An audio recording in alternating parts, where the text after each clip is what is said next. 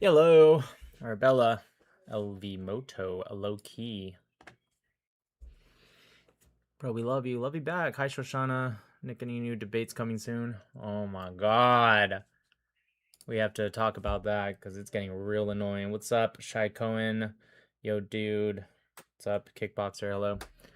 Over on YouTube. What's up, Nat? It's getting tough. I was supposed to do one more debate before my trip to Israel, which is coming up here very soon. I'm still trying to do it. It's supposed to be with that Daniel Pikachu, but Modern Day Debates messages me and goes, he kind of wants to change the topic now to like just Iran and not so much Israel Palestine, and I'm just kind of like, okay, fine, whatever, dude. Like I'll debate him on Iran, like no worries.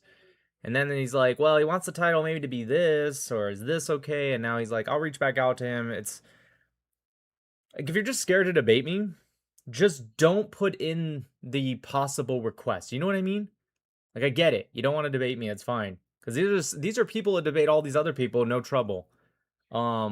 It's very simple. Just don't put it in, because all it does is it makes me go, cool, I got another debate set up. And by the way, this isn't like a one-off. This is like the 5th person that's done this.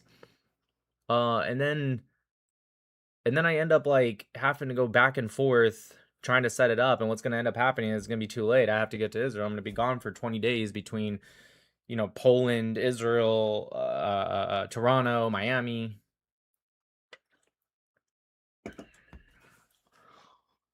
Yeah.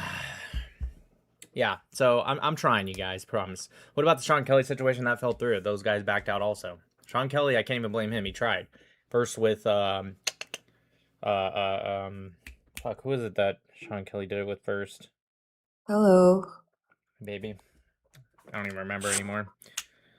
Everybody please say get well soon. Prayer for me. Holy shit, I'm sick. Okay, thanks. I know Jake Shield's part of it. He ends up blocking me, running away. Kenny Ko, running away. Dan Bilzerian, maybe, like, to be fair, I don't know if he ended up getting the notification, so I can't say he ran away, maybe, but because I was gonna tell Kenny Ko to have him and Dan Bilzerian just versus just me, 2 versus 1. But I think it was just Kenny Ko that actually canceled, so I don't know if Dan did or didn't get it.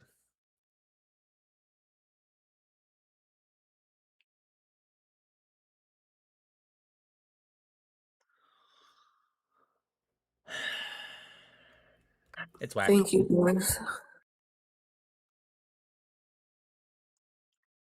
Anyways, I'm trying, y'all. I'm trying. Debate me? Sure, no problem. You're not very well known, but if you want to request right now, I'll debate you right now. Just gotta click the little request button. Ah, there you are. Okay, Fast, go ahead. What's on your mind? Yeah, so I just wanted to ask, how does Trump secure global economy? Hasn't he just kind of lost to Iran because Iran's been able to get Strait of Hormuz, which they never really knew they had before? Christ. You're the guy that said I dare you to debate me, and this is your... Okay, all right, sure. Do you know what the difference Go on, between global answer it. economy Why are versus... you Why so are you offended by it? interrupting me Why are you already? so offended by it? Why are you interrupting me already? Oh, are you gonna cry? Go on, put your I'm not point crying. out. I'm just saying it doesn't make much Go on, sense to put your come up point here out. Then and... don't. Okay, it doesn't make much I sense asked to... you. I made a debate. I made an argument to you. Answer your. You loser. You loser. You Trump support. You're coming up here. You want to debate, and then all you're doing is just crashing out. Just let me answer. So to answer your question, now that I got silence, and if you want to come back up after, okay, fine. But you really have to calm down. It doesn't make sense. This is the problem with people. They say they're like these amazing debaters, and then they just come up here and they just interrupt you saying, answer the question. Well, it's like, I can't answer while you keep saying answer. And so what they want is they want to be dropped, which of course everyone in the world would drop them. Pro-Palestinians would drop a pro-Israeli for acting that way. And that's the whole point, is that they know that they can't beat me in a debate, so they'll do like that, so that way they get dropped, and then that's it. And then they go, oh, see, you know, you're a loser. And it's like, yeah, well, of course, I can't answer if you just keep screaming and crying and whining. Anyways, to answer your question, there's a big difference in the global market and the Strait of Hormuz. The Strait of Hormuz isn't even the #1 choke point in the world. And so securing the global market is from the Strait of Hormuz all the way to the Straits of Malacca, Straits of Singapore, and everything in between. That's what I'm talking about. If you think global, it's kind of in the word, by the way, but if you think global market is the Straits of Hormuz, and you think somehow that affects the American economy, well, I was going to ask you for you to explain how that affects, you know, because Trump is the president of America, how that affects our economy versus securing what he has secured with the deals that I'm sure you're aware of that he did just last week or 2 weeks ago. So I'll bring you back up if you want, but you seriously, you have to calm down. Don't tell me to answer while you're interrupting me, not letting me answer. All right. Can you answer that question, though, that I just asked? Yeah. Just wanted to say, what was your? Can you repeat your question? All right. How does that? How did you say? No, Next listen. person. Nope. If you're not Yeah, I going to was just gonna listen, there's drop no it reason. myself. Honestly, I was gonna drop it myself. Can you repeat the one question I asked? It was one question. You already fucked it up. Seriously? Thanks, Nicole, for the galaxies. Appreciate it. All right, Nahil, what's up? What's on your mind? Hello. Hello. When you say our, who is our? Because most of the Americans support Palestine now. What do you mean our? And I wasn't even talking about Israel or Palestine. What are you referring to right now? What do you think I said? It's your panel. Stop. Israel Stop. Triggered. Already triggered. Jesus Christ! Why are I these think like you're the third world triggered one, country? you fucking loser. Why are these third world country people so fucking weird, dude? Okay, anyways, R means America, and most Americans don't support Palestine. Most Democrat Americans do support Palestine, that's true, but most Americans do not. No, it's not true. It New is poll true. shows. No, it's not. It is. Oh, okay. If you look do at the think that Israel GOP is- party, for example, because you just said the new poll, can you tell me what percentage the GOP was at for Israel versus Palestine? And now more people support Okay, great. And I'm Palestine just than going to try Israel. asking the question one more time. Maybe you'll answer, because I'm part of the conservative party. I don't particularly care so much about the liberal side. So I'm asking you a Obviously, question. yeah. Do you know? God, just stop talking so I can get the question out so you can answer it properly. Just wait. Just act like you're from a Western country, okay? My question to you You're is, do you supporting know what genocide. the... You know what? Yeah, actually, I'm starting to. I really am. You guys are fucking annoying. Can I ask my question now if you're such a great debater? You are crashing because I destroyed you. Oh my god, Jesus fucking Christ. I'm about to have a new sign up. No people from the third world country. You know when they say like, "Oh, you're crashing out, you're triggered," as like You are from the third world country. I'm USA from literally Europe. talking. I'm from Europe. Literally talking. You know when they say things like, "Oh, you're crashing out," like to like for a gotcha. Yes, we crash out and we get triggered by fucking stupid fucking people like that. All right? I just find it funny because that's the second person in a row who has said, yeah, I bet you won't debate me. And so I get excited. I'm like, oh, cool, someone who's so confident in their debates. And then they come up and first off, barely speak any English. And they immediately just start interrupting, yelling, changing the subject, pivoting. And it's just kind of like, it's frustrating because I get excited. I'm like, oh, this person's confident in their debate skills. They might be good. I'm so excited to talk to them. And then it's like, they're like the worst of the worst. Also, if you want to continue to be able to comment, don't tell the wife to shush. That's probably not a good idea Maybe for just you. block them. Just don't even. I am. Also, if you're a mod, there's a lot of people spamming. Please mute them. If they're spamming, I don't care what side they're on. Mute them. Jesus Christ.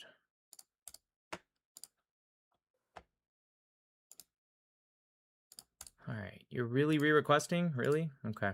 All right. Masochist. Ellie, go ahead. Oh, I just came up. Oh, is this a live debate thing you're doing right now? Just like every other night, yeah. Oh, my bad. I thought it was okay. I'm going down then. Oh, all right.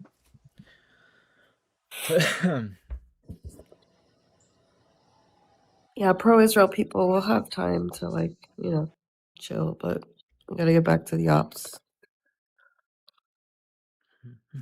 Thank you, Kelly. It's a super chat, Dennis. Hey, Nick, keep up the good work. Love your content. Thank you.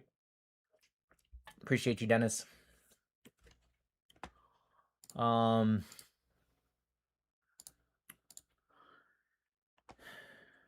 right.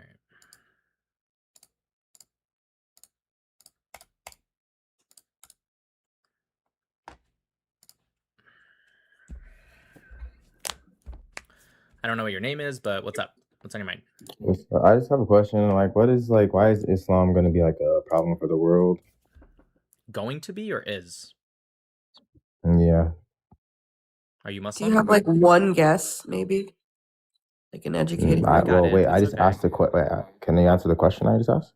Yeah, sure, but it's a very vague question, so I'm trying to get more specific with it so that way I can answer your question more appropriately. Are you Muslim? I could be an atheist and ask this I question. didn't It ask if doesn't you really. were That's or not relevant. not. I don't know why you're so Wait, scared that's to answer irrelevant. that. It's irrelevant. I promise you it's relevant because my next question, if you said yes, was going to be, have you read the Quran? And then if you said yes or no to that, I was going to ask if you've read the Hadith. Let's assume I'm not a Muslim, and let's assume I haven't read the Quran. Now go ahead and give me the. Stop interrupting. You're already running. This is embarrassing. You're a grown man. Hold on. So Jesus fucking Christ. What is it today? What is it with today? Shut up. Shut up. What is it with you guys today? If you come up, just relax. I am relaxed until you make me like this. Like, you don't have to start. Listen, when you guys start crashing out and yelling and interrupting, that is you running away. Ironically, right? Ironically, you telling me I'm running away is you running away because you're not letting me go down the route of you're telling me how I should answer a question, right? When you say what is wrong with Islam, dude, how much time do you have? I can go on and on. So instead of doing that, which you'll just get frustrated at because you couldn't even wait 5 seconds for me to say what I did say, right? And you already started crashing out.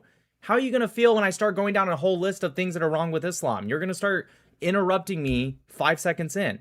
So instead of that, I'm trying to ask you specific questions so we can get more specific than just, hey, what do you think is wrong with Islam? But you couldn't even wait that long. You already started fucking crashing out, which ironically probably means you are Muslim, actually.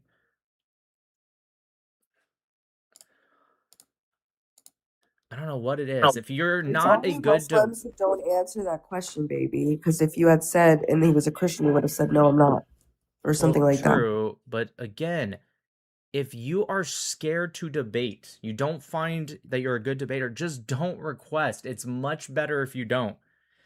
All right, and if you re-request after I clearly tell you not to, this is what's going to happen next. You're not in a position to be able to debate. I'm not bringing you back up as if somehow you fixed yourself in 5 seconds. Like, do you expect me to believe that you crash out 5 seconds into getting here, and once I drop you, you become like this super calm person? Obviously, you're going to be the same person. I'm not going to let you back up. It's just not worth it. I've been doing this for 5 years. I know what I'm doing with this. And trust me, it's not fun to drop you guys. I'd much rather have even a 3-hour-long conversation with one person than to have to wait and try to find the one person that knows how to debate and doesn't crash out by the question, are you Muslim? I didn't even know that was like a question worth crashing out over. I think that's a pretty simple question. I've never once asked if someone was Christian and have them answer the exact same way. You know what I mean? I've never been like, hey, are you Christian? Never. And they just like start crashing out, freaking out. Never. They're usually proud to say it. The guy obviously knew that him being Muslim would give him a bias, and everybody would be like, oh, well, that's obvious. So he didn't say it. He didn't want to. Oh. Just like one normal person.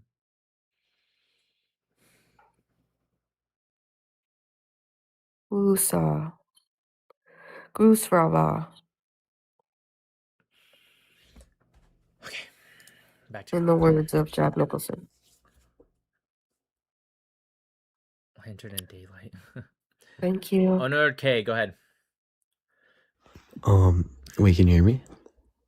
I mean, you're kind of whispering, which is a little weird, but yeah, I can hear you enough. No, yeah, it's like night where I am. So how old are you? I'm 17. Oh, sorry. No, You gotta be 18 years old at least to be on. It's not even just a rule for me. That is actually TikTok's rule. And also, even if it wasn't TikTok's rule, I just really don't feel like arguing with minors. You know what I mean?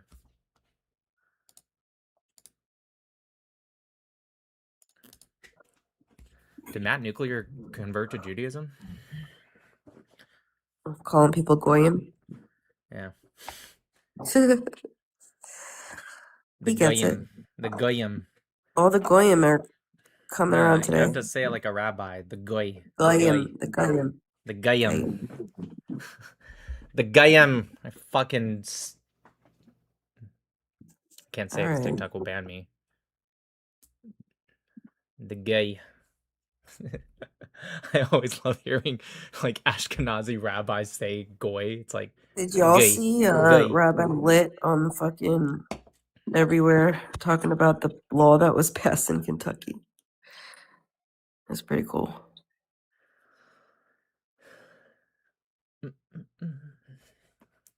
Anyways, well, while we're waiting for hopefully maybe one day normal people to come up and debate, let's go over to X because we've had some pretty fun things happen on X right now. This past Lolo. 24 hours.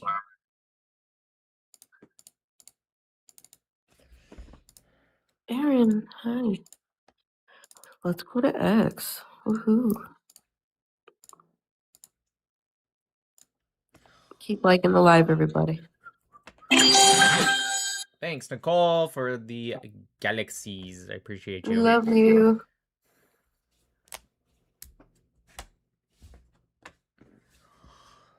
Oh my god, the leftists are evil. The leftists are all evil. It was yesterday too, but especially today. They're just all all of them are just saying how staged everything is. Everything is staged. Anyways, all right. Someone's up. Never mind. TikTok, are you going to be the savior of the people?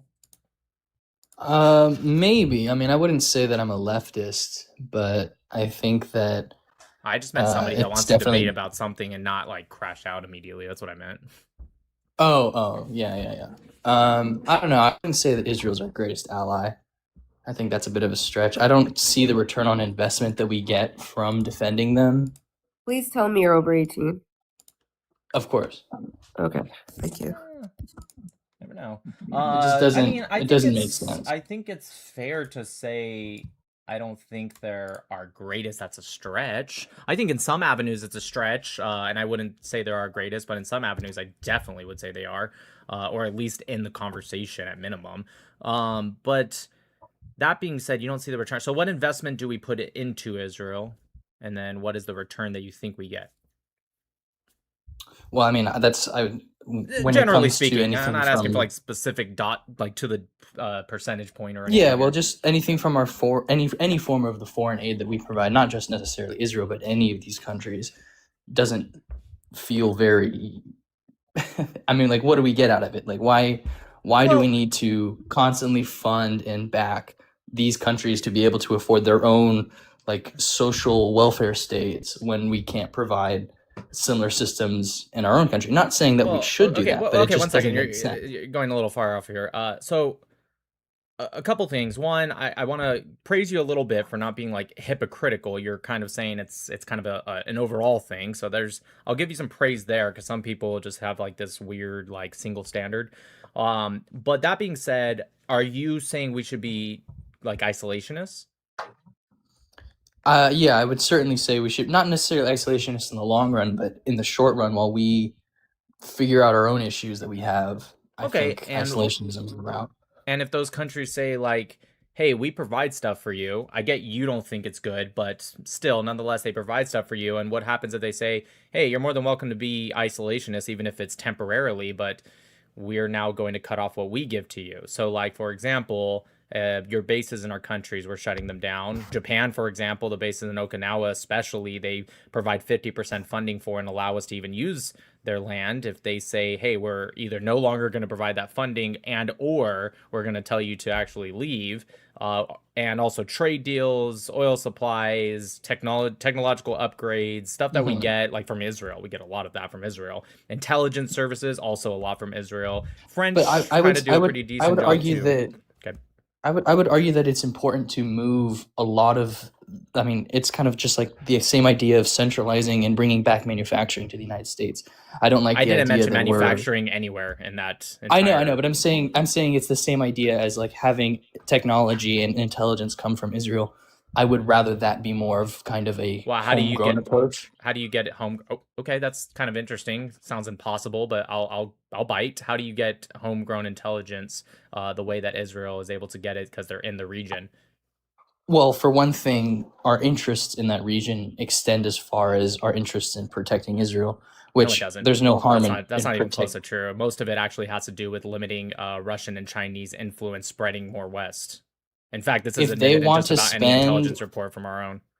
if they want to spend billions and billions of dollars supporting states that the highest like fungible return on investment that Sorry, you're we can breaking get out. is oil interests, I think they Wait, can hold on. go. Oh, I don't can you mean hear to me? cut you off, but you're kind of like every time I ask you a question, you're just completely deflecting to a new topic. You haven't even answered the first one, and then I allowed a slight deflection, and now you're not answering that one, and now you're kind of deflecting again. Sorry. Your first question. Okay, my first one. Hold on, let me try to remember. I have to go back now because you did deflect quite a few times. The first thing is, okay. The first thing I said is, would you be okay with becoming isolationist if it meant losing all of the benefits? And then you deflected to manufacturing, even though I never once mentioned anything about manufacturing. So before we get into Well, manufacturing, I didn't say that you did. Yes, I would say because those benefits don't feel very real. I mean, if we're it's the reason we're paying by for far our the own number one military base, influential. We're not paying for our own military base. And by the way, it's by far what makes us the most influential economy in the entire world. Now, if you tell me, hey, Nick, I actually don't care about being number one in the world. I don't care about our GDP being so high. I don't care about our influence. I'd rather be a weaker country, but isolationist. Then I can say, okay, you and I just maybe have a disagreement, but at least you're consistent. But what you're telling me is you love how strong, powerful, and great this country is, or at least I assume you think so, but you also don't want the things that make that possible. And I can explain to you why it's possible or impossible with your strategy. I'd be more no. than glad to go into it.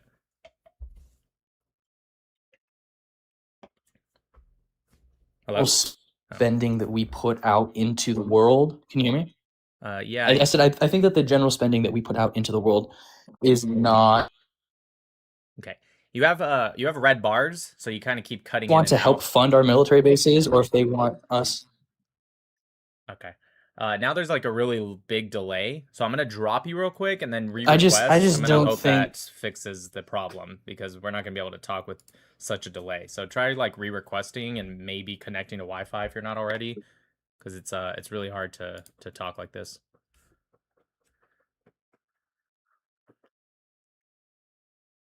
Well, Slima, fun fact, Nick Matau is not a Jew, weirdo.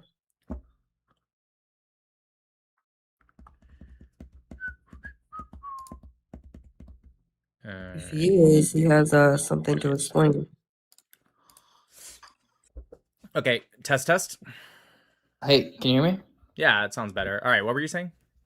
I was just saying I don't. If countries want to force us to pay for our own military bases on their territory, or if they want to help us with that, that's great. I just don't like the idea of us either just donating weapons or paying for their weapons. It doesn't. This like doesn't answer the question either. So I'm gonna try one more time. Would you be okay if it meant, even if half of what I'm saying is true, let alone the whole thing, if it meant losing by far what creates our influential global control in both economics, macroeconomics, but also just influence in general? Would you be willing to lose all that, which would cause us to become a much weaker country? Which some people say yes to this. I'm just asking you.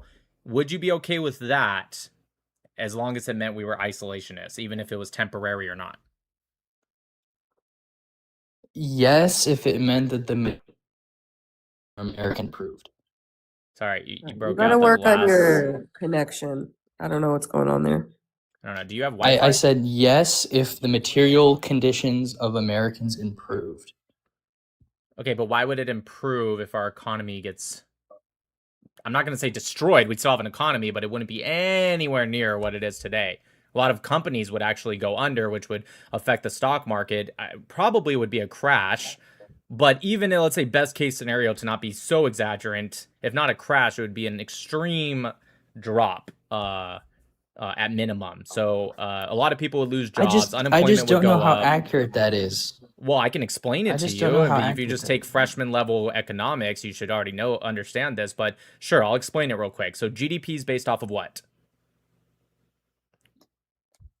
When you're using a GDP metric, using gross domestic product as a general metric for state well-being is not I'm not functional using it for because state well-being. I'm trying to explain to you how it would actually cause a loss of jobs and a crash. If not a crash, a strong drop based off of your isolationist plans. So I'm asking you, what is GDP based off of?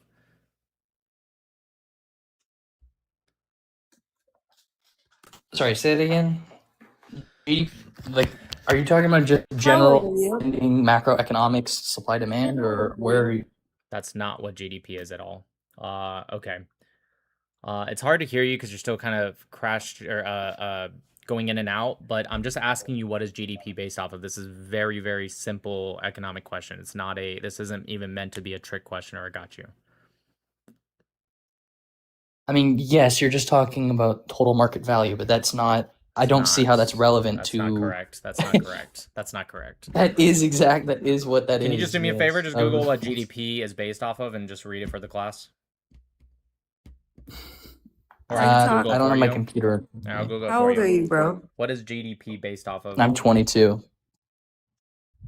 Okay. Yeah, so here it is right here. It's the total monetary value of goods and services produced within a country's border during a specific time period. Do you think that's a fair definition? I mean, I hope you do it. It literally is, but do you think that's fair? Yes. Okay, so if you were to eliminate, right, because we do have an economy that's based off of a lot of global services, okay, which again, if you're willing to give all that up, that's fine, but you need to take everything that comes with it. So if you were willing to have a lot of companies that do provide a lot of these goods and services, and you want to completely get rid of all of it, let's say even half of it. Let's say some countries are like, you know what? That's We'll not what cover I'm you. saying. That is not what I'm you're saying. saying. That is what you're saying. You're saying you want to stop giving to these allies. No, because I'm you saying don't- American Okay, force stop, projection. Stop. I'm saying I'm talking stop. about the boots Okay, on I ground. don't want to mute you, but I'll have to mute you if you just like try to cut me off. That's not what you were saying, boots on the ground. You're changing that now, maybe, but I asked you, and I was very, very specific. I said, if it meant these countries responding to you pulling back, whether it be through foreign aid or boots on the ground or everything, it wasn't just boots on the ground. I asked very, very specifically, if these countries were to also pull back what they give to us, right? Even if half of them did, it would be all of them for sure. There's no way it wouldn't, but let's just say hypothetically for your favor, it'd be half of them. Right? Of course they would. The reason we give to them is because they give stuff back, right? You can say you don't think it's right or it equals the same amount, and I'll debunk you in that in a second. But let's put a pin in that for a second.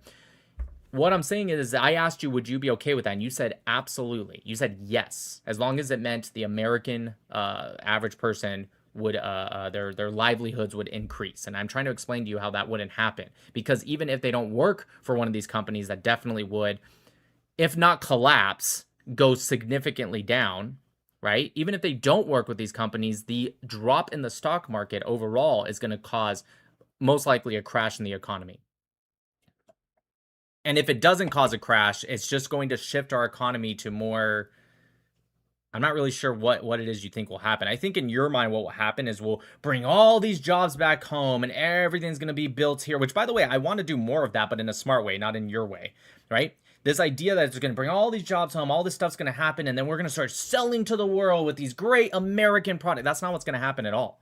In fact, America's looking more towards technological futures and stuff. We're trying to move away from manufacturing and old-style economics, which is a good thing, by the way, because if we don't do that, China will do that, and we will be left in the dust. We shouldn't be going back to 1920 style economics and manufacturing.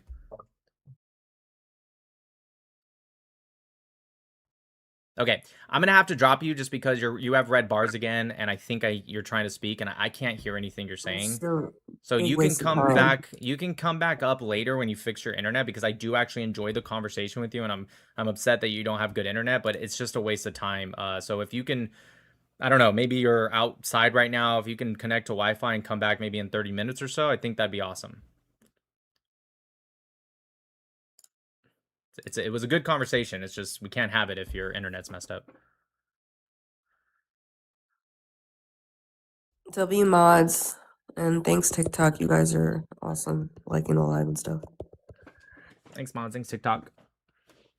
Yeah, the mods are really on top of the spammers today. Appreciate it. Mashallah. All right, Zion, you're not connecting, so I'm gonna have to. If you're here, just re-request, but I'm gonna have to skip you. Slime, what's up, man? Hey, man. I think the guy kind of had a good thought. I mean, I think we do need to strategically, militarily, and economically realign with the world. I'm not really sure who's going to make those decisions, but I think there needs to be a thought process behind that. What's the end product in your mind? And what's that? Well, I appreciate you adding in the word like strategically doing it, not the way he was kind of saying it. But even if we strategically do it, what's in your mind like the end product that you envision with America? Well, oh gosh. I guess what strategically, militarily for me would be a world in which we support countries around the world that can give us the best support. And they would be in very specific places. Okay, so you actually disagreed with the last guy then, because he was talking about isolationism with all foreign aid and military base and stuff. You're saying not isolationism, you're saying we should choose our allies better? Yes, I think it needs to be realigned. Okay, so where do you want to shift from and where do you want to shift to? And what do you want to keep the same? Well, definitely keep Israel. Hopefully a couple in the Middle East, Okay, that like the Gulf states. that might align with Israel some. So that's kind of kept together, and Okay. I think Asia, we need to pick up a couple, and I think that NATO, we need to drop a couple. He's got the right idea. I think you and I have nothing to talk about because I agree 100%. Yeah. There's 100%. literally, I think everything you're saying, and it makes perfect sense. Smart One thing I did disagree with you with was manufacturing. I think we need to identify some key manufacturing that we want to keep here, have here, so nobody can take it away from us. No. I did say that. I said we shouldn't shift to more, but I did say we absolutely should be bringing some jobs back to the United States of America. In fact, most of them we should bring back. There's a way to keep global influence, power, and strategic allies, and also increase our domestic products, and which would increase our GDP. So yeah, no, I agree with that. I just don't want this idea of like a 1920s America, which was a beautiful time, I'm sure, but it's just not a time period we're in anymore. We need to start pushing more into tech and future concepts. All right. Well, I think we're in agreement, my man. Mashallah, Slime. I appreciate you, brother. Thanks for all your input night after night. Thanks, man. Peace. Thanks, Slime.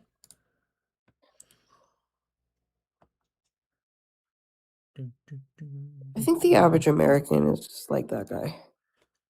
Yeah, he's older, smarter. I hope. Hello. Hello, A, B, C, D, E, F, G. Hi. I was gonna say, to kind of like touch back to what the other guy was saying.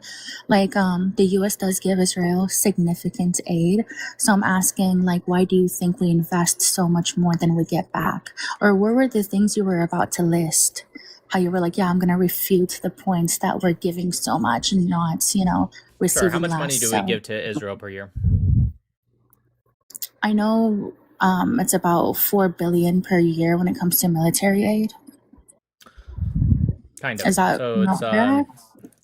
kind of. There's a little bit of nuance to it. So the MOU right now, which was signed under Obama, I think it ends in 2 years, is 3.8 billion per year. But of direct funding, it's actually only $500 million. It goes straight to missile defense systems, which a lot of that comes back to us because we have contracts with Israel to create those interceptors. But the other 3.3 billion after the 500 million is kind of like a credit system, effectively, where they're required to spend back into the American economy at least 75%. They beat that pretty much every year. Last year, they actually went above and beyond and actually spent their own money on top of that into our. Go ahead. How did they invest back in the economy? Well, that's what I was just answering right when you cut me off. Oh, my bad. So last year, for example, they did an F-35 package. It was like 10 times the amount. By the way, the MOU we have is a 10-year deal. They spent almost as much in that one deal last year than the entire MOU will be from the time of Obama to the time it expires in 2028. In just that one deal alone, they spent almost just as much as the whole entire 10 years. Now, of course, we've given extra money during times of war, and then you can even argue, just to be totally fair, that we also spend in other areas that still strategically help Israel. Now, to expand, the other stuff we get from Israel, medical technology, military technology, civilian technology, for example, the trophy system, which is pretty much throughout the entire U.S. military, that was created in Israel. On top of that, what is it? The U.S. Marines, they had a computer chip created in Israel, given to us by Israel, that actually upgraded their missile defense system. This was back in 2022. Significantly upgraded it, right? These are the technology that we get from Israel. Now, what I want to point out is we give money to other people as well. Like, for example, we give a lot of money to NATO. What has countries like, for example, the UK, what have they done with our money in NATO? Now, if they were to take this money and use some of their own money to upgrade their military technology and even their existing military, you can say it's a good investment.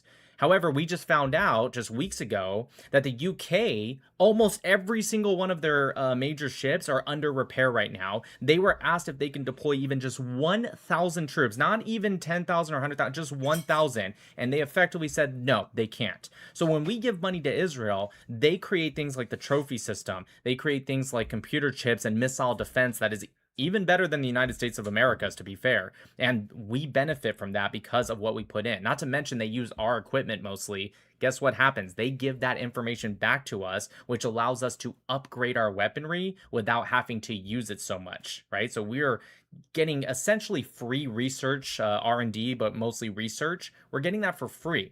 Don't even get me started on the spiderweb network of intelligence that the Mossad, who's one of the best in the world, definitely best in the region, has created. Hold on, almost done. One more sentence. That would cost us to recreate, and there's been mainly reports on this, but for the most part, they agree about $350 to $450 billion if we wanted to recreate that ourselves. That alone would cost more than every dollar we've given to Israel since its very start combined. Okay, go ahead. I was gonna say the money mainly, I feel like, goes back to the U.S. weapons, like those companies, not like regular Americans as a whole. And then people say, like how you just listed, how people like Wait, why would it go like to? Sorry to cut you off, but why would it go to average Mhm. Americans? That doesn't make any sense. I'm saying like that money should have been invested in Americans, like rather than It is like invested in Americans. That's what I just everything I was mentioning with the technology and the upgrades and the contracts. Those are all American jobs. I didn't mean to imply they were Israeli. Okay.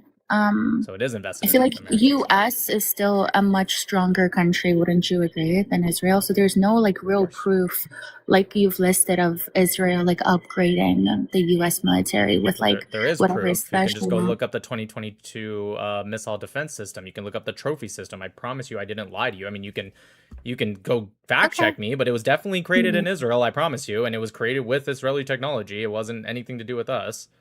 Don't you think that's still small compared to the billions we send to Israel every year?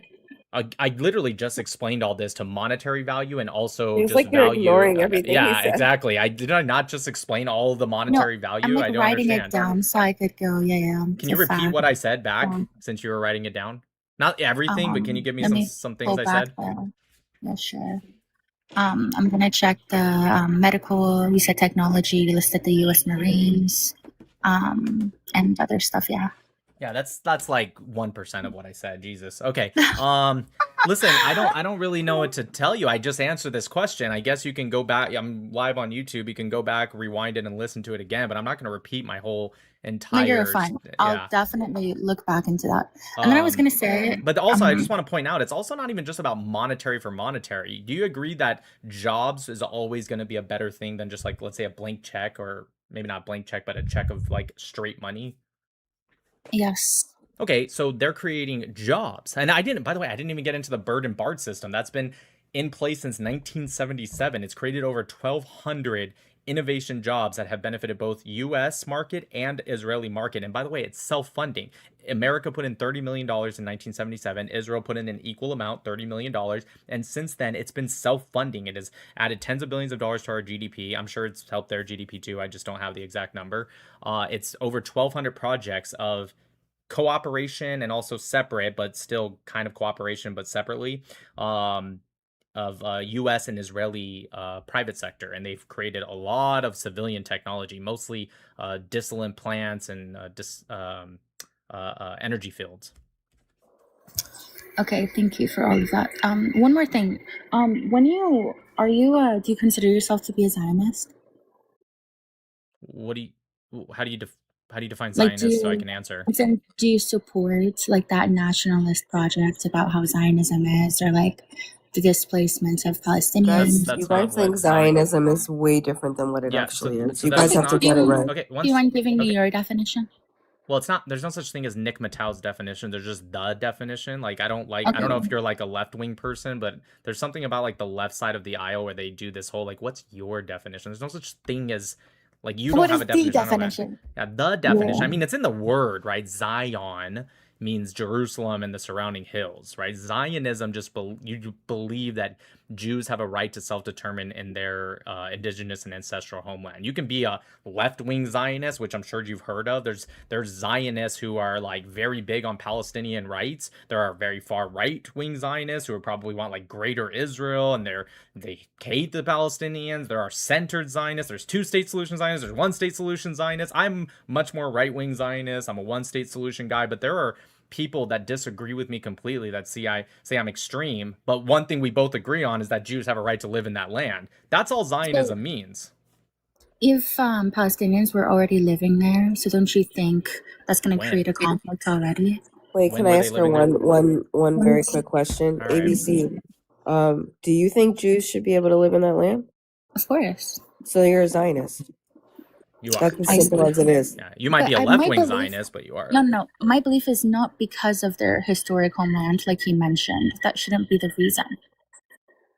I mean, okay, it doesn't have to be the reason, but you still believe they should live there. So, I mean, do you believe that Palestinians shouldn't live there? No, I don't believe that. There's a lot. There's 21% of Israel are Israeli Arabs, what you call Palestinians, and they all have rights. And I'm really good friends with a lot of them, by the way. Yosef Haddad, you know who he is? No. Okay, he's pretty famous. He's an Arab in Israel. He's one of my very close friends. Yosef Haddad. Okay. He's a Christian, but he's he's Arab. I was gonna say, so you believe them coexisting in a two-state party solution sort of thing? No, I'm very much against a two-state solution. You can coexist without believing in a two-state solution. In fact, two-state solution means not coexisting, really. It means separating. So do you think the Jews should have control over a majority of the land? Do I think Jews should have, like, what do you mean? Like the population should be majority Jewish? I guess, yeah. Or like the government or whatever else there is. Yes. Why? Because it's Jewish land for one, and Jews need this because they're consistently being attacked and demonized by not just people like the Palestinians, but to include them as well. And the Jewish people need to have a safe space. And what better than the place that they're literally from? Do you think most Zionists would agree with you on the definition? I feel like I don't when you care. said, oh, I see. Okay. Why would I care? That's the definition. Again, it's in the name, Zion. Do you know what Zion is? Like you said, Jerusalem. Right, and the surrounding hills. It's just in the name. Zionism started back in the Babylonian exile, arguably. It's not even a new project. Now, of course, it was politicized with Theodor Herzl in the late 1800s. But that being said, to answer your question, yes, I am a Zionist, I guess. I think it's a silly word. Israel's done. It's completed. The Jews are there. Zionism's complete, if you will. But yes, I'm a Zionist in the fact that I am pro-Israel. But it's like, like that means I, hate Arabs? No, of course not. I think the Arabs have three choices, and those three choices are Jordan, Nazareth, or Gaza, which represents, if they choose Nazareth, that represents them wanting to live in Israel, right? And maybe they have their problems with Israel, but they're not trying to demolish the Jewish state, the one Jewish state in the world, and they want to maybe fix some, social issues, but they want to see that country grow, and they're proud to call themselves Israeli Arabs. That's what Nazareth represents. Gaza represents those that want to destroy the Jewish state, kill Jews, rape them, burn them, kill them, all of that. They can die, every single one of them. I don't care, okay? And then there's Jordan, okay? Those are the ones that they're not wanting to fight, but they also don't recognize Israel, and they don't want to even live in Israel. Then you can go to Jordan. And by Jordan, I mean just anywhere else. That's a fair three choices. You can help uplift the country and not be barbaric, and then you can stay, and I have Which no many problem with that. do.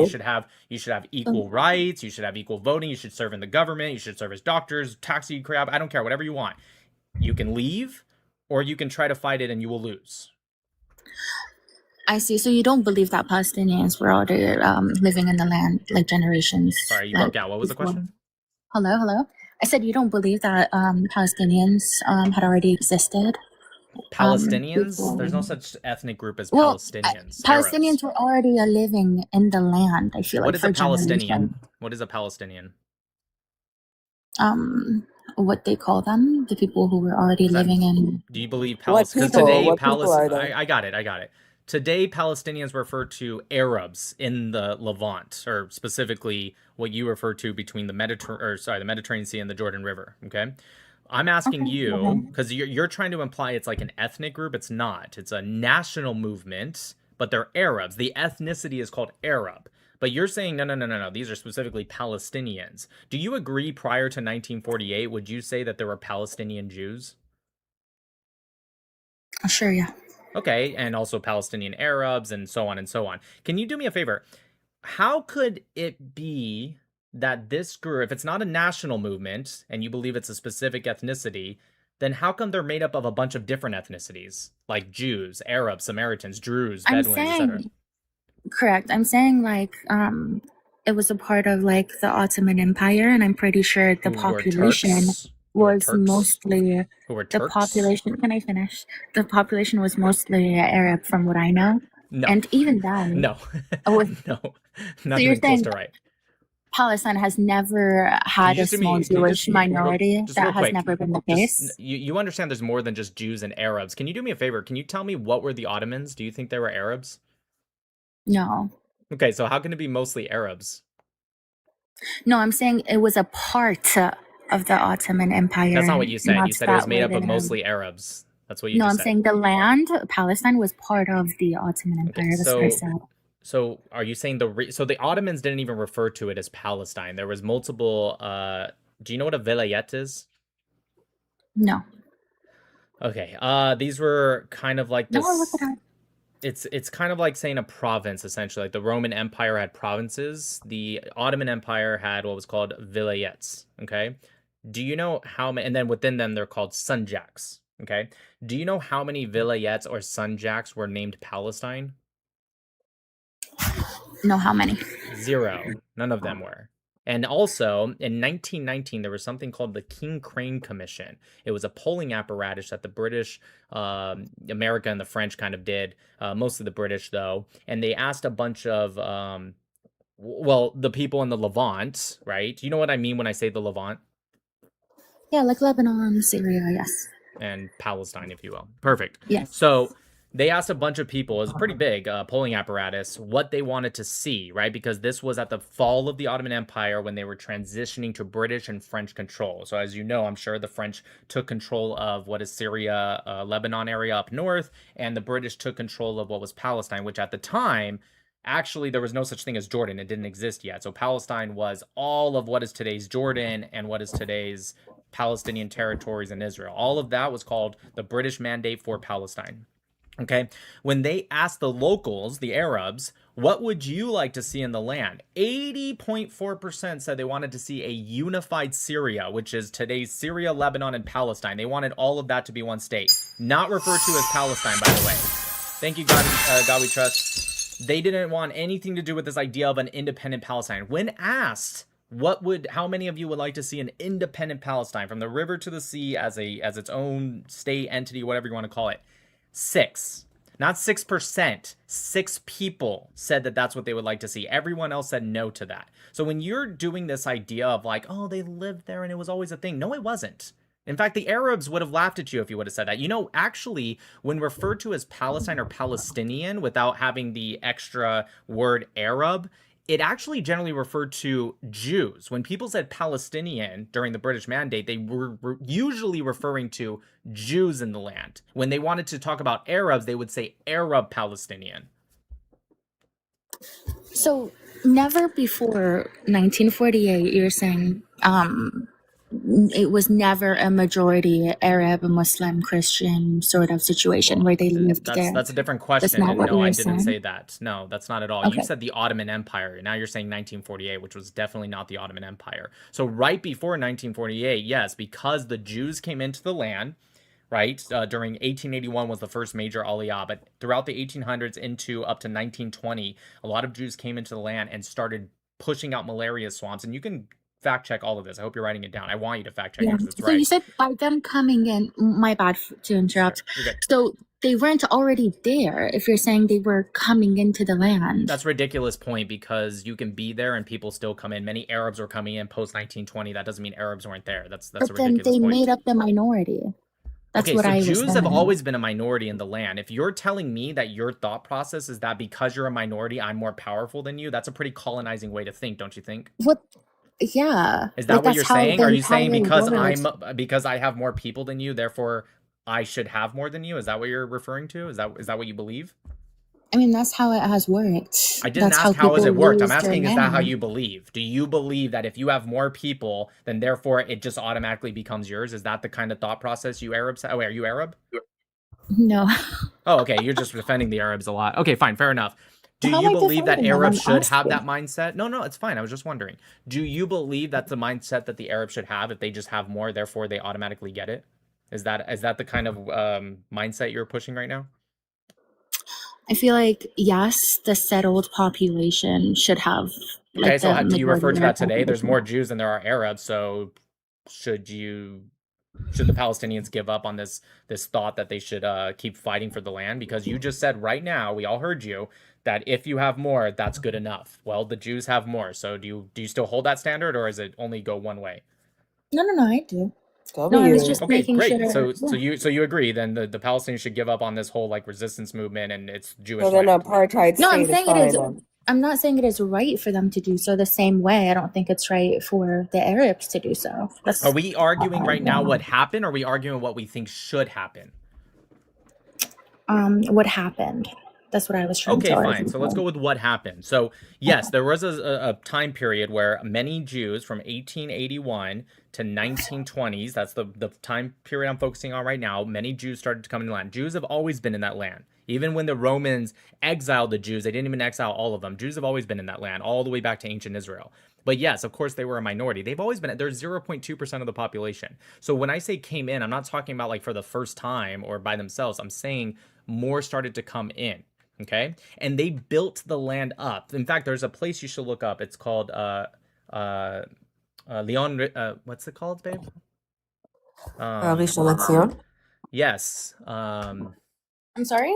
What are you talking about? Say it again. Rishon? Yes, Rishon LeZion. It's a city And this was actually founded by 40 Jewish families.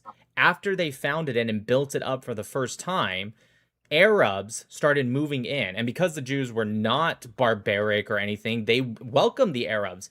You know how many Arab families moved in right away, pretty much? 400 Arab families. So they were already 10 times the amount of Jews in that area, even though Jews are literally the ones that built the area. And the Jews didn't even deny this. They're like, yeah, it's fine, come on in. And then Arabs started working. They found jobs, economic opportunity. They started working together and building this up. But it was Jews that founded it. Same thing with Tel Aviv. Tel Aviv is like one of the biggest cities now in Israel.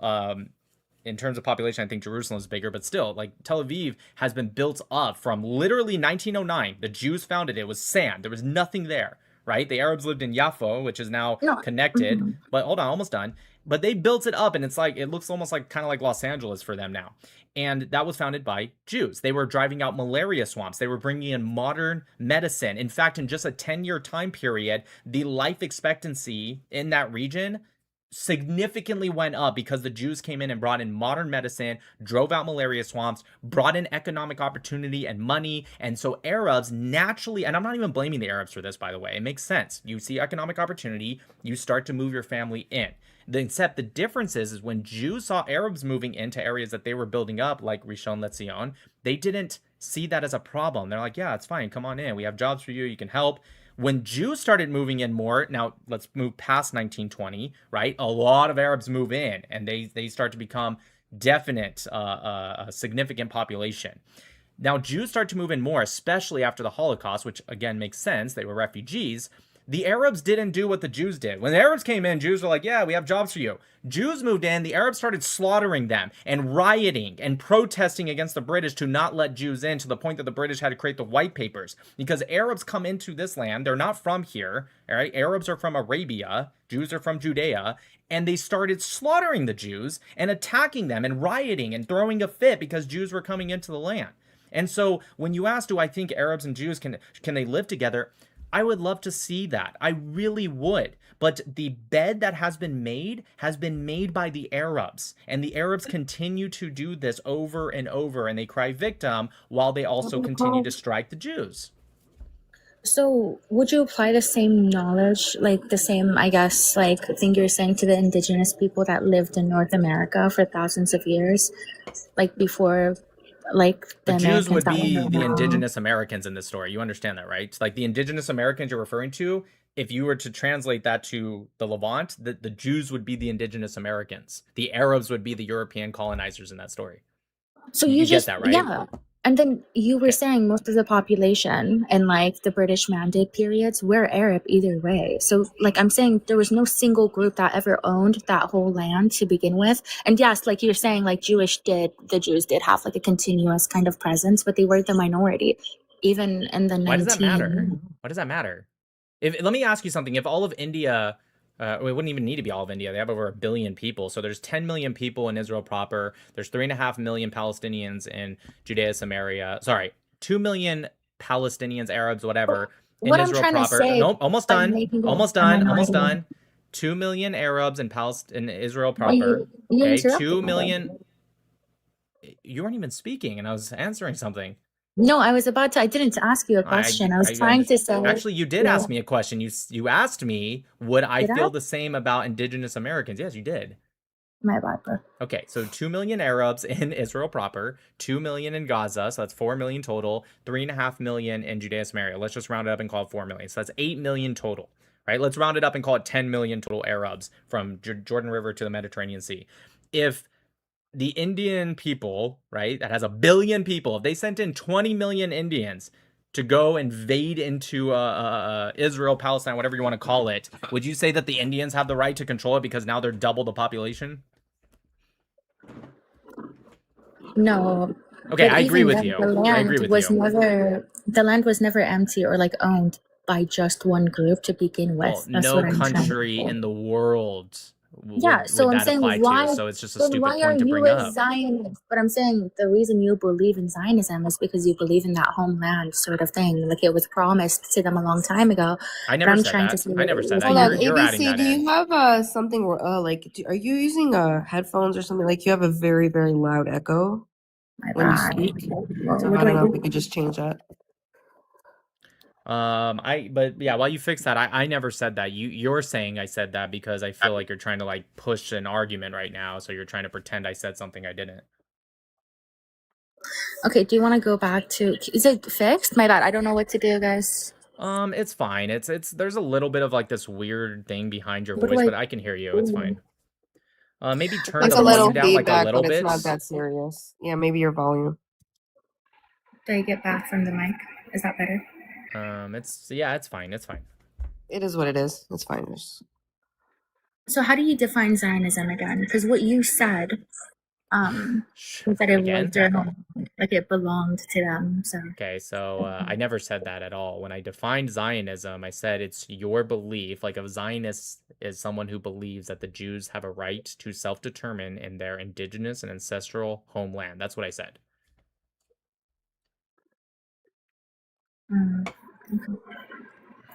okay. And then I heard Who's that. indigenous to that land? Do you believe Arabs are indigenous to Palestine? No. Okay, do you believe Jews are indigenous to Palestine? Do you?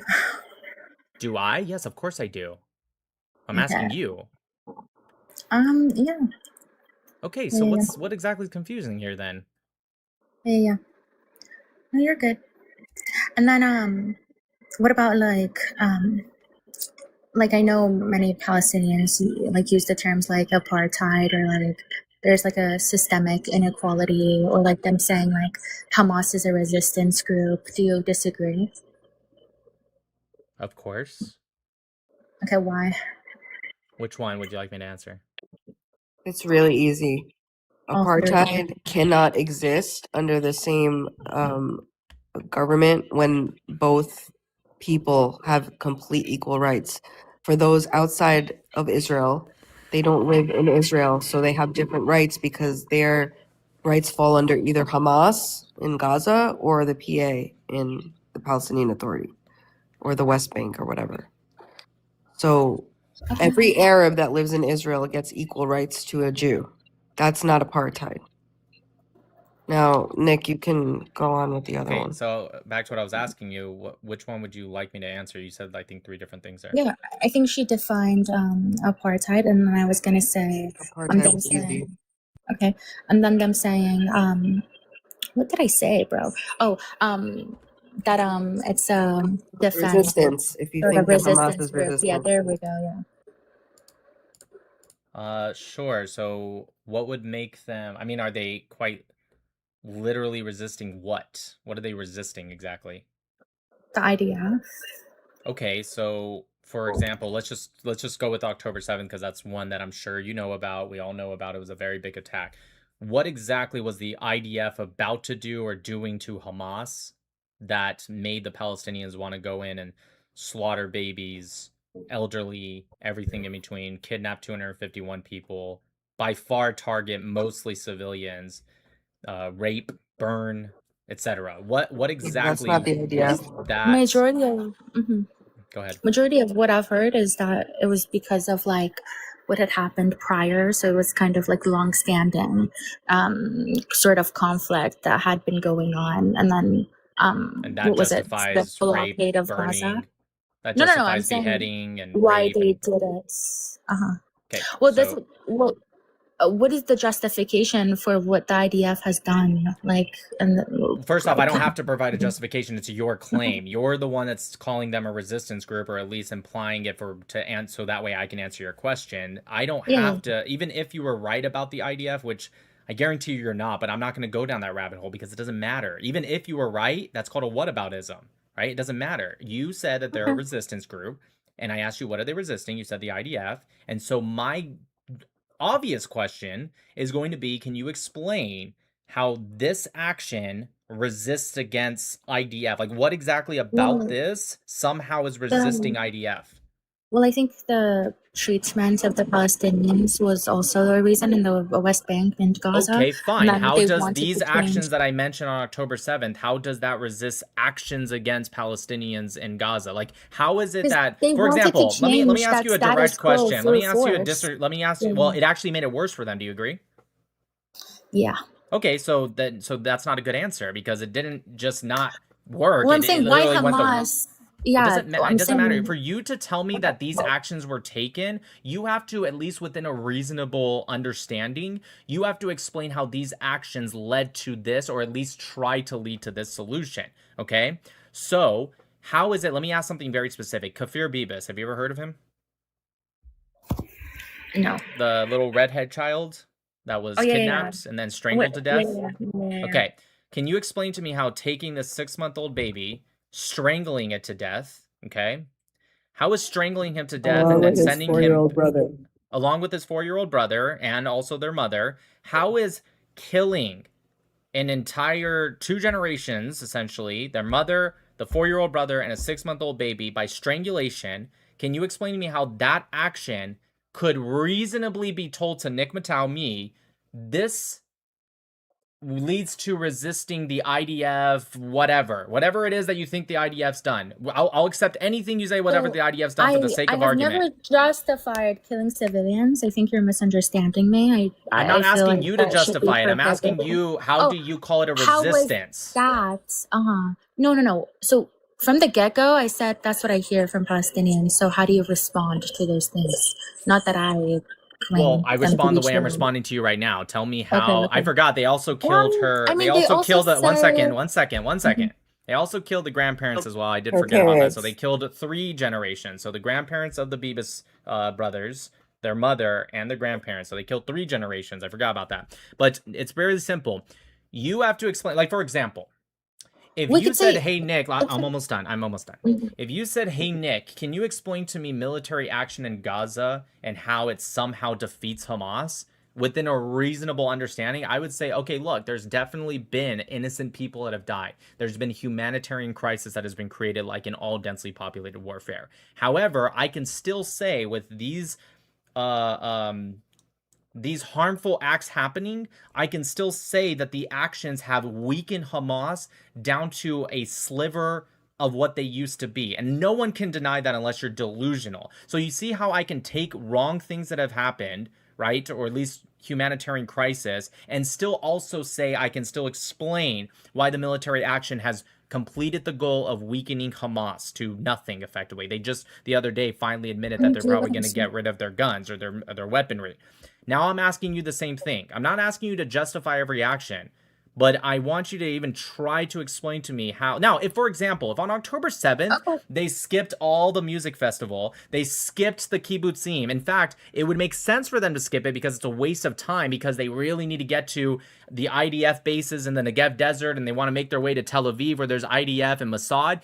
If they did that and in the process some civilians died, I still wouldn't agree because I'm pro-Israel, but I can understand you saying they're resisting the IDF because they went to go target the IDF. That's not what happened on October 7th. They targeted civilians and they just happened to kill some IDF because they were in the way. It was the opposite. So that's what I'm asking you. Like I said, I think their actions didn't just come out of nowhere.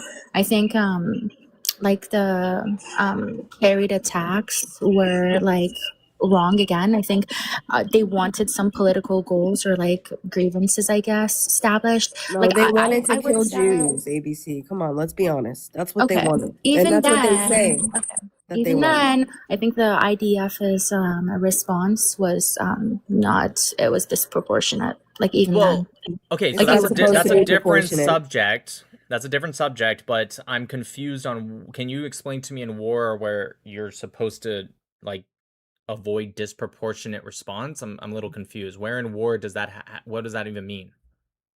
Why should it be proportionate? In fact, what proportionate would mean is Israel the next day on well, like October 8th. morally, Well, how do you hold justify on. I know that? you can hear me speaking. The Mhm. proportionate response would be the next day on October 8th, Israel taking in 3,000 IDF soldiers, 2,000 to 3,000 just Israeli civilians who are not part of the IDF, invading into Gaza, okay, they don't have music festivals there, but let's just say hypothetically, or maybe they went to a market, raping, burning, killing, kidnapping 251 Gazans to take them back into Israel, killing 1,200 Gazans, disproportionately by far civilians versus, like, let's say just Hamas fighters. That would be the proportionate thing. Do you think that's what Israel should have done? No, but don't agree with like the airstrikes, the operations on the ground. Are I you a don't agree military with Too expert? bad. like Are no you no a no. military expert? I'm just saying what goes against my morale. That's what I'm trying So to your say. morale, so okay, let me get this straight. When I asked about your morale about the October 7th attacks, like rapes and I think that was necrophilia, hold on, wrong. That hold was on, hold terrible. on. Just let me finish and you'll understand what I'm gonna say. Just wait. Don't crash out. Yeah, it's It's so very funny. hard when you ABC. keep interrupting me. So what I'm saying The is when I hypocrisy bring is up, funny. please, 1 second. When I bring up October 7th and I say stuff like rapes, burnings, I didn't even tell you about the necrophilia, but that happened as Never once well. did I defend it. Stop talking so you can hear everything. I didn't say you defended it. It's very easy to cut me off halfway through and say I didn't say that. I know you didn't say that. Just let me finish.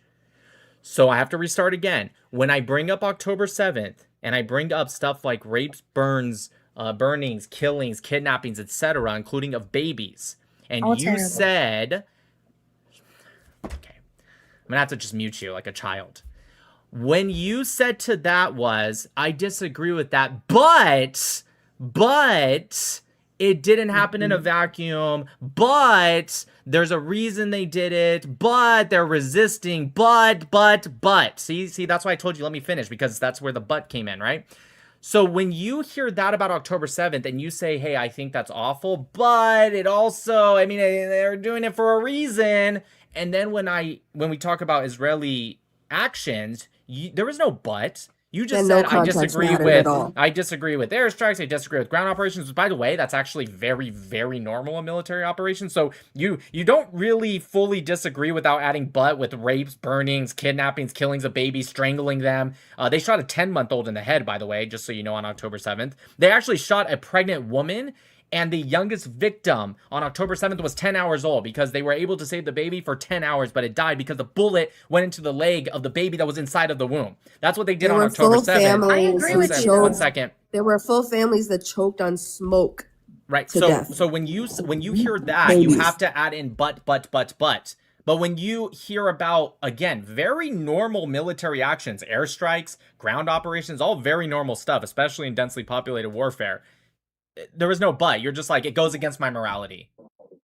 Well, I don't really know where your moral standing is. Are you Muslim?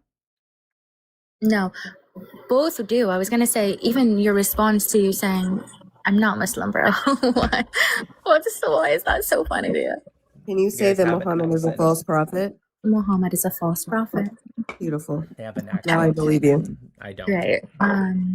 I was gonna say, I would say, what you said regarding even why would their response be proportionate? Like, I agree with you. Like that is, yeah, why would it? Like, you made a good point. The problem is, ABC, when you discuss these types of scenarios and you want so badly to be, a humanitarian and stay on the right side of history and be, somewhat even in your condemnations, you can't say things like but. Okay? I mean, you just say period, end of story. And maybe I also, was this just is what I thinking- think about this. You can't say but, because that eliminates everything that you just fucking said. Okay, I think It just let makes me you come off reword what I really, mean. really I hypocritical. think both sides did bad things. Yeah. Okay, you're I think that's a equalizing very it. So easy- Hamas and the IDF are the same to you, which is also ridiculous. I think Okay, that you it's think very. one is better than the other? Yes, obviously. That being said, Why? I think it's very because of the actions. I think it's very obvious, or I think it's very easy to sit in a chair and just say like, well, both sides did something wrong. Yes, war is generally just wrong, right? War is when we as human beings are not just not getting along, but it's such a severe amount that we're killing each other, whether it be for money, land, counterattacks, whatever the case might be, right? So when you say something so obvious and virtue signaling kind of way, right? Like, oh, well, it's wrong. Yeah, war is wrong. That's why it's better to not be in war. However, I'm not anti-war, right? I'm anti-war in the sense that I wish if I could snap my fingers and we stop, that'd be great. But that doesn't mean if somebody, like I would never want to, I was in the military for 12 years. I would never want to kill another human being. But if someone, let's say hypothetically broke into my Then house, right? I would Mm-hmm. absolutely do that. And that doesn't mean I'm for killing people. It doesn't mean I'm for killing even the person that I took out if they entered into my house and threatened me and my family. What it means is that in a situation where I have effectively two options, right, or at least two major options, I am more for this one than I am that one. That doesn't mean I like that option. It just means it's better than the other one. Same thing with war. I'm gonna say, how do you justify like the violence or like the wars before October 7th? Sure, which one? Tell me which one, and I'll tell Every you why I'm Israel gonna war, talk was. about every war was a the defensive Gaza war on war. Israel's part. I got it. So What you is the? blame all of them on Hamas. I see. No, Yes. that's not. No, just tell me which Well, she war, said and I yes. will. It Okay, doesn't. let's Oh talk my god. about the Gaza war, Let or me like Which clarify. one? Hold on one second, because we'll 20, get back to Nick. the one Just from let me 08 to clarify. 09. Just let me clarify. The ones that start with Hamas. Yes, I blame on Hamas, but not every war. Sorry, go on, babe. Sure. Which war do you want to talk about? You can't just say Gaza. I said the Gaza war from Right. Which one? 2021, 08 to 2014. 09. Okay, so cast lead. Okay, Or the perfect. 2014 one, yeah. Okay, Like, so can you explain to me how it wasn't because of Hamas?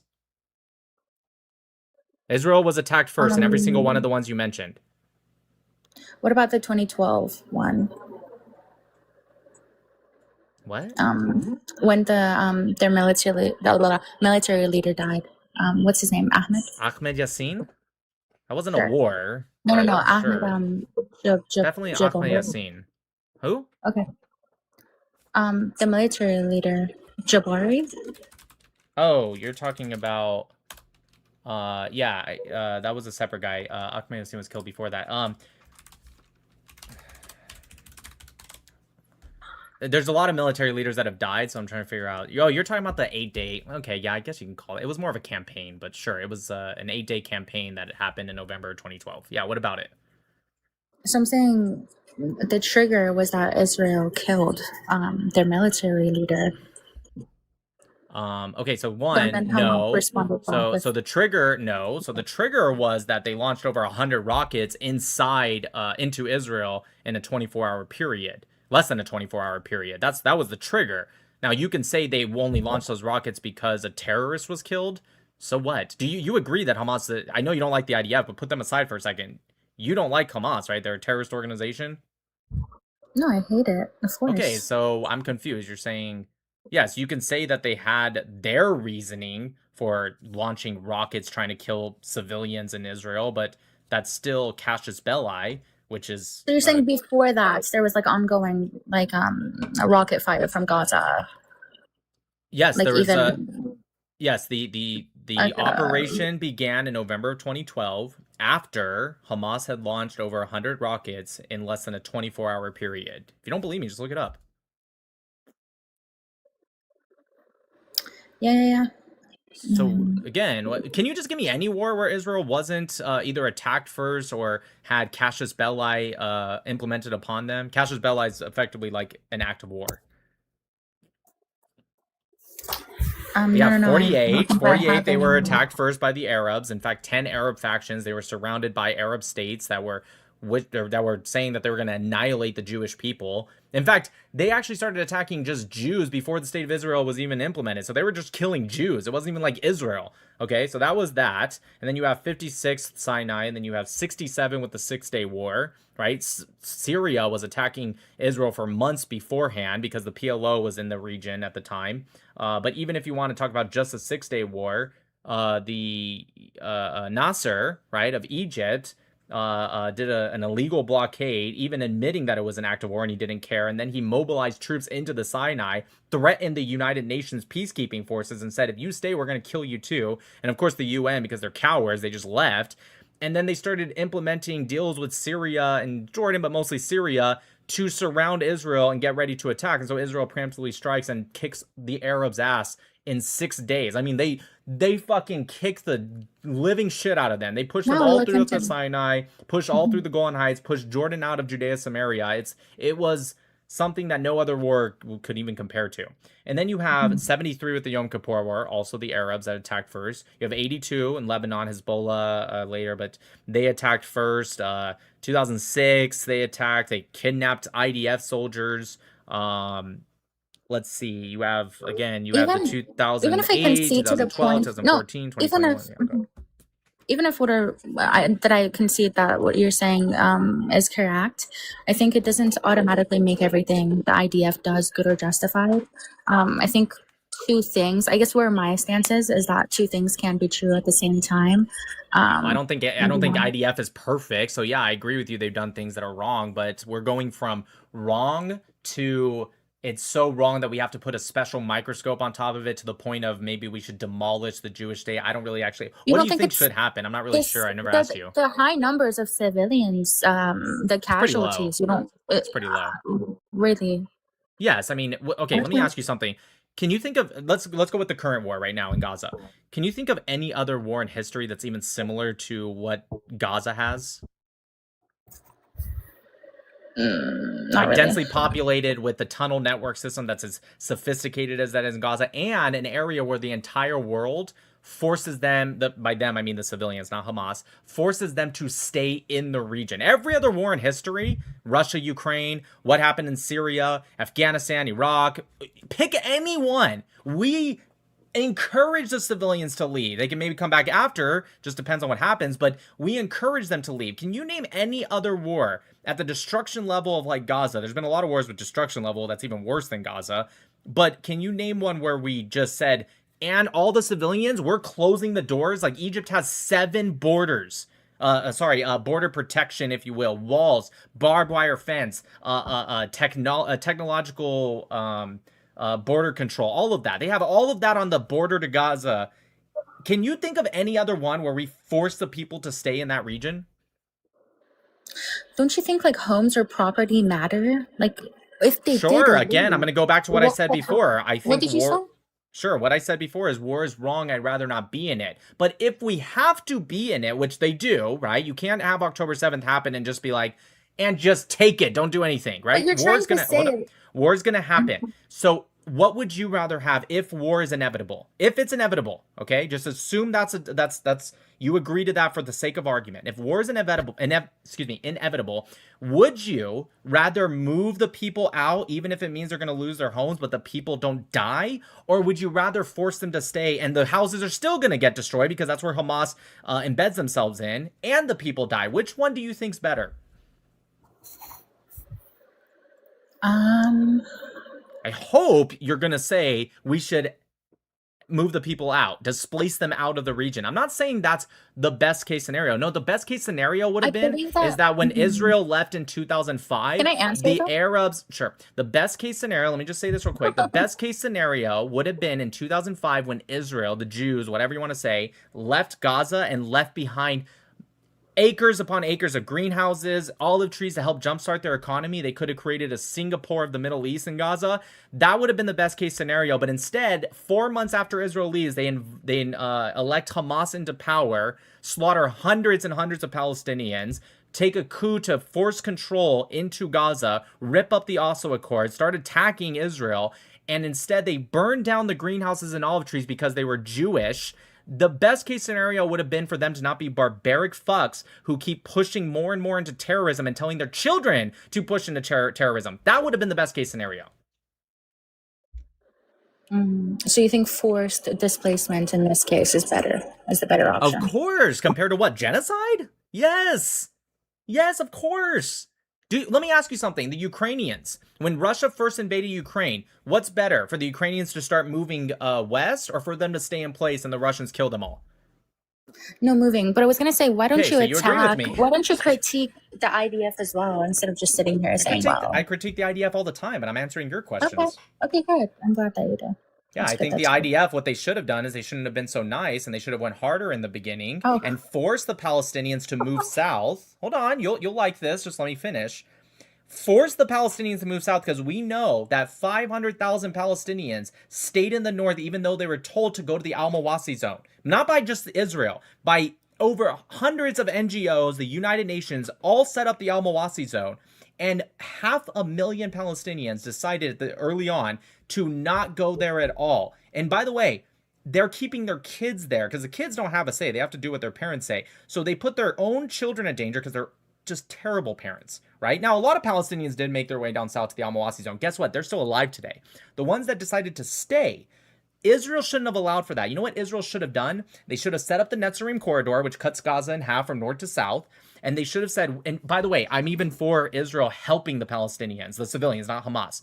Hey, we're going to help you move down south. If you need supplies, we're going to work with the UN, NGOs. We're going to make sure you get down south. After 2, let's say 3 weeks, okay, they all get down south other than Hamas. Hamas might, some of them might slip through, but, you know, do your best to minimize it. Then you fight Hamas in the north. If you are north of the Netzarim corridor after that 3 weeks, there's going to be no water. There's going to be no food. If you decide to stay there, you will die.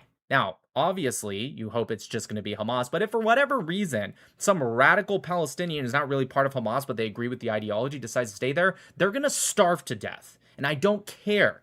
And then you help all the civilians get down south. Once you do that and you defeat Hamas up in the north and you destroy all of their infrastructure, then sure, move the Al-Mawasi up north, move the civilians, and then do the same thing in the south. That would have saved a lot more lives, right? Because the civilians would have been in a different area than where the airstrikes would have been. But unfortunately, the Palestinians didn't want that. And people like you in the international stage, you didn't allow Israel to do that because you cared more about People like concrete. me, I'm still learning, and People most of the like talking you. points. Doesn't No, no, no. matter. Hamas doesn't need people to still put on learning. green. It doesn't matter. You're helping them. And I'll tell you why. How am I helping Hamas, them? I'll tell you why.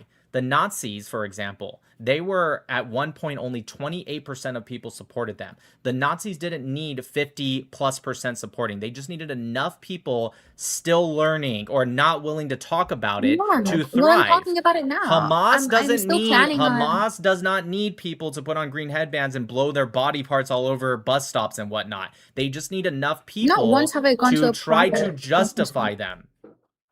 How have I justified Hamas's actions once in this Sure, conversation? sure. When you say equalizing it So stuff why like, are you sure, when insinuating that you, I'm sure, involved no in this? problem, I'm still no planning on problem, doing my own sure, no independent problem. research, and I'm I have learning no from you. problem. Like there's I nothing have no wrong with problem me. answering your And question. I was listing on the talking points that I've heard being Yeah, said online you rather asked, than right? And claiming you asked it a to be my question. own. Okay, Yeah, of course. So I'm just sure. making sure you know. I understand. So the reason you're helping them is because with your idea of, by the way, you haven't just What is been my saying things that you've heard online. You've also been trying to rebut some of the stuff I had. Now, if you rebut it with like Yeah, facts, that's because fine. Stop that's what I interrupting me so hear. you hear Mhm. everything, right? But instead, what you've been saying is you've been trying to justify not all. I know you definitely said you were against a lot of the actions, but you've been trying to justify some of their actions, and that's all Hamas needs is they just need enough useful idiots so that way they can do their stuff with impunity. Could you imagine what the Gaza war would have looked like if the UN, the international stage, even pro-Pallies were all on the same page? Hey, we don't like Israel, but we need the civilians to move, and we're going to help facilitate that because we care more about the civilians than we do hating Israel. Could you imagine how many people wouldn't have died that are now dead, including the children, because their parents put them in harm's way because they are the worst parents in the entire All world? Imagine terrible. if the international community said, we need to get the civilians out of the way. Imagine if Egypt said, hey, come into Egypt in the Sinai temporarily. This is where we're going to set up humanitarian zones. But I'll instead, take it Egypt further. said, Imagine if y'all were like, bring the hostages home from day one and putting the pressure on that. well, yeah, So that too. again, Might have made a difference. even the rebuttals I've made are things that I've heard online. By the way, Mm-hmm. So just you don't making agree sure. with any of them? Not necessarily. I feel like after Do you speaking to agree you with and then any of asking them? It's some yes or no. Do you questions, agree with any of them? do I agree with any of them? I would have to again do my research regarding what you said because I am It's been taking 2.5 notes. So for years. me, sort of, I could be new to some things. Like, okay, even then, I'm still learning. You know. Mm-hmm. Mm-hmm. I I was think what gonna it say, is you don't have an answer to. Okay, go ahead.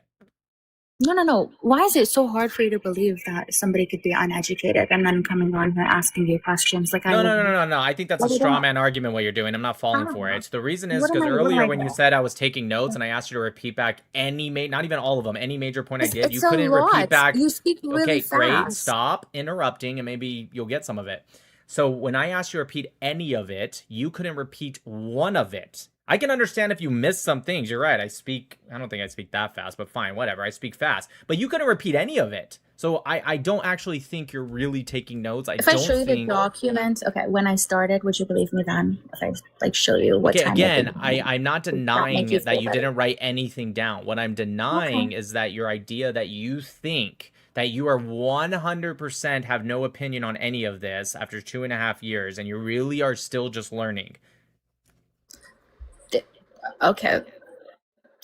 That's what you believe, I guess. That's not Sure. really You my go on personal pro-Palestinian lives and you argue in Israel's defense based off of quote-unquote Not at things all. you've This heard. is my first Not at time. all. No, this is my This is your first time. first time ever talking about this topic. Yes.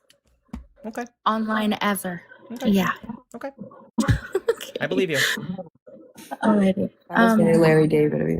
And then I was gonna say something else. Do you believe it to be a religious war or not? What? Like, do you believe the conflict stems from a religious standpoint or no? From the Palestinian side, yes.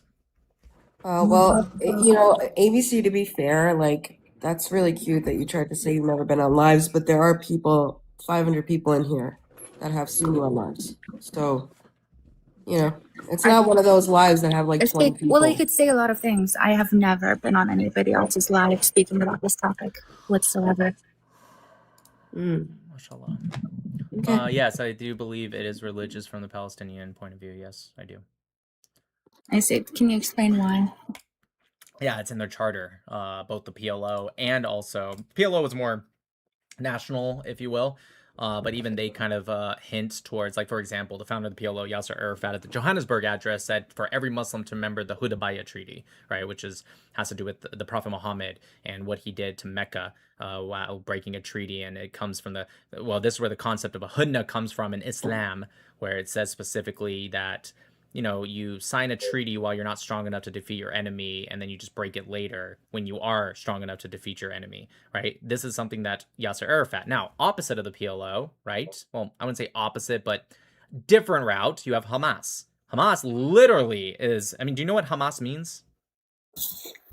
Harakat al-Mukarrama al-Islamiyya. It means Islamic resistance, and in their charter, it specifically quotes hadith to fight and kill the Jews wherever you may find them in the last hour, and they will hide behind stones and trees, which will say, "Oh, slave of Allah, there is a Jew behind me, come kill him." And you don't think it's a religious thing? Can't hear you in your pause, by the way. Just in case you were speaking. Yes, now we can hear you. Again, when you pause, like you are right now, we can't hear you. So if you're speaking, we can't hear you speaking. You have to be inside of the app. Sorry, hello. I was going to say, there's also a verse in the Quran, I think, that says, kill all non-believers too. I've heard about that. Kind of. It says, cast terror into the hearts of the unbelievers and to strike their every necks and every finger. I was going to go look at the verses. Yes, it's in Surah 5. I can get it for you real quick. Then are you anti? Surah 8, ayat 12 through 14. Or sorry, chapter 8, verse 12 through 14. And then are you anti-Islam or Muslims in general? No, I'm not anti-Muslim. I am anti-Islam. Why? Because I've read the Quran twice, I've read 20,000 hadith, and I have smartened myself up to the point that I am against it. Can you be more specific with what things particularly? Sure, lack of individualism, lack of humanism, their treatment of women, their treatment of unbelievers, their pedophilia. Ideas of marriage. That's enough, I think. I can keep Polygamy. going, but I think that's more than enough. Polygamy, yeah, that's another one. When it comes to treatment of women, what exactly do you find problematic? The hijab? Do you think that's suppressing? Yeah, sure. So first off, with women and pedophilia specifically against little girls, right? That's verse 65, or sorry, Surah 65, ayat 4 specifically talks about that, and also in Surah 33 it connects with that. Their treatment of women in terms of what they should do with their wives that are disobedient, what Prophet Muhammad specifically said about women and how they were half as intelligent, half as religious, that hell was filled with women because they're disobedient, their belief of what happens in the afterlife for men versus women. Again, we can start with one, we can start with 434, which allows you to beat or smack your wife. Do you agree No, I with that? love how fast you're speaking. No, I didn't know this. I'm just, yeah. That's Okay, crazy. so in Surah 4, Ayat 34, it says, for your wives that are disobedient to first discipline, then to abandon them in their beds, and from there, if they're still disobedient, to smack them. And then it says if they do nothing from there, then take no other action against them. Except women aren't allowed to do that to men that are disobedient, which it happens. It's not like a husband is incapable of being disobedient. Do you agree with that? You said 434? Yes, Surah 4, Ayat 34. I see. Are you like doing No, an I interview disagree. here? I'm asking questions. That's bad. You guys don't do that here. You guys only debate. No, I'm just My bad. questioning your No, I'm asking him your questions. intentions here because I'm hearing from lots of different people that you like have spoken about this. You know you're doing. Guys, You it's know you're fine. doing I've this. It's never fine. spoken about I'm It's just that. really wondering, like, it's not a big no, deal. no, It's not. because If it's anybody in fine. the comments Everything's could show fine, but proof I'm that I've spoken explaining. about this before, that would be great. Yeah, me that's see. disingenuous. You're But not going to be able to show that proof. It's no, not like they even like they then, why would screenshot you guys? it, and Then I just don't. because you Then don't how have would I proof of something doesn't prove? mean you're not allowed to say it. But then That's a how would ridiculous I point of view. prove to you guys that I've never done I this don't before? Like care. how? I don't care. I don't care Well, if like you've she done does. this or I'm not. I responding don't. to Okay. your It doesn't. It guest over doesn't there. actually. It's my wife, but it doesn't matter actually. My bad. Your wife.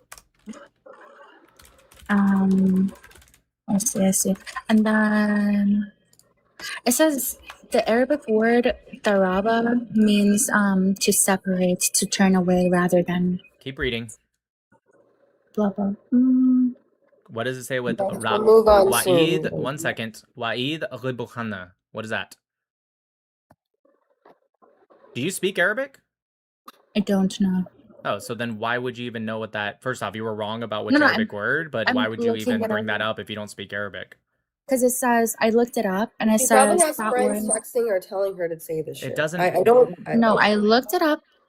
Okay. I looked it up and it says to separate, to turn away, to strike physically. Because of this, There you scholars go. have There it is. different Yes, to strike them interpretations. physically. That's Yes, what there it you says. go. Yes, that's the part you read before that, right? Wahud jurunna, right? Which is that's to forsake them in the bed specifically, right? It's after that which you finally got it. It's to strike them. No, it says that it can mean different things depending No, on because the if you go to context. the nope, it doesn't. Because if you go to the It tafsir, doesn't. right, it does not. So when you go to the tafsir with Ibn Kathir, it specifically says what it means. First off, it's ridiculous to say strike them could mean different things. That's ridiculous. However, if you don't believe me, just go read the tafsir. It specifically says what you should do, and it talks about physically striking them and to not leave marks on their face, and to not use, if you use an object, do not use it anything longer than a toothstick or bigger than a toothstick. But that being said, it says it in the tafsir. You're just probably reading some apologist website or maybe ChatGPT or something that's telling you, oh, well, some modern. Sorry, what? No, I looked it up on chat, like you said, yeah. Yeah, exactly. So how about instead of ChatGPT or like AI, which I don't You know want why to you would do that. Why don't you just go to the primary source, like I Alrighty, did? and then you said there was another one you mentioned. Sure, Surah pedophilia, 65. 65:4 and Surah 33:49 goes with it. But first you should read Surah 65, Ayah 4. Okay, and then what does that one say? Let me look at the translation. It tells you that the iddah for a woman, that it gives you different lists, but the one I'm focusing on is at the end of it. The iddah for a woman who has not yet reached puberty or menstruation is 3 months. The iddah is specifically a waiting period for when you get a divorce. Now, what it's saying... Sure, go ahead. I was going to say, do Shias and Sunnis both believe... It's in the Quran, so yes. Oh, I see. Okay. Alrighty, you were saying? My bad. Yep, so what it says specifically is that iddah is 3 months for a prepubescent girl. And specifically, what we know, right? Well, first off, if you are getting a divorce, that means you were married first. Do you agree? Yes. Okay, so if a girl that's prepubescent is getting a divorce, that means she was married first. Now, some Muslim apologists will say, okay, they were married, but they don't have sexual relations with them, except that's not true, because if you go to Surah 33, Ayah 49, it specifically says, oh, you have believed when you marry believing women and then divorce them before you have had sex with them or touched them, consummated the marriage, then there is no waiting period. So the fact that she has an iddah of 3 months means she was married, she had sex, consummated the marriage, whatever you want to say, and she's getting a divorce all before she has reached puberty. Okay. That's called pedophilia. And Also, then the Prophet Muhammad polygamy. married a 6-year-old and had sex with her when she was 9 years old, when he was 54. Do So she knows Shias that too. believe in that, or No, are there Shias have a different set of hadith, but I'm talking about the 90% of Muslims who are Sunni, 85 to 90%. Some Shias What do does believe in it. For example, do you know who Ruhollah Khomeini is?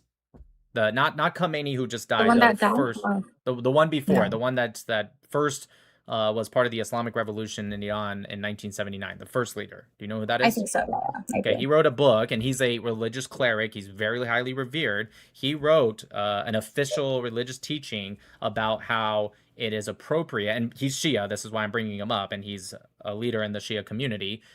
He said in his book, and you can look this up, he said that you can have sexual relations with the girl right when she hits her puberty, but even before she hits her puberty, you are allowed to touch her and have her touch you for sexual pleasure. And then This why is did what you he say it said. matters what this man said? Because he was it's a theocracy, and this is the religious clerics, in this case the supreme leader, the Ayatollah, is seen as a very highly regarded figure in specifically Shia Islam, and they create things called like fatwas and also religious rulings. This is what he created. It wasn't like just his kind of Aren't side the off Shias, opinion. aren't the Shias like the biggest taqiyya people? Yes, What about Taqiyya what? started with Shia Islam, which is the belief that you lie to protect your own life. You can lie about your own religion, but Taqiyya, specifically the Prophet Muhammad in the Sunni Hadith, says that you're allowed to lie in 3 different reasons. And one of those reasons is you're allowed to lie in time of war, which if you look at what war means in Islam, it effectively means all the time against the unbelievers. Which, if I had to put my money on it, she's a Shia and she's going taqiyya. But that's just my opinion. No, I'm not religious. I'm agnostic, actually. Again, And then I it was really gonna. doesn't You're not matter. religious. I'm You not said you religious. weren't a Muslim. No, I'm not religious at all. Not only am I not a Muslim, I'm not religious. I don't believe in I don't any believe of a the single Abrahamic word that religions. you're saying to me. It doesn't matter. I know it doesn't matter, but I'm just Okay, but we're expressing my just allowing opinion. her to deflect. She hates me so much. I Okay. don't hate you. And then I was Don't gonna flatter say, yourself then like why that. do you make up That's such fine. things like that? None of I'm them not are making true. I'm anything up. I'm sorry. expressing a thought, and I'm I see. No, you can still have your allowed to do opinion. so. No, Yeah, that's if fine. you don't like it, you can go. We spent an hour on you. I mean, should I leave? I have more If I questions. hated But you, that's you would fine. know. And I'm Sweetheart. saying, would you like me to? I'm asking. Not really. Like you're so I aggressive. wouldn't like anything. Just Okay. okay. And then I was gonna say polygamy. Can you Why would you say that? what religion are we talking about right now? Islam. It's interesting how you say Islam. What is your ethnicity? I'm Iranian. Persian? Yes, Persian. Okay, because Yes. there's multiple ethnicities in Iran, so She's I a want to make Muslim. sure. If she was an Iranian who was agnostic, she'd be standing on our side. She'd be speaking about the ROGC. She would understand the issue.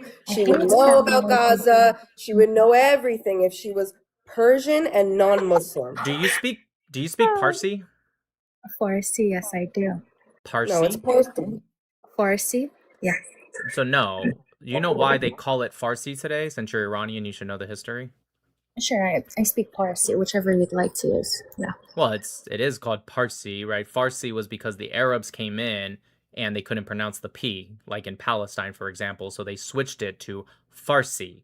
Okay. If she was non-Muslim, she wouldn't have argued with you on that. No, I didn't hear him correct. Yeah, Parsi. Sure. Okay. Okay. Okay. Anyways. You guys have to go. I was gonna ask polygamy. That was my last one. Yes, polygamy. It says in the Quran. Well, if you're the Prophet Muhammad, you're allowed to marry like 11 wives, even at one time. But after the Prophet Muhammad to Muslims today, it's 4. You're allowed to marry 4 wives. So it's literally. This is like the one thing I don't know why you would even question. It's literally polygamy.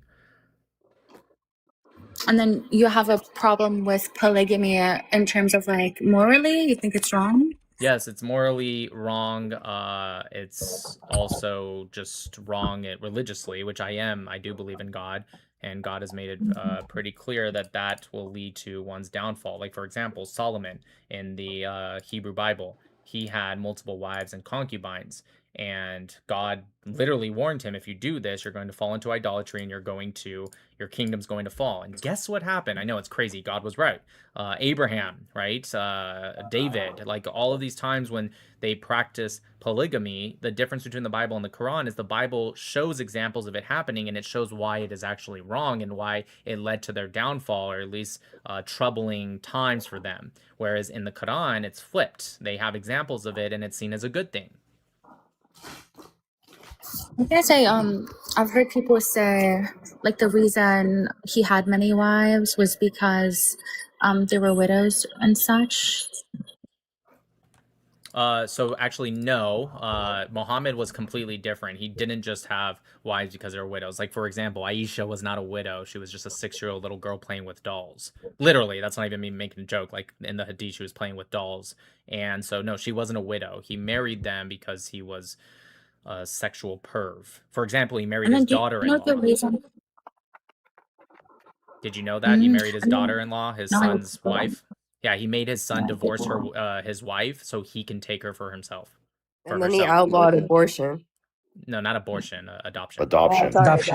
adoption. Sorry. And it's actually, you know what, that's actually a funny story. You should know about this. So what happened was he sees his son's wife for the first time. She's obviously beautiful because he magically gets a revelation from Allah almost immediately that his son has to divorce his wife so he can have her as his wife. So Muhammad takes this wife. And by the way, a lot of even his supporters early on were like, that's weird. This is kind of like your daughter, not biologically. And so what he did was, because Zayed was the son, wasn't his real son. He adopted him. And so what Muhammad did, because he wanted to be with his daughter-in-law so badly, he said, oh, adoption doesn't really count. So he's not really my son. So therefore, this isn't really my daughter-in-law. And so overnight, the entire Muslim community at the time, adoption became outlawed, which, by the way, is why Muslims don't really adopt a lot nowadays. It's still, that prohibition is still a thing to this very day. And so not long after that, they visit a guy named Salim. Salim was an adopted son. He was a grown man at this point, but he was an adopted son. And his mother started covering her hair around Salim. Why? Because now he's not really her son anymore, so she had to start covering up. She goes to the Prophet Muhammad and says, hey, do I have to just continue to cover up with my son, but now he's not my son because of your ruling? So Muhammad said to fix this. One second. Yes. Muhammad said to fix this, what you need to do is have him suckle your breasts a few times and then he'll be your son again. And she said to him, but he's a grown man. One second. She said to Muhammad, but he's a grown man. And he said, it doesn't matter. Just do this once and he'll be your son again. And so he had a bunch of grown men suckle their mom's breast. Where can I find that suckle part exactly? Yes, Sahih al-Bukhari 2640. Thank you. And by the way, this is not a historical thing. This is today happening in Egypt and yes, it is. Yep. in a lot of Muslim countries. It's a fatwa, and if you want to That's not terrible. cover as a woman, all you have to do is breastfeed them, and this way you can not cover in front of your employees. So it's not like all because the Prophet Muhammad wanted to marry his daughter-in-law. Okay. Fun facts. Thank you guys. You're very welcome. And then where will this be posted? How do I listen to this again? You can go on my YouTube. It's Nick Matau. And you go to the live section. And I'm live right now and you can rewind. But if you want to look at it later, it'll be under the live section. So don't try to find it under my videos. You won't see it. It'll be live. And it's, I think the title of this live is, I don't know. It's the one today. It's 4/26/2026. Love you, Cal. Thank you. Thank you so much. You're welcome. Interesting how her accent wasn't very Persian, but it was very Arabic. I would bet money. Lots of money. Anyways, I think she was Iraqi. I really do. I think she was. There were some Shias in Iraq that some of them did come probably from. Iraqi American, though. Definitely not very Well, no, versed for in sure. her But a religion. lot of them did 100% come. Shia. A lot of them did come from Iran and were in Iraq later, but they are more likely to have the accent that she had when she was speaking Arabic. It was very, very pronounced. Yeah, I'm an Arab speaker, so Islam was very, very clear from her mouth. Islam, Yeah, like we know. Islam also. Yeah. No, high Arabic language also. Yeah. No No non-Muslim. non-Muslim. Yeah, no non-Muslim says Islam. Nobody says it like that. And even Islam, when I yeah. do, I'm making a joke, but I also talk about this almost every night. Yeah, that's true. Anyways, what's up, man? So first, when are we going to see you with the big leagues, like with the Finkelsteins of the world and those Oh guys, God, and they bring Destiny. I don't think Nick They could bring keep himself Destiny together with a with Norman Finkelstein. He can't even well, speak like well, I think properly. I Oh my think God, he's yeah, so I mean slow. Destiny I'll and be right. I felt like I mean, I can debate Destiny probably now. I've talked with Destiny before, but what am I going to debate him on? He's I feel pro-Israel. I like mean, we may not Ben agree on More. everything Have you about seen? pro-Israel content, but like, I've seen Friedman, and he hosted a debate with Ben Morris and Destiny on one side, Finkelstein and another. oh, you mean like as a I think 2v2? Moab. Yeah, I would love to. Yeah, I mean because you have I mean obviously. Dude, I've been trying to set up more debates. I got the JF Gripey one. That was easy. But like there's been, let me see. Kenny Coe, Jake Shields, Dan Blazarian, Myron Gaines, Junior on X, Salim, whatever his name is on X. He's very big, he has like 1 million followers. Who else? Right now, Pikachu, whatever that guy's, Daniel Pikachu, whatever his name is. All of them have either, most of this 5 have blocked me, right? They blocked me. This one, the Salim guy, he said he was going to debate me, and then he backed out. And now this Dan Pikachu, whatever his name is, he's like, we were supposed to debate 3 or 4 days ago, and then he's like, at the last second, can we change the title and like change the topic? I'm like, to what? It was supposed to be Israel Palestine. Then he wanted to change it to, should we support America or Iran? And I immediately was like, okay, I don't really like that people change the topic at the last second, but fine, no problem. I'll change it to that. And now still waiting for him. So it's like, I don't think the tough. debate route is the direction he goes in. I think once he gets like, I don't know, a feature on like one big podcast, that's when it'll start. Yeah, I big think time. he's at a scholarly level, right? All these influencers are just have followers and they're not really scholarly. So there is a much different level of I think he can knowledge and tell he's set information. up to do more debates on a big like if he I don't know, let's say he's featured on like I don't know, like the Piers Patrick Morgan, David yes. podcast or something, then Patrick maybe he'll Bet-David. get Piers more Morgan would be a good one. maybe he'll get more opportunities to do something like a Pierce Morgan, whereas Piers Morgan is not a good one. Hold on. Trying to It chase depends like, on the audience, right? hold on, let me just finish my thought. Trying to chase debaters like Myron Gaines and Sneeko is like it's futile. Like it's not gonna really take him anywhere. I'm not gonna beg to debate anyone. If I will put it out there, if they decide to block me and move on, I'm not. Everyone always tells me like, "Oh, keep pushing it." I'm not chasing anyone. If they don't want to debate me, I'm not chasing them. I'm gonna move on. It's whatever. If they change their mind in the future, they change their mind.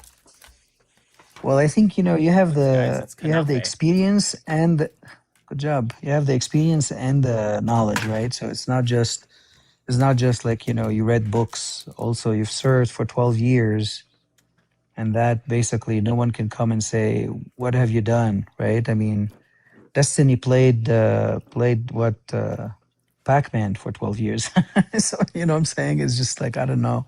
And this Hassan, the other guy, also that just.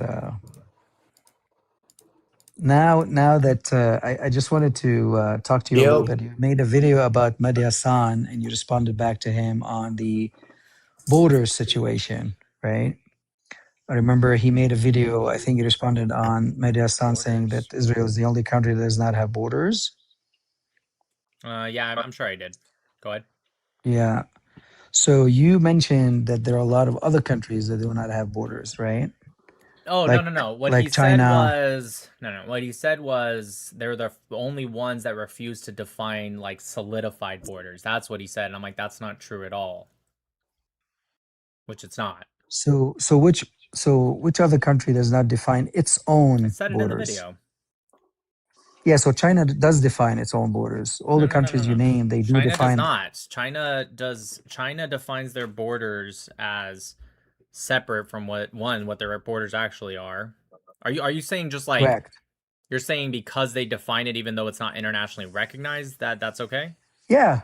Yeah, I mean, Israel does not define its own borders, but China does believe that Taiwan is theirs. They define their own borders. They believe Hong Kong is theirs, and they have their own as a Well, I'm country. sure. They have their Listen. I don't know official. all of the Chinese government, right? But I'm willing to bet there's got to be some whatever their equivalent of leftists is that disagree with them, because by that logic, there are people in Israel that will say it's from the river, the Jordan River, to the Mediterranean Sea, and there might be some, I assume, like people like Lapid, that wouldn't. So I think it's the same thing. Correct, but the official state, what is their position, is not there, right? I Like don't the think official that's state of Israel does particularly not have a. true. I don't think that's particularly true with India, Kashmir, with India and Pakistan with Kashmir. I don't know if that's their official like policy. So, I'd have to look so into it. India claims Kashmir is theirs, and Pakistan claims Kashmir is theirs. Again, I They think there's a claim difference it between people theirs. that say they claim it and having an official policy in terms of what they define on a map as this is our official borders when they report to people like the United Nations or international communities.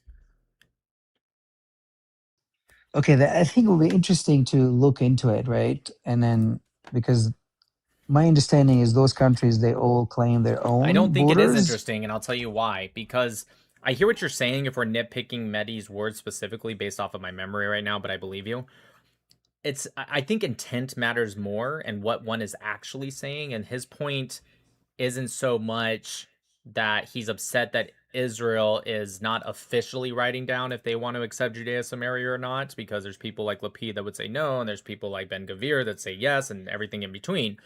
I think his point is that, like, if Israel came out tomorrow and let's say they all agreed it was 100% vote in the Knesset and they decide to say officially our borders are here to here, right? Jordan River to Mediterranean Sea. I don't think Mehdi would be happy then, right? I don't think he'd be like, finally, you defined the borders. I think he would be very upset at that. Of course. Right. So Of course, yeah. Who I cares hear what you're about Mehdi, saying, and I right? can look into it, but I don't really think that that's that interesting.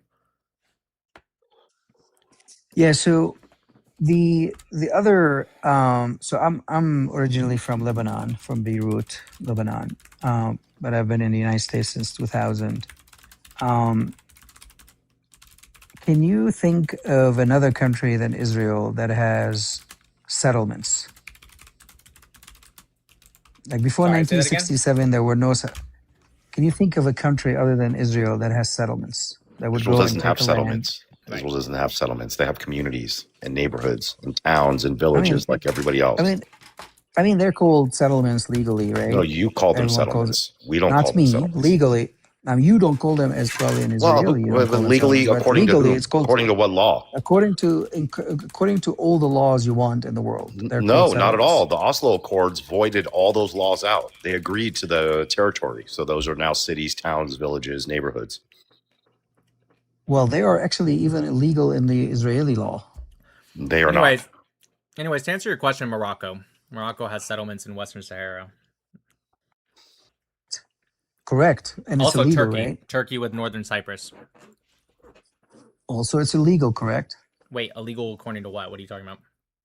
I mean, there are occupations, no? Occupation isn't illegal. Well, I mean, it is illegal. I mean, it was illegal in the United that's States until incorrect. Trump. It's occupation. You're just wrong. Occupation is based off of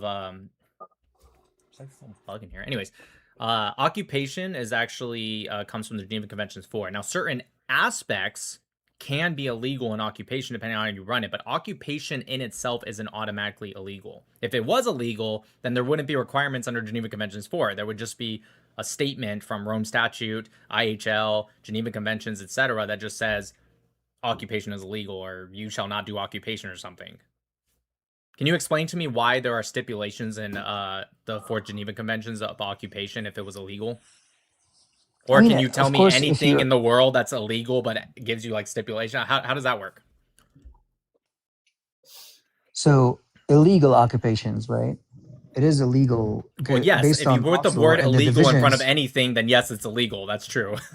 Illegal occupations are illegal. Yeah, well, no shit. But Israel does not have an illegal occupation because they run their occupation with Geneva Conventions 4 de facto, which means in practice versus de jure, which is like the legal aspect of how they do it. So they agree that de facto they are going to do this because there is a standard put in for occupation and it is disputed territories. So Israel, to have increased humanitarian purposes, they will say, we will run this de facto, but we do not agree legally with your stipulation because there was no sovereign. Let me ask you something. Who is Israel occupying since 1967 when they took control of Judea Samaria? Who are they occupying?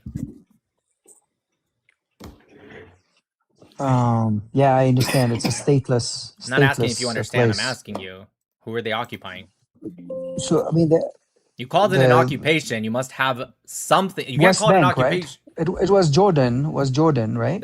You're not answering my question. Who are they occupying?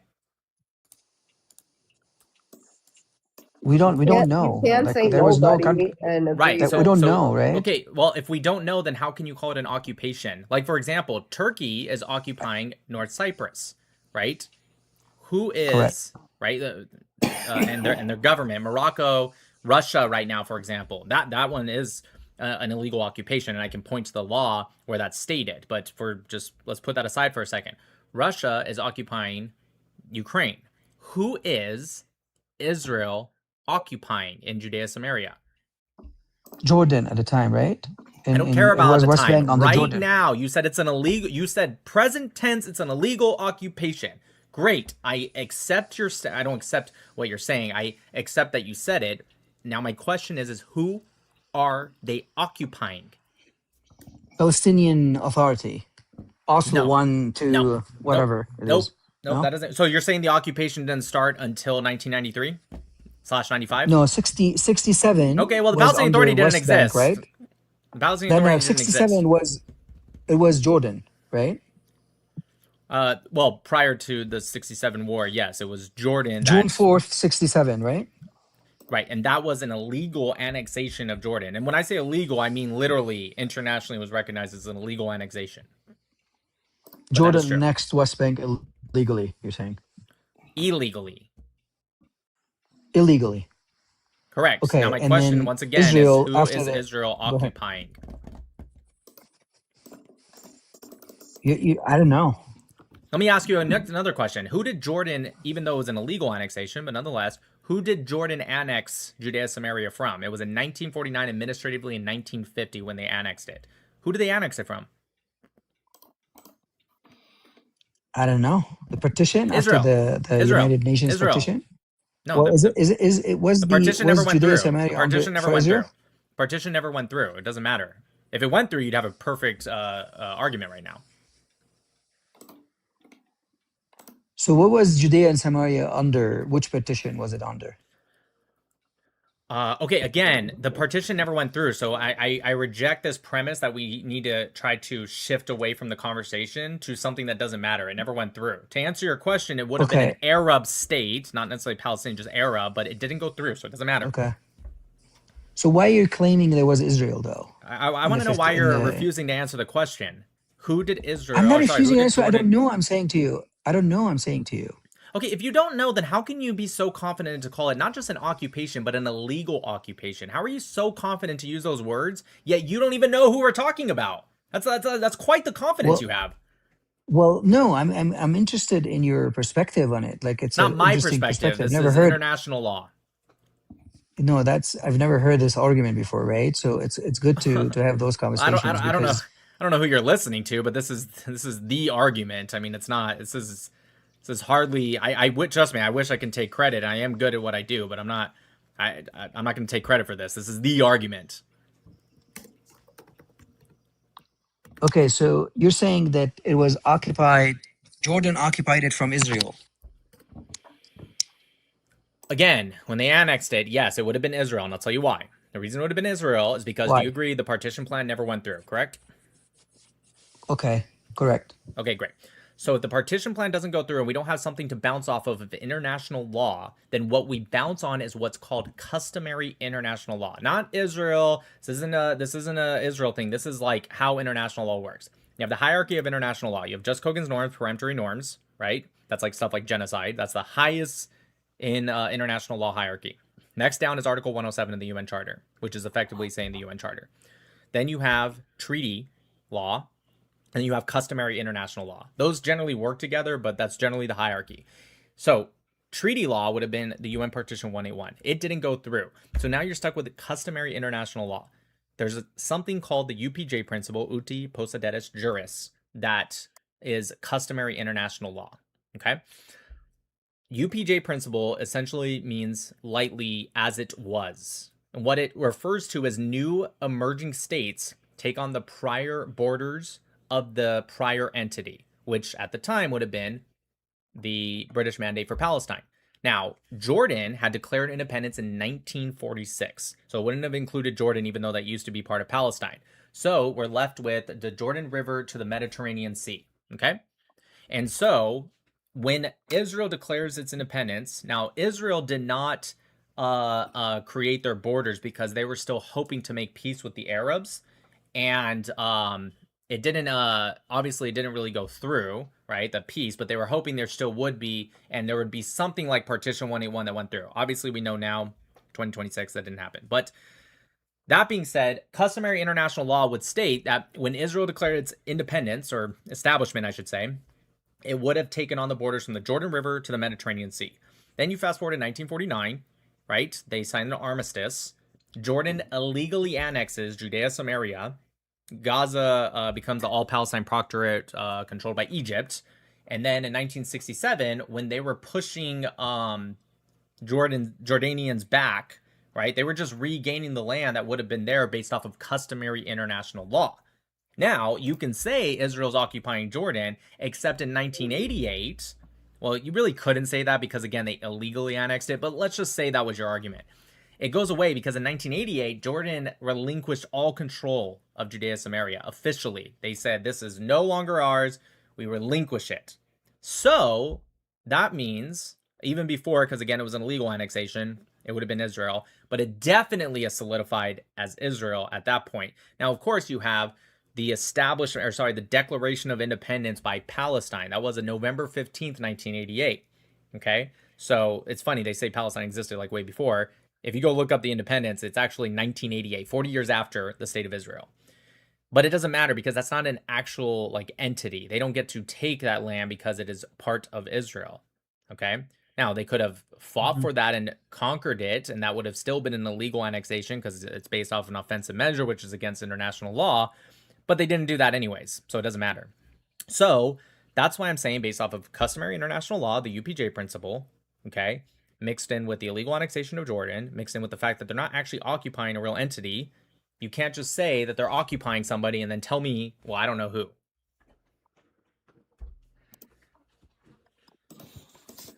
Cool. Does all that make sense? We have a song coming does up make sense. soon, and people are asking for. I really need to read the super chats because I've been missing them. We all need to really name that fly because at this point it's like It's a really part annoying of our because of household. this fucking... Yeah, fuck you. I've been trying to get that fucker for like 2 days, almost. It's because of the lights that I have on me. It's like really it's like a moth, but it's not. It's like attracted to the lights. Do you think the Likud and Netanyahu will win again in October? I hope so. This fucking fly. Dude. So what are The the fly internal what are the bring in Luna. I heard that fucking couple Alright, of people are kind of coming together against them. Sorry. babe, let him what? No, sorry, I didn't hear him speak. But then, what'd you say, Luna? What? She's sleeping. I was just saying, bring in Luna. She'll get the fly. What's your question? He wants to So know I heard what that the polls are saying on the election. Yeah, the polls. I'm sorry, I was looking for that. I haven't seen any recent polls, but the Likud was winning when I last checked. But I don't know. Let me see if there's some recent. There was a big thing in Israeli politics. Lapid and Bennett's party said they're going to run together. So any poll prior to that is going to be meaningless. All right. Let's see here. Here's one from. There's one that's kind of recent. Likud is. Who is YA? Yeah, that's Ben Gvir's party, I think. No, Yetidot, something.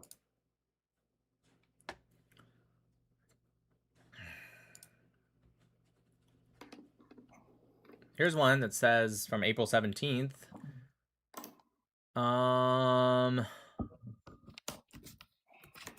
It's Yesh Atid. Okay. Yesh Atid.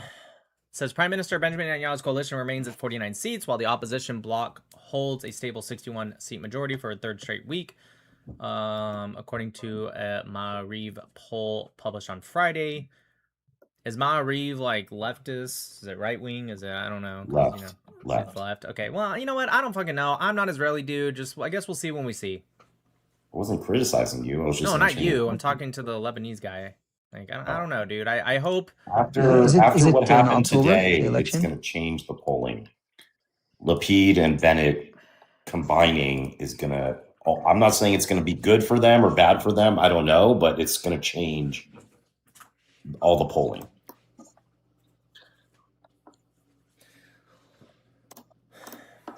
This fly is a Mossad agent. I fucking know Yeah. it, dude. All right. Do you have any other questions?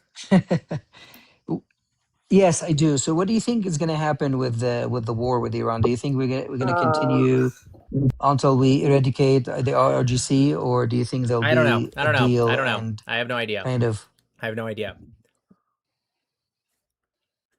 Don't you think it would be a mistake if we leave the IRGC and everything would be futile if we don't get rid of them? No, I don't. I think they're gonna. I think Trump is working out deals behind the scenes to secure energy lanes for America, which would naturally weaken the economy, economic control within Iran. I think he's going to continue to strangle their economy while after already destroying them militarily. Their missile production was at 0%.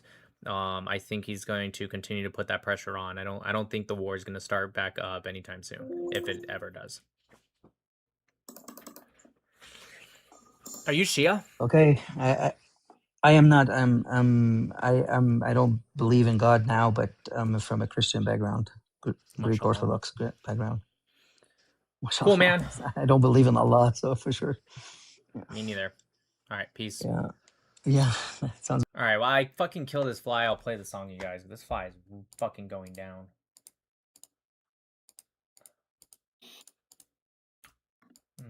Wait, no, that's not what I meant to do. He's playing the song early and never happens, which means he really wants to get that fun. This fly's annoying as shit.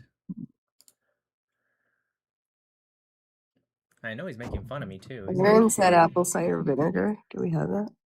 I don't know. I'm gonna play Mixed by Cole. We haven't played this one in a while. Yeah. It's gone now. Hands up. Hands up. High.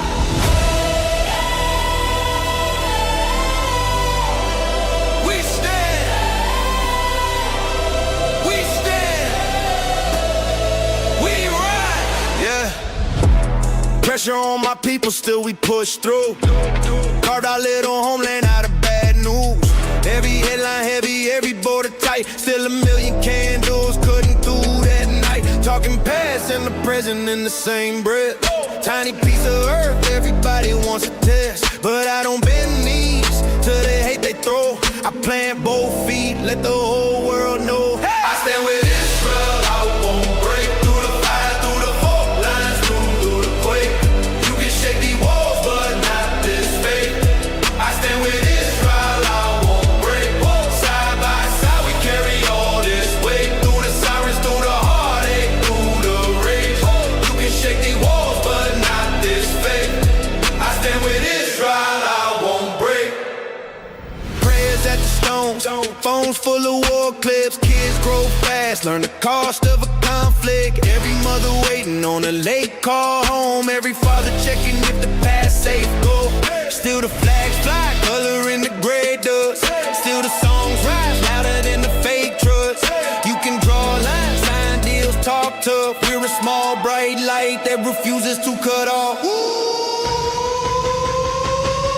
I stand with Israel, I won't break. Through the fire, through the fault lines, through the quake. You can shake these walls, but not this faith. I stand with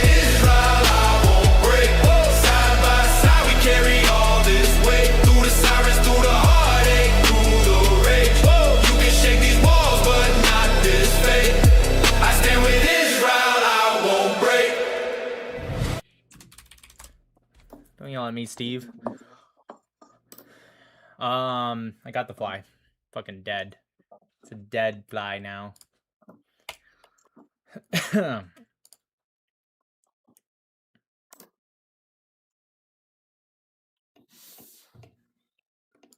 All right. What's up, Hammer? Any news in the world of liberals? Well, they think last night was a Hello? Second, false Sam. flag. Yeah, they do. That's true. Or, I saw that. Oh shit! I need you know, the ones that aren't celebrating it and saying, "Damn, too bad he missed." The other ones are saying it was faked. So, Have you heard Israel yet? a little bit, but on behalf of Israel. Right, I gotcha. Oh boy, so how are they explaining this guy, like who he is and whatever? Like he's just It's a false flag. He's It's a not. That's false the whole flag. point. They deny it. So inside job? No, just some Mossad inspired thing to detract from the war and Epstein and the normal, usual. Yeah, they're even saying that Erica was like fake. They're like, where are the tears in the room with us? You know what's crazy? There was this AI photo going around. It was like the most obvious AI, but he was. They showed Cole Allen, the shooter, wearing an IDF shirt. Again, it was fake, but it was so funny because Junior, one of the people on X, very big. He was like, Israel tried to kill Trump. And it's like, these people are so weird. Like, yesterday, Trump is a puppet of Israel. Wasn't he just Today, Israel. One demonetized second. for Yes, he lying? was. 1 second.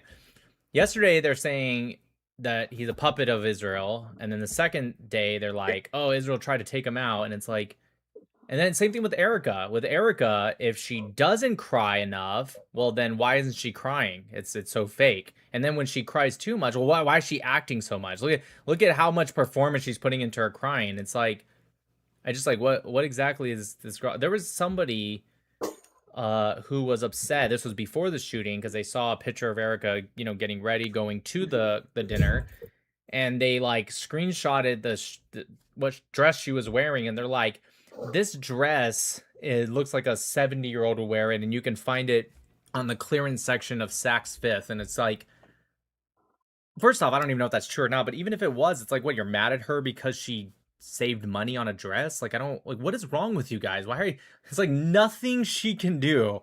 She's gonna get criticized by leftists anyways. I think this is the most evil thing that Candace has ever done in her life, is what she's putting Erica through. There's also a lot of stuff going on with I have to Ilhan answer for Omar. I don't know if you're following what's going on with her, but it's amazing. Yeah, the money stuff. How she reclassified her finances. They shut down the winery, and she didn't show up. She didn't show up for the hearing. I want to know. She was subpoenaed. Yeah. She was subpoenaed by the Minnesota legislature, and she didn't show up. Did you see that woman in the halls of Congress asking her questions, and she just like crashed out? She's like, she's like, I don't owe you shit. It's like, wow. She's like, you owe the American people. She's like, well, I already explained it to you. Fucking kill that thing, dumbass bitch. Anyways, yeah, no, she did. The winery shut down. I think that's like the biggest one because it's like, wow, they're looking into you and your husband's stuff, and all of a sudden, what? Why are Muslims in the winery business? Cough, cough. I don't even know if her husband. I don't even know what it doesn't They matter. said Anyways, that there's no wine attached to that place. But anyway. Yeah. So like, yeah, it's pretty crazy because when they're looking into their finances, all of a sudden their winery just shuts down. It's like quite the coincidence. Well, here's the thing no one said. She said when they listed her assets as $30 million and then they reclassified it and said she's only worth $100,000, it was an accounting error. You sign your financial disclosure before you submit it. You didn't notice that your disclosure was off by $29 million, $900,000. You were off by how much they said you were worth. Like, right. You were off by the whole 100% effectively. And you're the same person I'm supposed to trust with the budget of the country. You can't even figure out your own finances, and you're going to tell me about taxes and spending? Come on. Yeah, not to mention morality. Like, you married your brother, you did all this stuff, and yeah, and then you're giving us an attitude and gaslighting us for asking you about it. Oops, it was an error. Sam's here. Sam wanted to talk. Sorry, Sam. Sam, go ahead. Hello? Hello. Hi. So I'm a Jew living in LA. I go to college, Nice. and a lot of people I talk to about Israel, they're just like they don't really care about the conflict, but I'm first of all, I'm pro-Israel, so they're really curious about like they're just mad at America's involvement in Israel, and they're always asking me, expecting me like for answers. They're like, why are we helping Israel so much? And they're mad about like APAC and stuff like that. So I was just curious what you think, like what you could teach me about that kind of stuff and what your response would be. Yeah, that's a lot to teach in like a quick response. However, what I would say is it's not just because you're a Jew doesn't mean you owe anyone an answer about Israel. Yeah, exactly. So They I would expect me to just know all these things. right. I would just say like dude, I don't care, and just like move on. Like even if you do kind of care. Now, if you know the answers and you want to study up on it, it's not like I'm trying to avoid telling you. It's just that's a lot to just try and tell you real quick. But if you study this stuff and you learn about it, then feel free to do what you want. You want to answer these people, go for it. But if you don't really know about it, and you're just there to focus on your schoolwork, and you're like, why are they No, asking obviously me? I want to defend the country I support, but Well, can you be more specific and just like other than just APAC? Like, can you be more specific on the questions you're being asked? they say, why does America get involved so much in Israel? We They're an should be ally. putting America first. You can put America first and still have allies. Yeah, I just hear a lot of these talking points that are being pushed, and yeah. It sounds like these people aren't in ask good him this faith. question. Isn't it good for America to have strong allies? Yeah. Okay, so that's America first, is creating strong alliances with countries that can help us. Mm-hmm. And there then you go. also, there's your answer for that one. They talk a lot about like lobbying, and I try to tell them that there's lobbying from not just from Israel, but yeah. Yeah, so they're talking about APAC. APAC's number 191.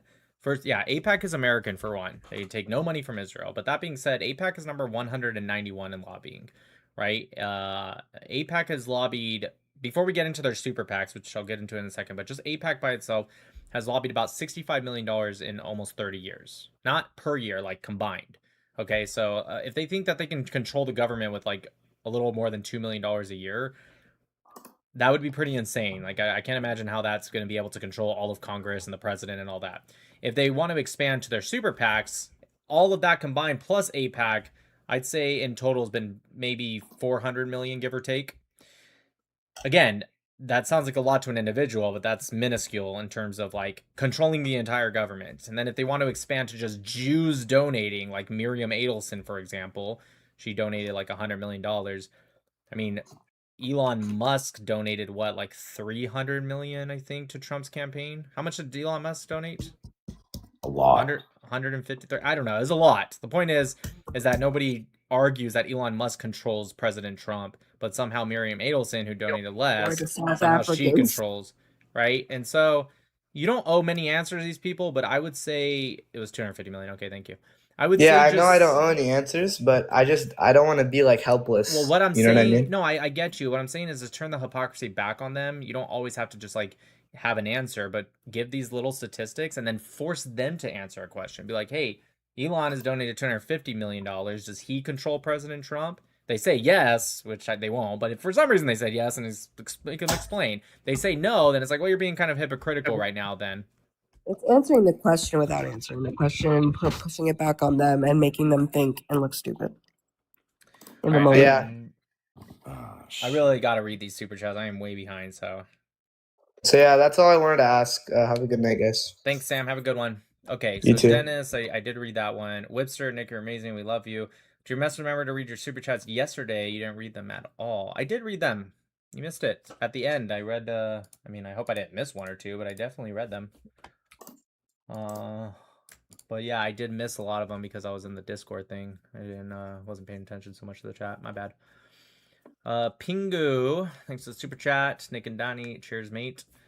Infini Ryu, in the evolution of Semitic peoples, all the prefrontal cortex development went to the Jews. This is 100% true, by the way. Etan, the Arabs invaded the Levant in the 7th century CE. Jerusalem and Palestine are not mentioned in the Quran. That's true. There were some Arabs through the Nabateans that came in before the 7th century, but that is true in terms of invasion. Cars. I suggest you ask Arabs and Muslims if they know the terms abed, colloquial Arabic for blacks. Oh, abid. Yeah, that's true. And itbach al-Yahud, slaughter the Jews. David Solovey. Funniest army bureaucracy story. Mine, IDF, filed complaint against commander. The investigation found he was not guilty, despite proof. Turns out he led the investigation against himself. He signed it. That's fucking... I don't know if I have one that beats that. That's pretty hilarious. Let's see. Call of whatever. Hello, Nick. Just want to ask you what are your thoughts on Mark Lamont Hill. I don't really have much thoughts on him. He sucks. You an idiot. Yeah.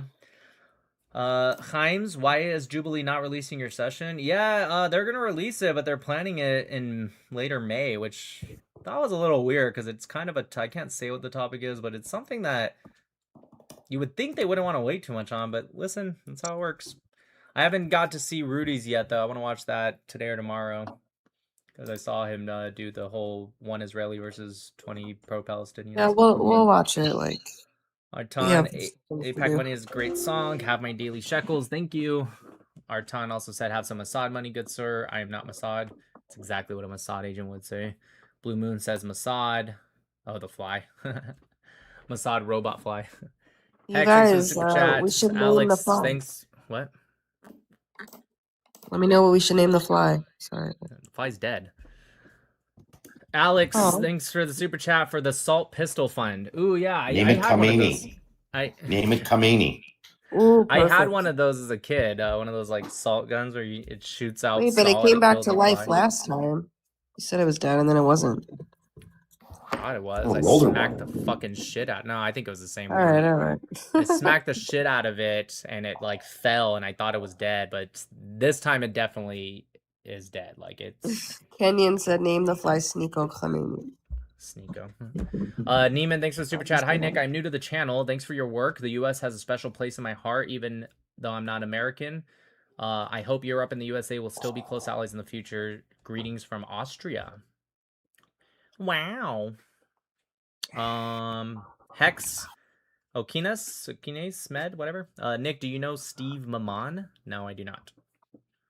Hex, thank you for calling out this evil religion. We've endured enough. And last super chat, Blade, thanks for the super chat. From the river to the sea, Palestine will never be seen. I like it. I like it. Sorry for the delay on the super chat, you guys. But caught up. All right.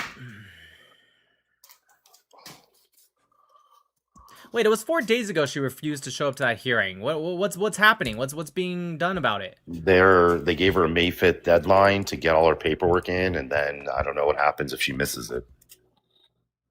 People want to know if you're gonna do you mingle. I'm not rushing you, but they want to know. Yeah. I actually probably should start you mingle now. I think it's insane that these people. Thanks for the super chat, Eval. A moment of silence for Junior's loss. I think it's insane that like. You had that one special forces military guy who puts in a bet about Maduro. And don't get me wrong, I'm not saying he should have done that. I'm not even defending. When I was in the military, we had to sign paperwork saying we can't use like information. But still, my point is that he gets immediately arrested.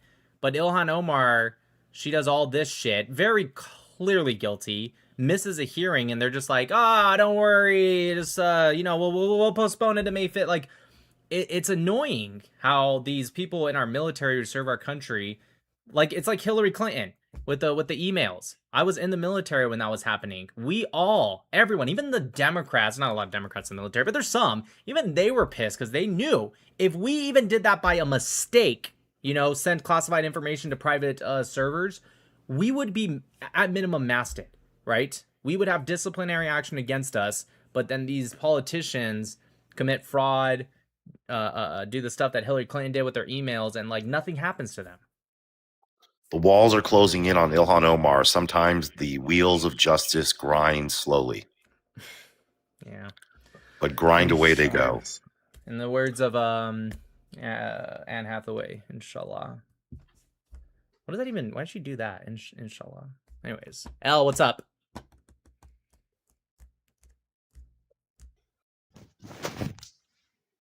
right. I think I'm gonna start Umingle though, you guys. So I'm gonna end the TikTok live right now. For those that don't know, you should know by now. But go over to, if you want to stay on TikTok, go over to Danielle's account. Come on over. She I does start about 10 minutes commentary. late, so we have some buffer. 10 minutes seems like a lot, but okay. She Sometimes it's will longer, but I work it out. She will stream the Umingle there, and you guys can have commentary there. If you don't want to do that or don't care to stay on TikTok, you can also come over to YouTube/X, where I will continue to be live. But I stop it on YouTube because YouTube does not like when I go on Umingle and I get banned, and I don't want to lose this account because then people on TikTok will be real sad. And I don't want you guys to be sad. Yeah, so we're continuing it, you know.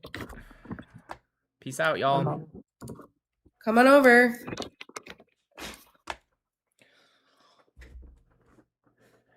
No more TikTok. No more TikTok.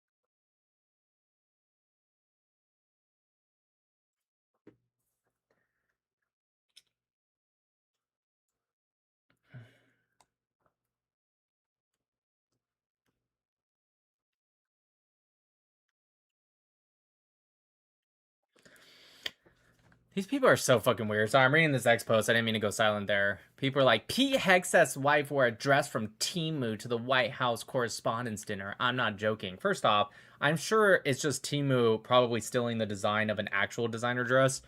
But even if it wasn't, who fucking cares? Aren't these Democrats like the ones that are like eat the rich and shit, and now they're mad that they're not buying from rich designers, making them more rich? Like, I don't get their...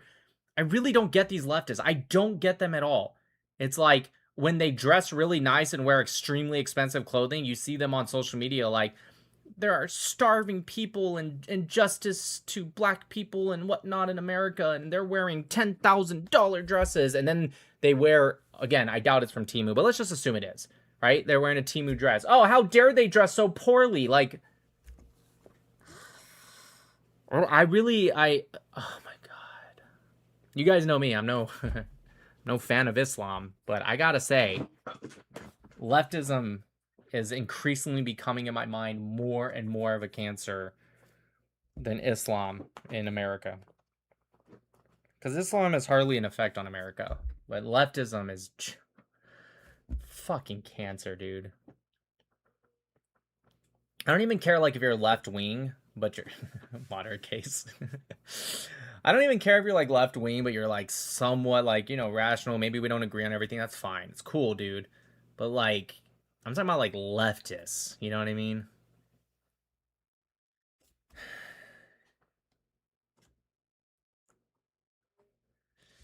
Thanks, Aval. Without double standards, they have none. Yeah. All right.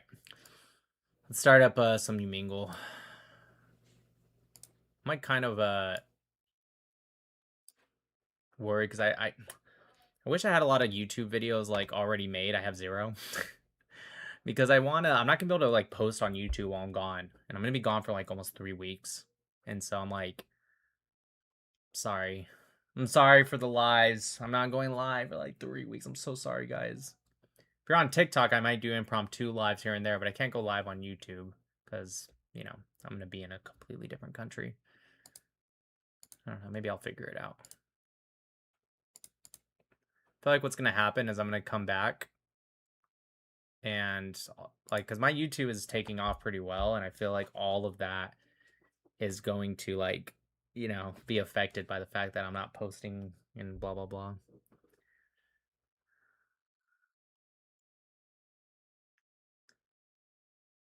Sorry, guys. You deserve a break, my dude? Hardly will be a break. I have to go to Israel and do stuff with the Mossad, of course, and you know, make sure I get my paychecks, you know, have my, of course, annual meeting with Netanyahu about how we should kick out the Palestinians.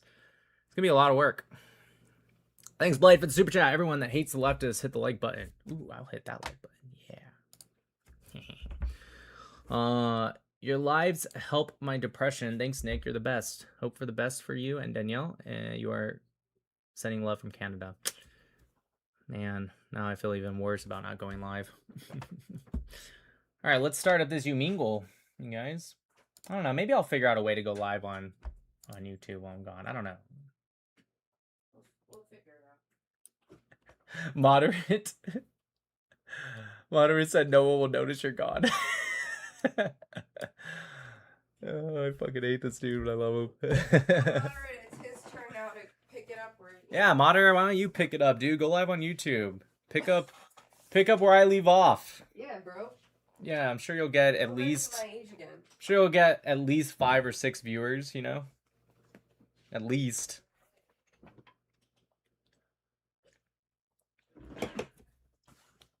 Dude, you guys know Moderate? Give me your login info. I'll take over for 3 weeks. Actually, if you're serious about that, I will do that.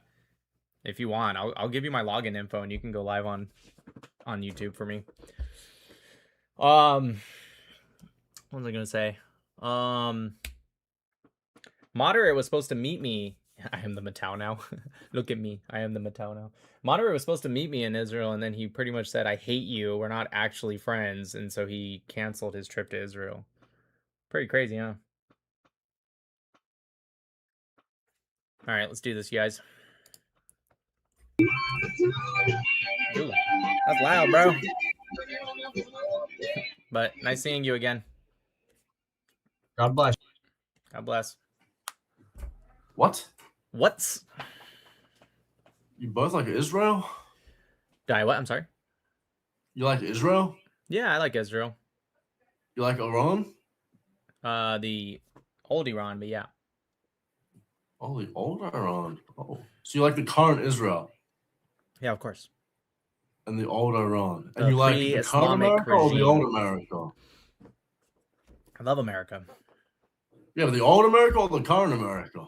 Well, it doesn't really make sense. America's still under the same constitution. So I'm not really sure what you mean. Okay, America can be under the same constitution with there still being a distinction between the old America and the new America, considering that like one of the first acts passed in American Parliament was that only 3 white men of good character could become citizens, and now the country's like 58% white. So which America do you prefer? Well, me personally, I care more about like culture and like character than I do about skin color. So you prefer the new America than the old America? Well, I think there's a lot of problems. If we're going with new America based off of like culture, I think there's a lot of people that are problematic that I think we should fix. So when you say I like it, not particularly, but I also don't believe that you have to be. I think there's a lot of trash white people. Yeah, I think you might be retarded. I mean, okay, why'd you run away? Oh, Okay. Nick. Hi. Nick. Hello, bro. How are you, bro? Good. Thanks for the super chat. Hi, I'm Noah Hyde Matau. Yeah, that's me. What's up, man? So I'm glad to see you again, bro. Why are you whispering? I'm sorry, bro. My fault. No, it's not. It wasn't about being sorry. I was just wondering, why are you whispering? All right, bro. I'll leave you alone. All right, that was weird. Bob, thanks for super chat. Everyone go follow Moderate. He's a small creator. That's fucked up. Yeah. Hello. Hi. Hi. Hello. Ew. Get off my screen immediately. Jew. Whoa. You know who this is? Who is he? Oh my god, he goes on. Oh wait, no, he goes on. Yo, he's gonna post us. He's gonna post us. Get off. This is Nick. You guys know me? No, I don't like him. I have somebody in here that knows you, but she's not on cam. Okay, cool. That's awesome. He's gonna post you, ya hamar. He's gonna post That's you. fine. That's fine. I've had I a don't post conversation like with years ago. 95% of people, so it's not like You probably have like an overload of clips. Oh, so you no, like not him? really, honestly. I disagree with his takes. I disagree with them. Don't debate. Ruh. Skip. Right, see y'all later. Yalla. All right. Bye. Why are you hiding your face? I'm not. That's me. That's not you. You don't have anything that looks like that. And if you do look like that, I'm fucking. Oh god, maybe you do look like that. I was gonna say it's ugly, but never mind. Yeah. Fuck. Fuck you, dude. Dude fucking lost the lottery when it came to genetics. Holy shit. I'm not actually Jewish. No, I know you're not. No shit. Okay. I was talking about your looks, not Oh, your... the ginger part. The ginger part? Well, no, it's not really just the ginger. I mean, I'm not that bad, bro. Alright, you know, maybe if you shave the mustache, maybe it'd be better. No, I feel like if I grow it more. Maybe. Yeah, if you grew out like a whole thing, that'd be better too. But pick Yeah, one. that's what I'm trying to do. Alright, well, good luck. Thank you. Peace. I was thinking the other day, if Muhammad was illiterate, how the fuck he knew when he told to write the Quran if the guy was writing what he said. Wait, how the fuck did he know? Are you saying, like, how did he know what the guy wrote down? Is that what you're saying?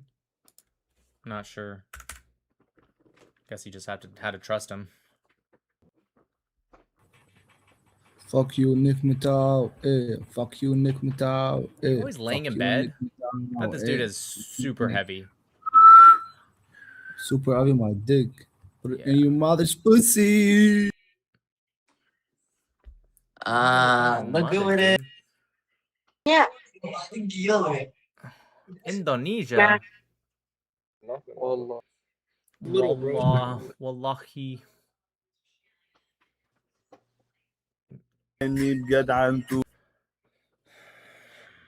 انت شو كس امك على كس ام اسرائيل يا ابن كس امك المتنكه ابن شرموطة اسكت يا كلب يا خمار يا خمار.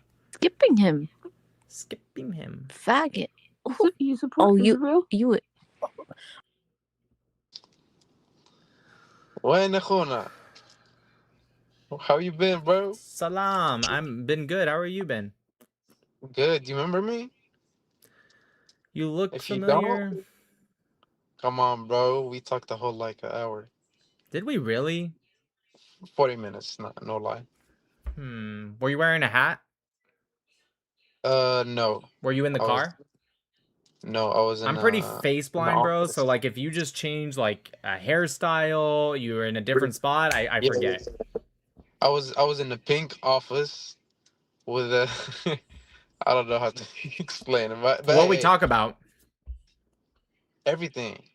The politics, what the Jews did to the Congress, how they not controlling nothing. I asked you many questions actually, and you answered each one of them. Fair enough. Sorry, man. Yeah, I talked to a lot of people. No, you good. But shit, we had some points. Nice, I like it. Conversations is important. All right, you too, bro. Yeah. Nice guy. Nice guy. Hey, what's up? Hey, how are how's you? It going? Oh, doing good. Yeah, can't complain. Can't complain. See, you got Israel. You've got the non-RGC Iranian flag, I believe. That's right. That's right. And then America. Oh, and you've got the American flag too. That's right. I'm just being sarcastic. You'd be surprised on here. Yeah. What is that? Just a lot of dumb people. Is your what's your stance on Israel and Iran? I assume you're American, yeah? Iraqi American. Oh, you're Yeah. Iraqi. But I mean you're American still, yeah? You're a citizen? Yeah. Okay, so you're American. Right? Your ethnicity might be Arab, but are you Arab? No, Kurdish. Oh, you're Kurdish, okay. So you were what? Probably from like eastern Iraq? Northern. Or yeah. Yeah, like northeastern, right? Northeastern, Pretty much like near the around this area. Near the just about 5 to 6 miles be east of the Syrian border. Oh, so you're in western Iraq. Right, yeah. Oh, my bad. I know there's some Northwestern. Kurdish people that live on the Iranian border in Iraq, but you're from more closer to Syria. Yeah, where a lot of like Yazidi people live and stuff. Yeah. Okay. How does the Iraqi government treat the Kurdish people? These, you know, I came here when I was 12, but from all the news that I've been able to like keep up with, there's still some tension, I would say. Though I would say it's like not, you know, the Kurds obviously they always want their own sort of nation, you know. It's just been like really difficult with the Arabs, you know. But you probably know more about the relationships there than I would. But you know, recently though I know they elected like a couple Yazidi people into like the government, like the parliament, which was first time for like a very long time, or probably ever. Right. So that was like a big change as well. So. All right, man. Yeah. Well, I support the Kurds. Yeah, you guys have been kind of fucked throughout all of history, so. Fuck very hard. Yeah. Sorry. What can you do? Well, anyways, all right, brother. God bless. Okay. Yeah, God bless. Right. Saddam did not like the Kurds. But you Saddam like- gassed the Kurds, actually. Oh my goat! Hi. What's going on, bro? Oh, I can't complain. Bro, I just talked to someone with a USSR flag. This Really? motherfucker was trying to tell, bro, like my parents are from there, and I was like, have you ever lived there? And he was like, no. I was like, oh well, like I know people who have, like, it wasn't good, bro. And I just started like naming like bread lines, like fucking. He goes like, oh, they had universal like college. I was like, okay, like we have free school too. You could go to community college. Like we just have the option to go to private school if you want. It's like, bro, like you can choose not to go. It's like it's always these like turds that have like zero life, like, and they all live in America, of course. It's like you reap the benefits of like the country, but you obviously hate it. It's like, Sure, for it sure. just pisses me off so much. Yeah, it's dumb. Thanks for Super Chat, LML. Yo, Nick, when you come to Israel, I want to meet you and convince you that Messi is better than Ronaldo. I like Messi better than Ronaldo. I just think, all right, you know what? I'll take you up on that. But yeah, it's just like really annoying to listen to that. But you probably listen to him more than me, so. Yeah. For sure. Well, anyways, God bless, bro. Yeah, I'll see you, bro. Take care. Peace. This kanafe, got a big one here. this kanafe is better America, Israel, than the one that I Iran. had in the Arab village in Israel. You had. Okay. This one's from a Yemeni, though. The Yemenis made it. Maybe they make it differently.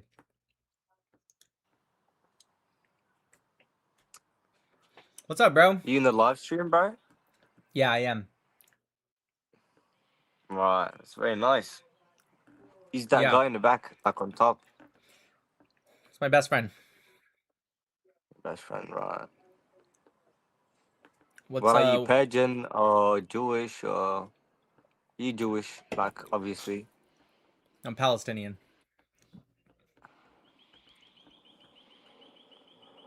Right, I didn't say if you Israeli or not, like, I said it, like, you Jewish. We have the Sarai flag up and the Qaraian flag up. What? But, like, the Persian flag, I don't mind it, to be honest, but I don't know. What are you saying right Like, now, you bro? Palestinian and you have these on? That's what I'm trying to, like, understand. Yeah, I wanna push more towards Israel. I think they do a better job than my people. My people suck. They're always pushing towards terrorism, and I think Israel is pushing to making the land better. So they make the land better by killing more people? Israel responds to terrorism. We, as So you Palestinians, should said stop make it doing better land. terrorism.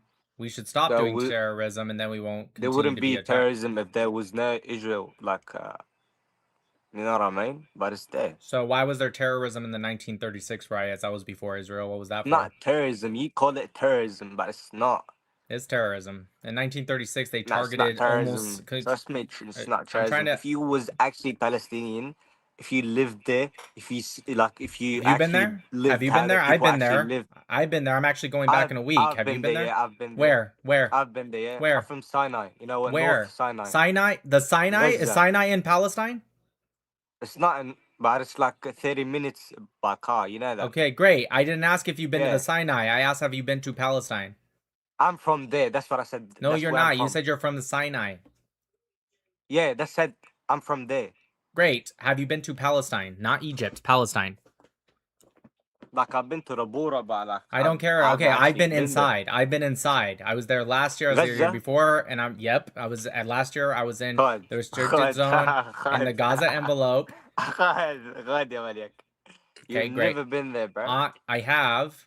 I've been there, and I was also in Ramallah. I was in Nablus. I was all there last year, and I'm going back in 5 days.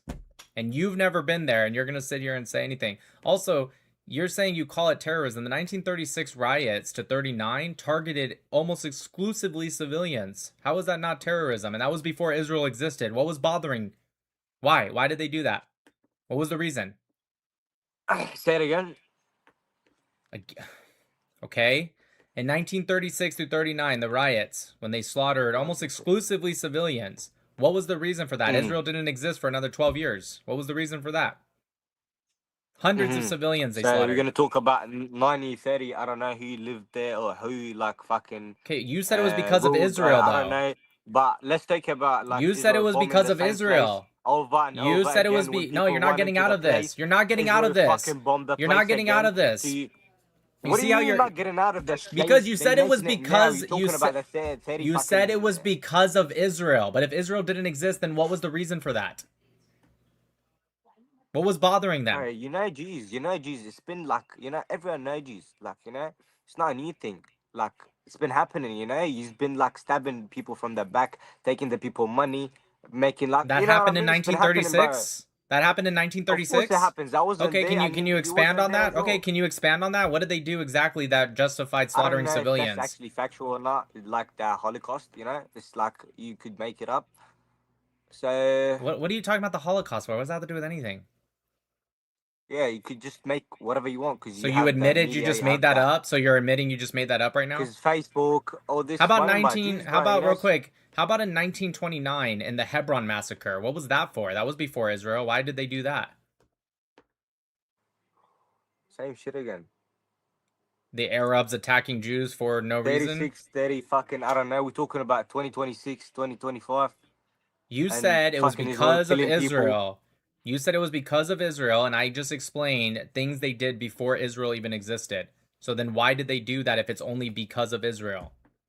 Because they was trying to make Israel exist, and people don't want Israel to exist. No. In 1929, the Hebron massacre, it was anti-Zionist Jewish community they went into. They were anti-Zionist, and they slaughtered them too. Anti-Zionist. Everyone is anti-Zionist, bro. Okay, great. So that's not Like, true, just but you're ignoring the question. It is true. Just Everyone, Jews, there's zero Zionists in the world. There's everyone is none. anti-Jews, So then bro. why do they Like, I'm keep telling saying you we're now, bro. attacking the Zionists then if no one's a Zionist? Why did they say we're attacking the Zionist entity? You But, just said there's no Zionist Zionists. right there. Like, you believe it. You actually believe in it. So wait, hold on. Are you saying there's no Zionists or there are? You're contradicting There are, yourself. but like, just, oh, okay, great. just, So can you answer my question about They don't know, it's 1929? Can you answer about 1929 then? That was an anti-Zionist Jewish community, and they went in and slaughtered them. What was the reason for that? Stop looking at your friend. He doesn't know the answer. Answer me. Bro, I don't even know. Like, I've never heard about it. That's the thing. I'm an Arab, but I speak like an Australian, bro. I've never. Okay, Uh, so I've never heard about it. So you just said you Palestinian and you speak American accent and you have the big American flag in your room and you have the Israeli flag and the Persian flag and you say that you're Palestinian. You know what I mean? Yeah, fucking You yeah, have I'm Palestinian, nothing to do dude. with Palestine, bro. You look nothing like a Palestinian. Nothing, bruh. You look like a dirty Jew. Look how mad he's get. Dude, you have You pubic like that, hair yeah? on your head. You have like that. pubic You hair like on being your called a head. dirty Jew.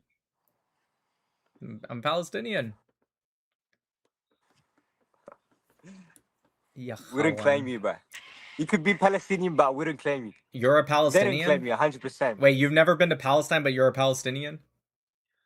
Never Nah, even been seriously, there. I'm pretty You've never sure even been there. You've never even been there. I could be from a place, but I've never been to it. You That's cannot. actually You're not born there. You've never been there, but now you're from there. How does that work? so. I'll Yeah, tell yeah. you Go that ahead. how Israeli military moved people from their Try houses, getting it out. Try cleansing. getting it out. Uh-huh.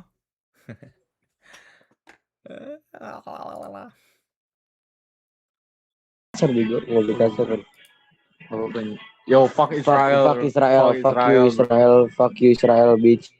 Asshole. Me. That he can grow a 15-inch beard within a month. You are a lying sack of shit.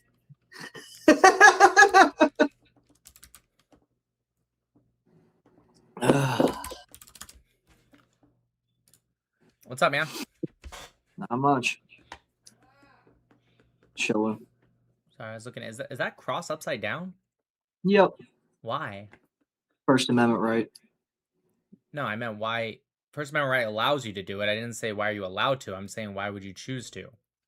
Because I do. I'm a Satanist. You have no reason? I'm a Satanist. Okay, why was it so hard to say that? I don't know why you were like ashamed or something. It's your reason. Not ashamed. Well, why was it so hard to answer it then? Because my first answer was pretty self-explanatory. I had no idea that meant you were a Satanist.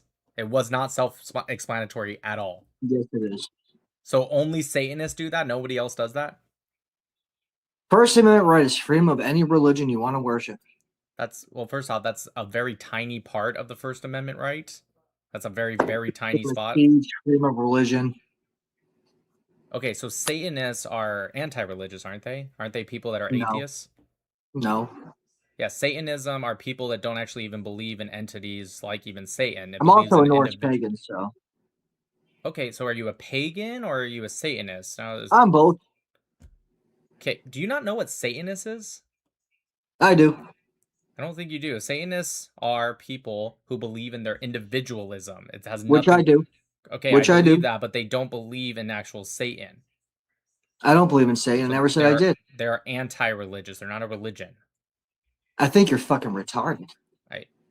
Okay, you're just wrong. But anyways, if you actually read a Norse pagan book, there's a lot of things we're that not have to do with talking about pagan. Norse paganism. You're okay. So you're not talking about Norse pagan, but I can't be a Norse pagan and a Satanist. You're a fucking bigot. I'm a bigot. Goes ups and downs, doesn't go back. That guy's definitely never been laid. No, Satanism doesn't believe that Satan is their god. Satanism is... Anyways, it doesn't matter. That guy was weird. He said I was a bigot because I... Hello. Hello.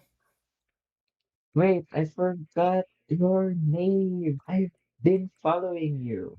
Nick Wait. Matau. Yeah.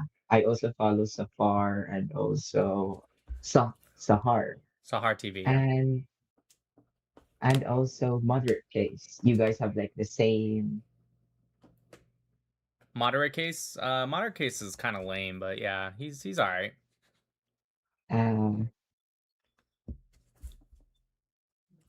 Yeah, but you kind of have the same stance regarding Israel. Yeah, Moderate Case, he like sends me all his videos and begs me to edit them for him and make sure that they're good before he posts them.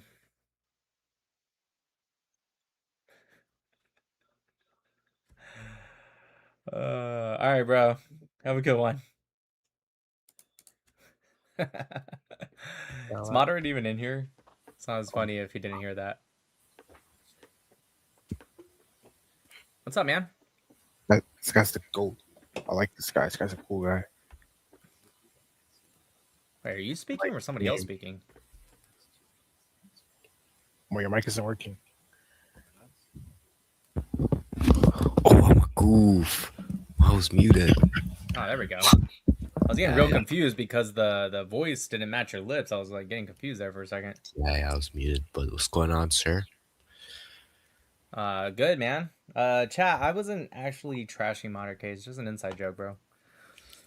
Yo, chat. Yo, what do you do on stream? Like, what's like what do you do? I talk about Israel-Palestine mostly. Iran, politics, conservative values. Stuff like that. What do you Yo, like? ask him if he watched Donald Trump's speech today. Did you watch Donald Trump's speech today? No. I didn't even know he gave a separate one today. I bet on him saying the word ballroom and they banged. This guy's betting on Donald Trump, bro. That's funny. But How old are like, you, what do bro? I'm 18. Yeah. Like, what do you like talk about specifically though? Is that not specific enough? Israel Palestine? No, yeah. Like, what like specifically about Israel Palestine? Just depends on what people think, and I answer from there. I can talk about anything when it comes to Israel Palestine, the history, contemporary times, whatever. Like, what's your like stance on it? Like I'm what do you think? pro-Israel. Pro-Israel? Yeah, Why? obviously, bro. It's right. Why? Because they're morally more correct than the Palestinians. They offer more for the world. They offer definitely more for the United States of America than the Palestinians. The Palestinians are colonizing invaders that come from the Arab entities, if you will, and the Jews have a right to live in their indigenous homeland.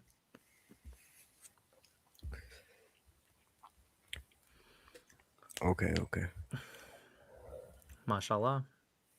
Mashallah. Wait, what chain is that? Israel. Not chain. Is that? Oh shit. Okay. All right, bro. Take care. Peace. Who's that guy at the back? Hello. ترى والله انت فاشل. من وين يا الحبيب؟ انت شايف اسرائيل؟ حاطط حاط Where على are you إسرائيل. from? Where are you from? I am from America. Whoa. That was a cool background that dude had. Did you see that? Bro is baked. Israel.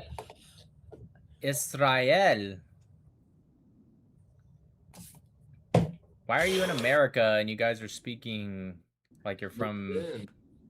It's fine. Where are you guys from? Are you Jew? Are you Jew? No, I'm Italian mostly, but where are you guys from? We're American. But you support the Jews? Yeah, I do, but where are you guys originally from? America. American. Where's your parents from? America? What the fuck is wrong with this guy, dude? Okay. Where's your grandparents from? America. What the fuck? Kentucky, to be American. specific. Kentucky. My great grandparents.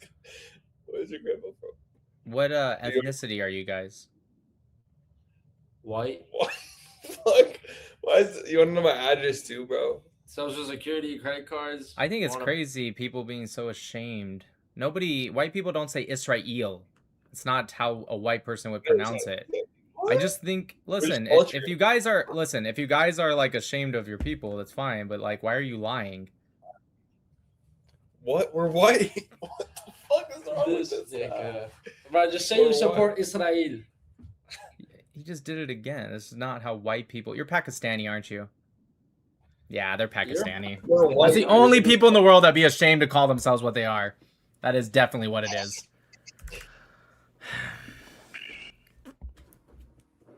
Hello. Israel.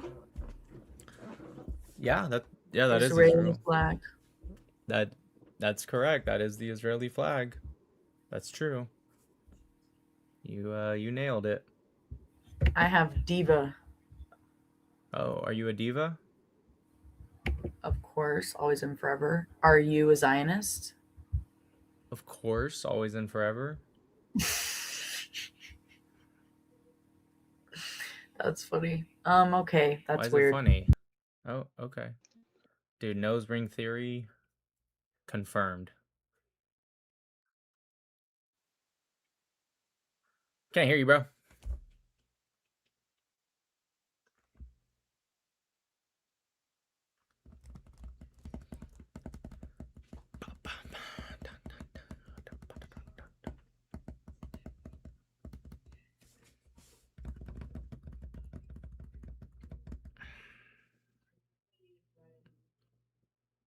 Try unplugging and plugging it back in.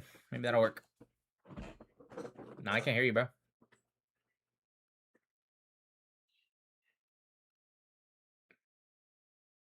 Nah. Here, try this. Go put the mouse over and then the mic in, change it, and then change it back. Usually sometimes fixes stuff. You gotta like change the mic to something else and then change it back.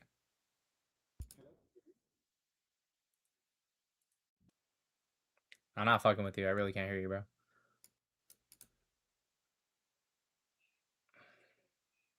Alright, you'll figure it out. Yeah, why'd he skip? That's like the one guy you think would want to stay. What's up, bro? What's up, man? Not much. What's going on right now? Are you like in a hotel or is that just like kind of your background? No, this is my room, bro. I don't know. Maybe the curtains just kind of. I don't know. Maybe I'm tripping. What's the curtains? I don't know. They just look. I mean, they're nice, but they look like. I don't know. I'm tripping. Where are you from originally? America? Yeah. I know it says you're in America, but sometimes people are just in America, but they're not from America. No. I'm in Massachusetts, bro. So. Are you Arab? Yes, sir. What kind?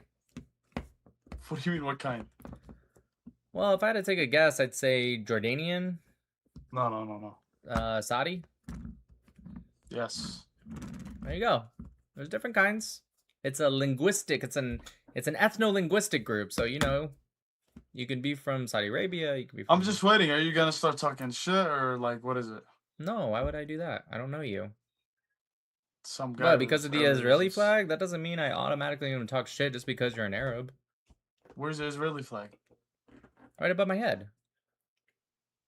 Oh, I didn't see that shit. Is that the Iranian flag too? Yeah, that's the old one. You got the Israeli, Iranian. Well, the old Iranian flag, the one that supports Israel in America, not the IRGC flag, the old one. Oh, okay. Right. That's why I was wondering why'd you assume I was, if you didn't even see the Israeli flag, why'd you assume I was gonna talk shit automatically? Cause bro, it's just been all like there was this native kid or some shit was just talking hella shit about everybody. It was like he's mentioned black people, white people, Jews, everybody was just like saying, I was like, bro, like your own country doesn't even want you in it. Like what are you talking about? That's crazy. He was kept going off. I was like, whatever makes you go to sleep. He just kept talking. And he was 15, mind you, bro. Like, bro. He was a troll. No, I'm not gonna talk shit to you. I don't know you. So all right, man. Have a good night, brother. Peace. Whoa, no way. Holy shit. I actually got you? No. Yeah, I guess so. Hi. Bro, I really respect everything you're doing, and I need more people like you out in the world speaking for Israel and against the insane propaganda that's been thrust upon us. And I don't know what else to say. I mean, I'm surprised to get someone like you on here. I guess I was messing around. I saw that over the past week, I've been listening to Tall the Traveling Cloud a lot. Yeah. And I only noticed over the last week the exact like unmingle site he uses, and I don't know, it's just kind of weird to be on here, but I kind of just was trying to find him, and now I'm probably spend an hour or so talking to people. And you have to see when he's on though, you know, like me, I'm live on YouTube right now, so sometimes if people kind of see, you know, if like I'm on, then you'll know. I don't know if does Tal go live? He doesn't go live, no. Yeah, maybe it's kind of hard. No. Yeah, you have to just get lucky, I guess, when he's on. Listen, one question I would ask you is that with people who are in your family or like around who have been like kind of duped into believing the whole, you know, is the whole like almost like not even only the genocide thing, but into just believing that Israel is like as much at fault as the Palestinians in their like ongoing troubles. Yeah, you're asking like how do you? Is it even worth pursuing? Like, is it even worth pursuing? Like, trying to unfool a person who's been fooled? I think like if they're willing to listen, yeah, but if they just kind of are like cut off, probably not, to be honest. But if they're willing to listen, luckily my family, at least the ones that I talk to, honestly, they're all pro-Israel. So, or maybe they just know I know a lot, so they're afraid to say they're not. I don't know. How do you go at the genocide thing? Because that's the one that like I really don't like, because you can do some mental gymnastics to like even have the argument.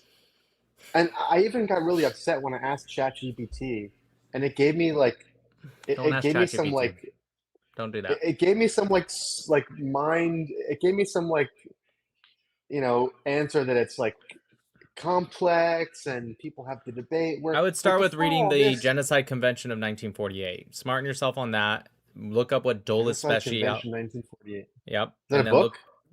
it was a UN convention. Look up Oh. that and then look up what's called Dolus Specialis, okay? Just study up on that. That's a good start. That'll put you down a rabbit hole. Dolus Specialis. Yeah, I just typed it for you. All right? I mean special Okay, intent. I'll Find out what see that it in the means chat. and what's required to prove special intent. And then you'll figure out the rest after that. Yeah, I mean, honestly, I was really triggered a couple of days ago. I'm from like a very Jewish area of New York, and I'm now living in Arizona, and my mom texted me that there's this hullabaloo at my old high school because they had an Israeli day, and there was a lot of backlash about this Israeli day from uh you know uh you know suburban wealthy leftist people who are anti-Israeli, and from what I heard even some Jews too, and it just really disturbed me. And like before that came up, I was listening to tall stuff just to entertain myself, and I was like, you know what, the issue is so far away in the Middle East. I don't care what my family thinks, like whatever. But after that popped up in my old school, I'm now like kind of I'm a bit stressed about it all because it's just fucked up, man. Yeah, I hear you, man. I don't know what to tell you, but just don't let it affect your health too much. Just I get what you're saying. Anyways, man, I'm gonna keep moving forward, but stay blessed, okay? You too, brother. Peace. Let me catch up on the super chats. Nick, all right, we read that. Thank you for the membership for 2 months, Uzi. For some reason, YouTube won't let me do super chat, but here's to 2 months. Long live Greece and Israel and USA. Keep crushing it, Nick. Thanks, Uzi. I don't know why it's not letting you do the super chat. That's crazy. Yabs, Hamas are reportedly assaulting Gaza women. That's true, but without us, they would become doctors. Sure. Not just that, there's a lot of child pregnancy going on too as well. LML, let me scroll up so that way. Ask him how to seduce goat. I'm asking for a friend. Thanks. Pull out the goat. Membership for 4 months. Thank you. Messi is better than Ronaldo. Messi has 8. I never know how to pronounce that. I know that's that like French thing, Ballon d'Or. Ronaldo only has 5. Okay, fair enough.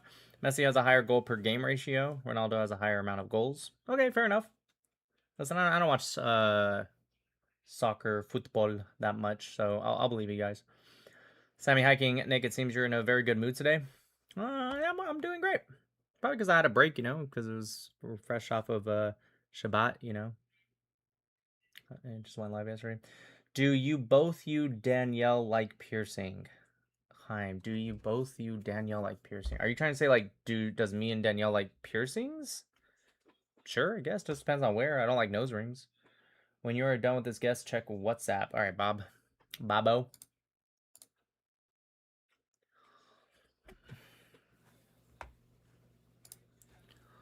Hold on a sec, you guys. Bob says I am required to check WhatsApp. Huh. Told me about the first blonde guy I connected with is a convicted Nazi and has been in trouble with the law multiple times. Whipster, thanks for the super chat. Did you read the super chats yesterday, man? Yeah, as I said earlier, I did read them. I read them all. My guess is, since you're asking that again, maybe you might have like left when I read them, but I did. I read them all. Hope I didn't miss any, but I think I read them all. It was at the end because it was after the Discord stuff, because I, when I was in the Discord stuff, I was paying attention to that, so I read them later. My bad. What's up, man? Oh, what's up, man? Oh, fuck Hey, Trump. man. God ain't real. Hey, how are you? It hurts, but manageable. What hurts? Life, existence, all of it. I mean this from like a good place. It feels like, now I'm not particularly MAGA, you know what I mean, but I am more conservative. I don't find Trump to be particularly, I'd see him more as a populist. So Trump aside, but like as a conservative, why is it that left-wing people a lot of the time seem just like miserable with life? Well, watching my country's laws get tore up, thrown away, the Constitution get violated by the very agency supposed to uphold it. Right. The sworn like oaths that were supposed to be like all this, all this patriotism didn't do a damn thing. Right. Now, even if I believe that to necessarily be true, which I'll ask that in a second, again, what does that have to do with like your life hurting? Like, I disagree a lot Like of the from a stuff. mental standpoint, like there's also fewer the gas prices, the food prices, the idea that farmers are having to bet on their crop. This is planting season right now. No. All this stuff's supposed to be going in the ground. They're making decisions about how food's going to go the rest of the year and every year after that. No. I'm with you. I disagree a lot of the times with our own government, sometimes when it's a Republican, Democrat. But again, I don't go so far as to like my entire life is like in pain and stuff. And, but So- yeah, go ahead.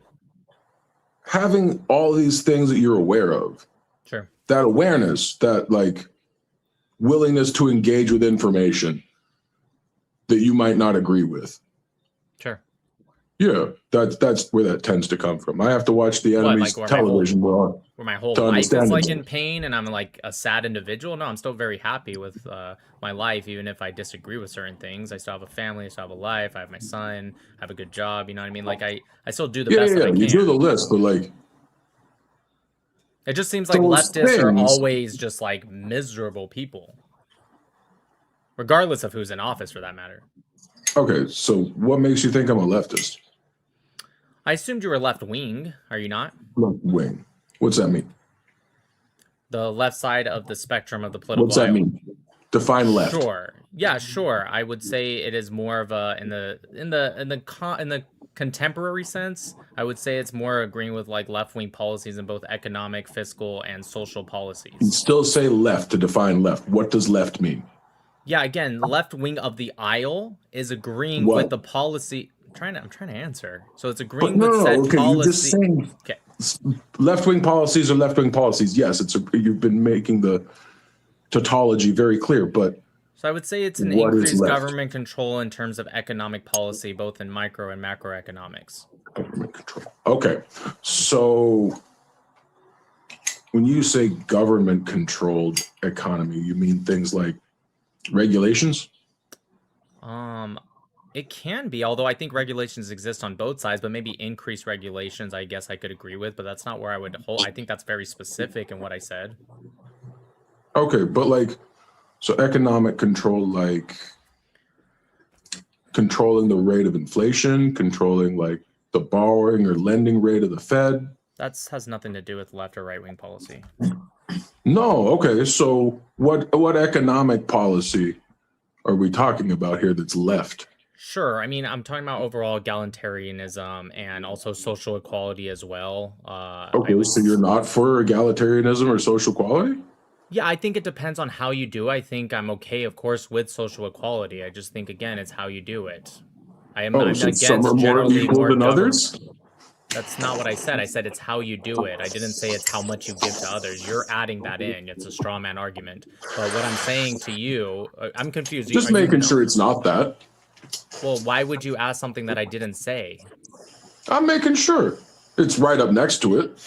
Okay, straw man arguments can be in the attempt to make sure something. It still wouldn't negate the fact that it's a straw man argument. But that being said, are you left wing? Handshakes with the strobe man. So if I say every human being without qualification deserves food, water, shelter, medicine, and education. For what?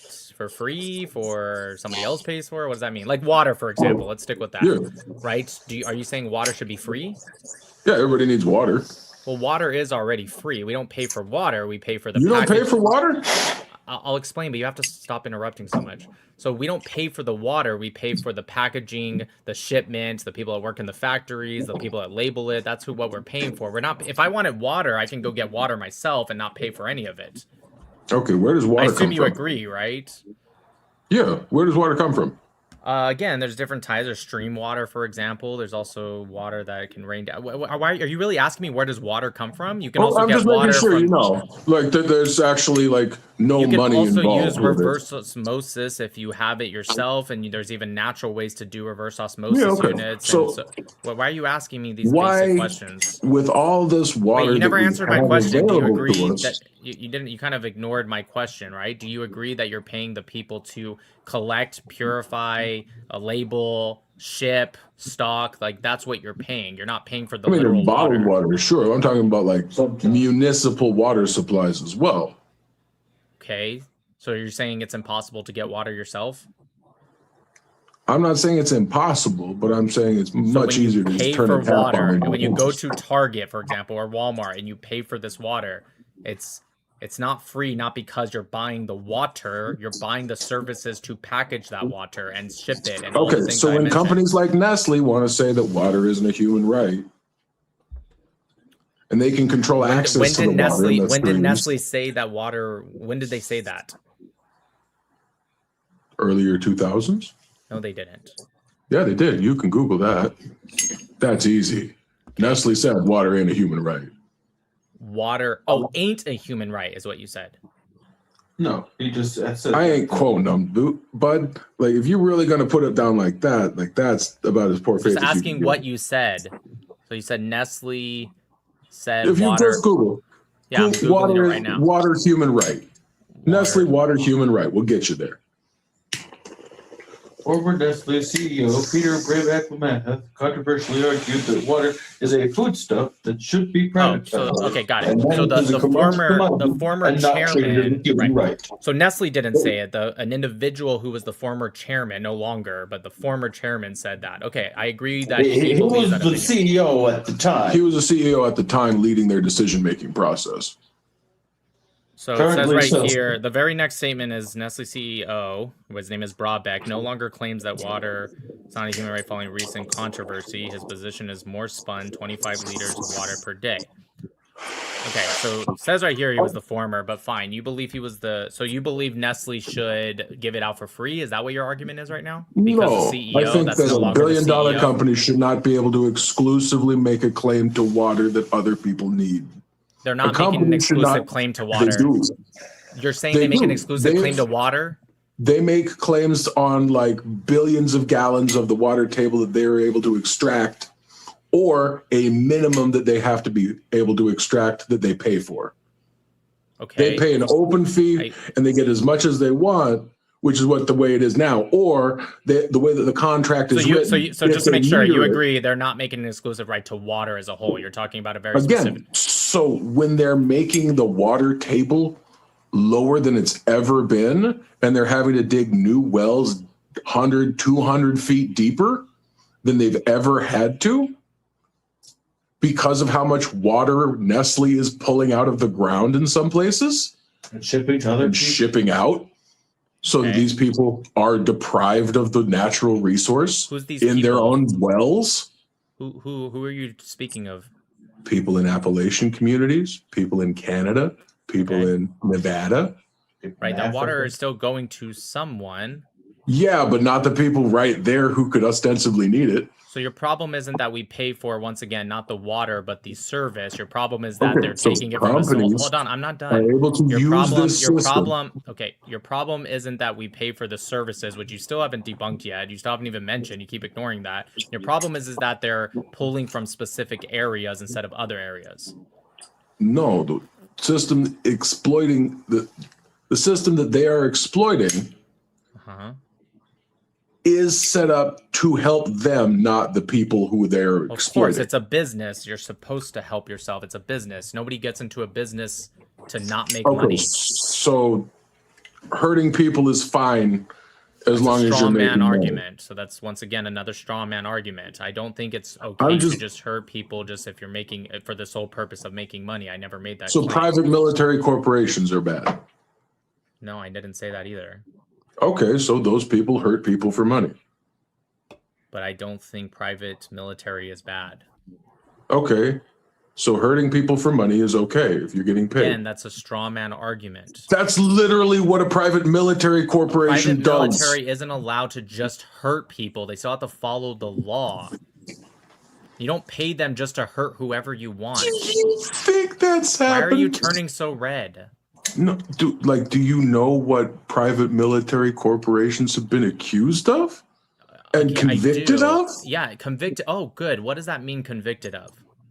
The crimes that they have committed and the things that they have done, just what they have been caught doing. Great. So all the things they got away with. Okay, great. That would be called a criminal who's gotten away with a crime. That doesn't mean it's part of criminal organizations. You keep that help interrupting them. every 5 words. So yes, if they're committing a crime and they get away with it, that doesn't mean it's in the system. You can rob a bank and get away with it. That doesn't particularly mean that that's part of our system. So I believe you. I was in the military for 12 years. There are military soldiers who have done wrong things, but that doesn't mean that they are supposed to be doing that. Your point is moot. Well, if it furthers the strategic goal, aren't they? You're still not allowed to do that. That doesn't mean it's never happened. Oh, well, if the punishment isn't very much. Well, the punishment actually is pretty harsh, but that's not what I'm talking about. They wouldn't get a punishment because we're talking about people that get away with crime, so the punishment would be nothing. You agree? That's the whole point of getting... Okay, that's... So just the ones that get punished, that's the number that we have. That's a haunting number. Again, we're not here to talk about people like bypass the system and get away with crime. We're here to talk about... Well, first off, we were talking about why people pay for water. Right, but I'm just saying, like, the capitalism system for hurting people. So you are against capitalism? Well, I'm just saying, as a system for hurting people, it works really well. Okay, you said the capitalist system, so you're against capitalism. No, I'm not saying. I'm just describing the capitalist system that hurts people. Okay, so are you against capitalism? Well, if there was a better option, I would be for that. Do you think there's a better? I don't know why you're so scared to like mention your like ideas. Again, like I don't have an ism I'm attached to. What do you don't? Capitalism. I don't, because I don't think people are good at isms. What? These sets of arbitrary rules that people tend to nail themselves to don't tend to fit very well. You're not nailing yourself to a rule. You're saying what you agree to be the best system, even if you don't find it to be perfect. This isn't... Okay, the status quo that I am using and I am good at, and the system skills that I have learned, yeah, I've got adapted to it. That doesn't mean it's good. That doesn't mean you think it's the best one. What does adapting to something, what does that have to do with my question of, do you think there's a better system? I don't know why this is such a hard question for you to answer. Again, the concept of better system still has an idea of value and transaction and where shit needs to go and logistics. So it's still based on something resembling capitalism, but... So you do think that's the best system, at least of what you've studied or researched? As far as like economic systems that involve debt, if we have a much more liquid system that allows people to have a much more liquid access to the resources that they need to survive, that liberates them from, would liberate them from like... Okay, so you're against capitalism. I don't know why you're so scared to say that. So as far as like survival being subsidized, that's also capitalist. So it's not free. Again, that's subsidized. Right, so you agree it's not free. So the water that falls from the sky, the sun that shines on the ground, that's free. Okay. Okay, what does that have to do with it being subsidized? You're saying that's not, but so dispensing again, that if water don't fall from the sky and the food don't get sun on it, it don't feed anybody. Right, I agree. If there was no sun or no water, we would all die. That's true. I don't. Wow. There we go. Those things amazing. are free. Your logic is incredible. Things are free. That's so amazing. Sun and water are free. If we don't have them, we die. What does that have to do with my question? Money shouldn't gate people behind those things. I don't think money gates people from sunshine or rain. It does, because people starve and people die of thirst. That's not from logistics problems that are you didn't say created. food. You didn't say food was free. You said sunshine and rain. Right, which is what food are made of. Sure. Can you tell me who's gatekeeping sunshine? Let's start with that one.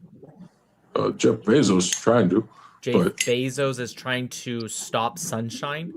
Yeah, he would if he could. No, based what? What are you saying right now? Based. Go ahead. No, I didn't say it's based. I said based off of what? Freudian You're slip, really but- retarded. Holy shit. I'm asking you based off of what? That's what I said. He's made jokes about it. Okay, are we here to talk about jokes that a person made? I thought you, okay, great. So who is gatekeeping sunshine? Because that's what you said. You said people are gatekeeping so sunshine. people gatekeeping the products of free shit, like Not what I'm asking you right now. You keep changing the subject. So You said food- people are gatekeeping sunshine. Mr. Right? So Bird's who is shit. gatekeeping sunshine?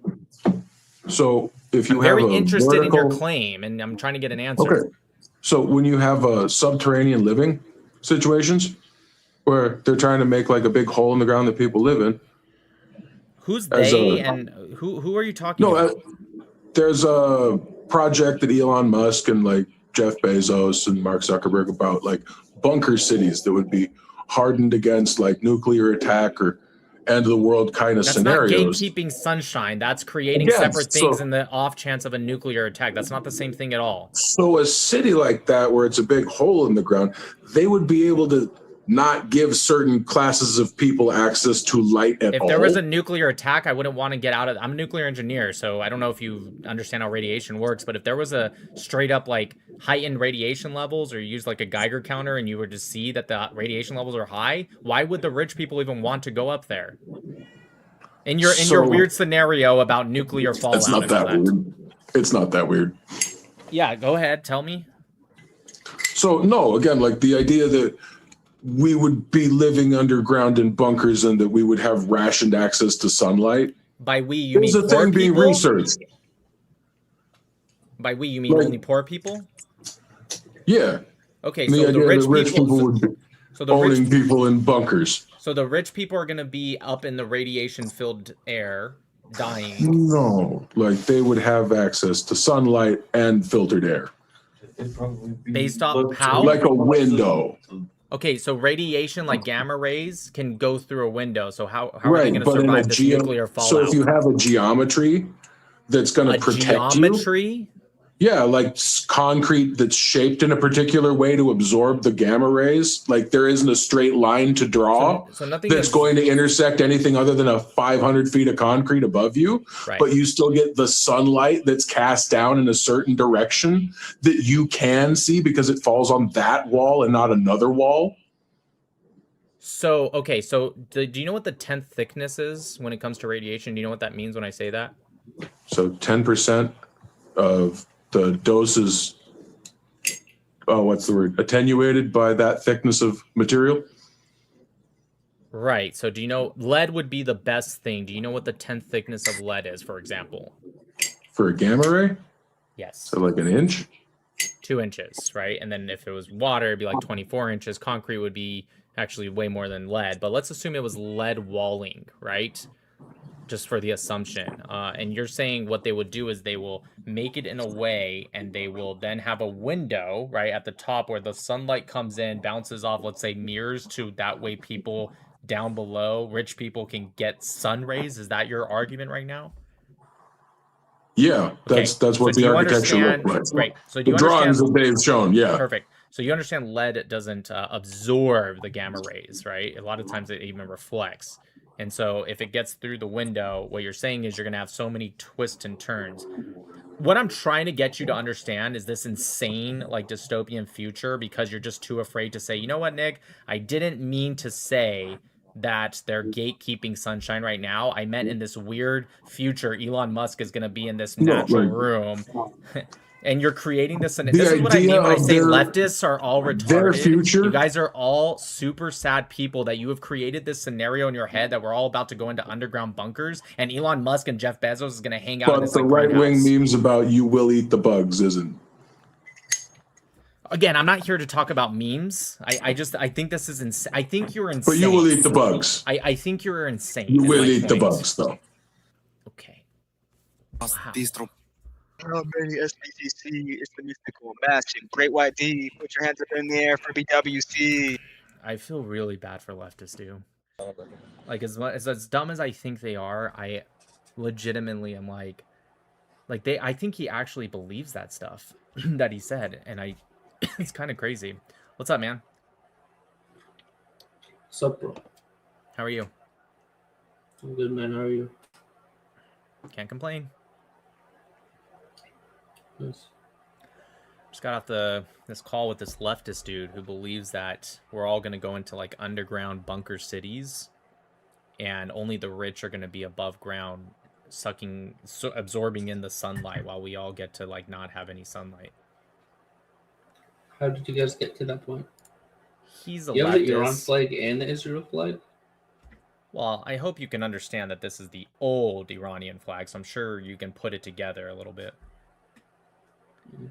Anyways, most bottled water brands are municipal water, and yes, water requires filtering and sanitation and carries a cost. True. Can someone get him some free Big Macs, please? Thanks. It's always the fat people that's left.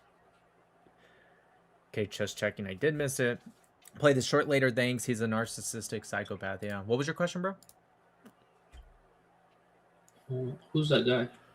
It's my best friend.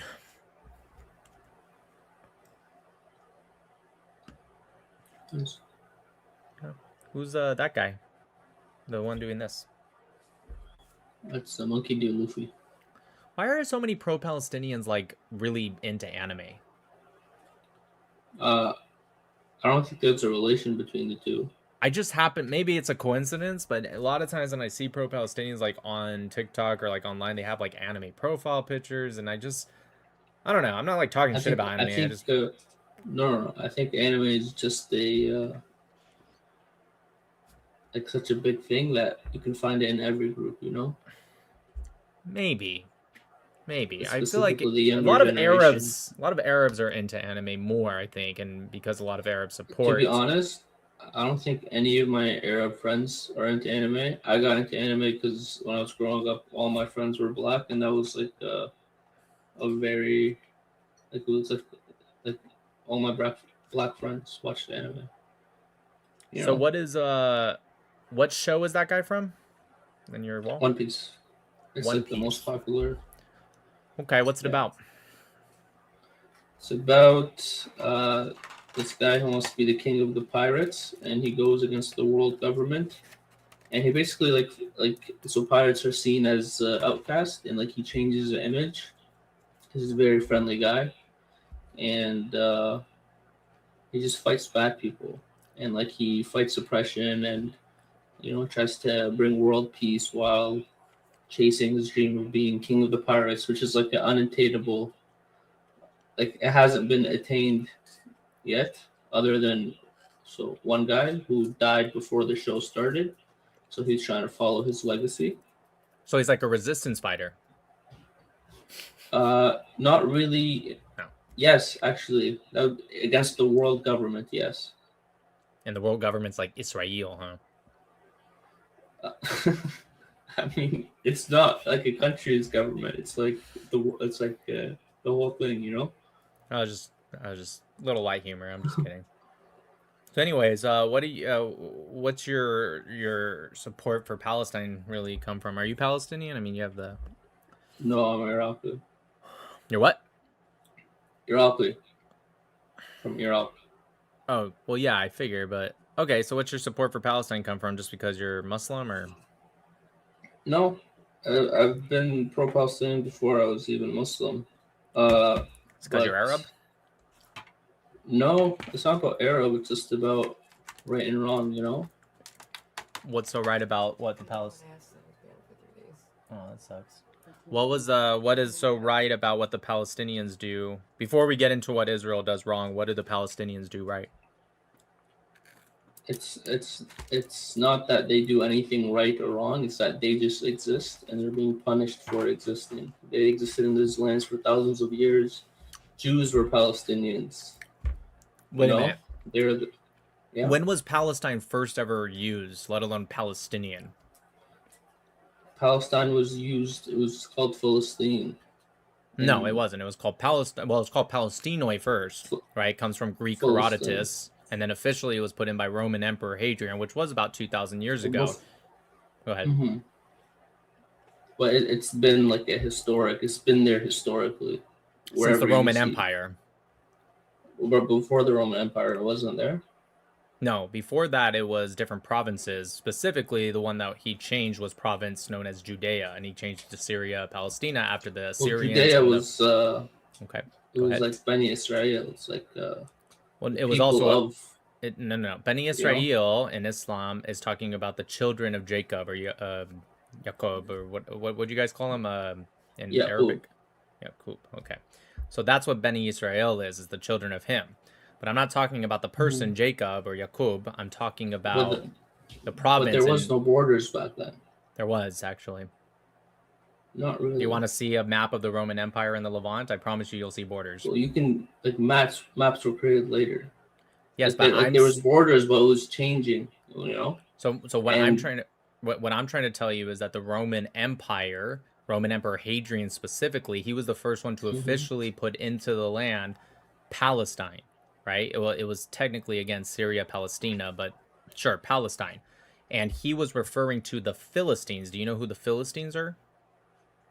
Who were they? The Philistines were sea merchants actually from the island of Crete. They're Europeans. And the reason they're called Philistines is because the Egyptians actually called them invaders. And the ancient Hebrews also separately called them invaders. It comes from Peleshet/Plishtim. And so the Roman Emperor Hadrian named, this is where Syria gets its name from, by the way, the Assyrians, who are one of the enemies of the Jews. And he names Judea, also Syria, Palestina, after also the Philistines, who were enemies of the Jews. The Philistines controlled a small part. Why were they enemy of the Jews? Like what? You should know this. I mean, I'm sure you've never read the Tanakh or the Bible, but it talks about, you know who David is, right? Or Dawood in the Quran. Dawood faced a guy named Goliath. You know about the story of David and Goliath? Okay, Goliath was a Philistine. So the Philistines were people who landed in what is today's Gaza, Ashkelon, Ashdod area. Not the whole entire from the Jordan River to the Mediterranean Sea, just that part of Gaza, Ashkelon, and Ashdod. And so they occupied those areas. They were European. So when you say that the Palestinians have existed for thousands of years as a unique ethnicity or people, you're historically incorrect. Okay, so who existed there? What time period are we talking? And I can answer your question. Any time period. Well, there's a lot of people that have existed in the land. Like I'm talking like what's like. Don't give me one answer, but like who lived during certain times. Okay, sure. So you have ancient Israel, right, and Judea. There was split kingdoms, and this is also historically accurate. It's not even the Bible. And then you have the Assyrians come in; they conquer the northern areas. And then you have the Babylonians that came in. You have the Persians. I'm sure you've heard of Cyrus, King Cyrus. You ever heard of him? No, to be honest. Okay. Well, anyways, he was a major king. He ends up conquering and beating the Babylonians. He also brings the Jews back into the land. And then after, the Persians, you had Greeks in for some time. And you have the Roman Empire. And then you have the Byzantines, which were Eastern Romans, but still slightly separate. And then you have after Islam was created, then you have Umar come in and he defeats the Eastern Romans, right? And they control the Levant. And then you have the Crusaders come in and control it for some time. And they kind of go back and forth between the Muslims and the Christians. Then you have the Mamluk Empire that comes in. And then you have the Ottomans, of course. And then in 1917, the British. And then you have contemporary Israel. So a lot of people is my answer. But never Palestinian. Palestinian was a national movement pushed by Yasser Arafat in the 1960s. So did they immigrate there? Who? The Arabs? Palestinians? Well, a lot of Palestinians are Arabs. Some may descend from the ancient. What is an Arab to you? What is Okay, I'll get to that in a second, but I want to just. So today in contemporary times, it means an ethno-linguistic group. However, Arabs come from a people that come from Arabia, which was ancient times before the modern borders. Right, the southern area. And then you have the Nabateans. The Nabateans were the earliest Arabs to start to migrate out. They come up here towards north. They go to Syria. Then they cross back down into the Negev desert. They build a port in Gaza. And then they migrate back out to today's Petra, Jordan, and set up a kingdom in Petra, Jordan. Those are the earliest Arabs. Most Arabs came post-Islamic conquest of the 7th century. And so so those Arabs came from, you're saying from Arabia? Arabia, yeah, of course. There. Yes. How long ago was this? The Nabateans would have been around the time of the Roman Empire, so it's been about 2,000 years ago, but that have nothing to do with the Palestinians today. The Arabs' migration mostly came from the 7th century, so 600, 700 and on. So like you're saying all the Palestinians currently came from Arabia. Well, 100% when you say of them, they're Arab. Sure. So when you say 100% of them, like literally, probably not. I'm sure there are some, especially the No, Christian. not 100, but Okay, like let me you're just saying finish majority real of quick. them. Well, Like of there was course, mass majority immigration there. Majority Is of what them. you're Well, yeah, actually, it mentions this in the League of Nations Mandate 1920, the Arab migration, also the Russo-Turkish Wars. Many Arabs and Muslims as a whole actually migrated to the area, but post 1900, there was a massive amount of Arab influx. But to answer your question, I keep trying to answer, you keep cutting me off. There are some Palestinians, of course, and I'm sure, especially some of the Palestinian Christians, which make up a very small minority of Palestinians, that may migrate from people who used to be Jewish that converted later, or even maybe migrated from ancient people even before that. But most Palestinians are not going to fall into that category, or they might have a small percentage in their DNA from intermarriage with that. And this is a fact? Well, yeah, it's been based off of DNA testing, historical facts, steles that have been found in archaeology. The M. Hammer's DNA testing actually shows some Canaanite DNA with the Palestinians, but a lot of it most likely coming from post conquest and post Arab migration. So they intermarry, so they gain DNA that's Canaanite, if you will, but they're not indigenous. And even if they were, let's say, the ancient Canaanites, let's say 100% of them were, they still wouldn't be indigenous, because indigeneity is based off of your cultural setup and forming non-dominant groups within society. So if you assimilate and take on Arab culture, even if you're not literally Arabs, you are giving up your indigenous status, because you are now assimilating into a new culture, which in this case would be Arab. And when they immigrated, did they immigrate or did they like kick people out? Who, the Arabs? Yeah. Well, many people were kicked out, but I'm not going to blame the Arabs for that. That just happened in warfare. Mm-hmm. But was it like, did they like expel? Did they displace people? Or did they just immigrate there? Like, did they just go and live there amongst the people that were already there? If you're talking about the Nabateans mostly just immigrated and didn't displace. If you're talking about the Islamic conquest, many people were displaced. And then you also had the Crusaders as well. When they were fighting the Muslims, they would kill a lot of Jews and displace them as well. So you're saying Omar, under him? Yeah, Omar was the first one. Yeah, so he displaced the Jews? Yeah, so Omar really didn't have much to do with displacement. It was actually later caliphates that actually did this. Omar, according to Islamic texts, which during the Ottoman Empire?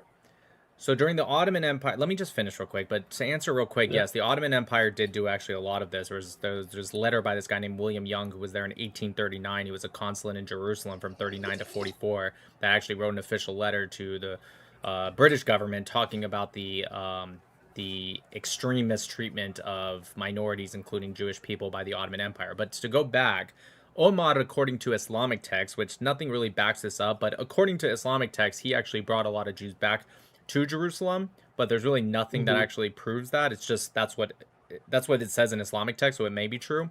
But I'm not talking about Omar specifically. But yes, the Ottomans were very, very rough to their Jews. Okay. I don't know. I haven't heard that the Ottomans were rough like in the beginning. Yeah, the whole time. So if you look at the Mamluks, the Sultan used to burn Jews and Christians in Jerusalem. And then for the Ottomans, which were the Caliph... Sure, go ahead. What? I didn't hear you said according to... So I said the Mamluks, who were the caliphate before the Ottomans, right? They were a Muslim group before the Ottomans. The Sultan would burn alive Jews and Christians in Jerusalem. And then when you fast forward to the Ottomans would mistreat the Jews significantly. There was actually do you know of this place called Haifa? Okay. They would actually take the Jews out of Haifa. It was after the Russo-Turkish Wars, maybe late 1800s even. Or no, actually it wasn't even late. It was like mid-1800s. They actually took all the Jews and forced them to march all the way north on foot. Many of them died just marching all the way up north to kick them out of the land. There was, I think, in a couple decade time period, they kicked out about 33% of all the Jews out of the land. Even what do I Google to see this? Well, I'm getting a degree in Middle Eastern history, so I mean, a lot of this I learned from peer-reviewed sources. Do you have access to JSTOR?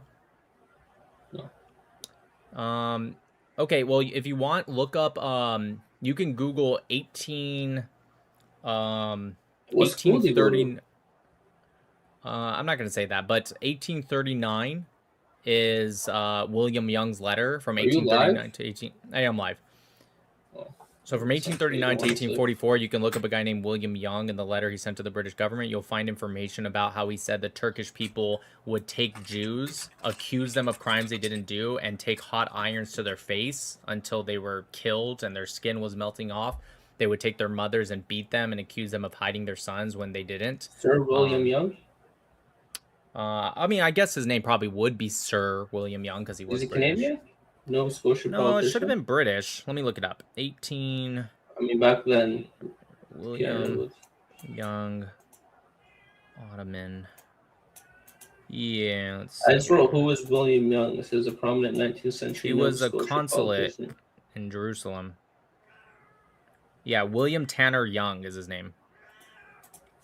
He was the British consul in Jerusalem, appointed in... Oh, I said 1839. He was appointed in 38, but he arrived in 39. Same thing. Yeah, and if you... Hold on, I'm just going to let my cat out real quick. But if you look him up, you'll be able to see the letter about what he wrote.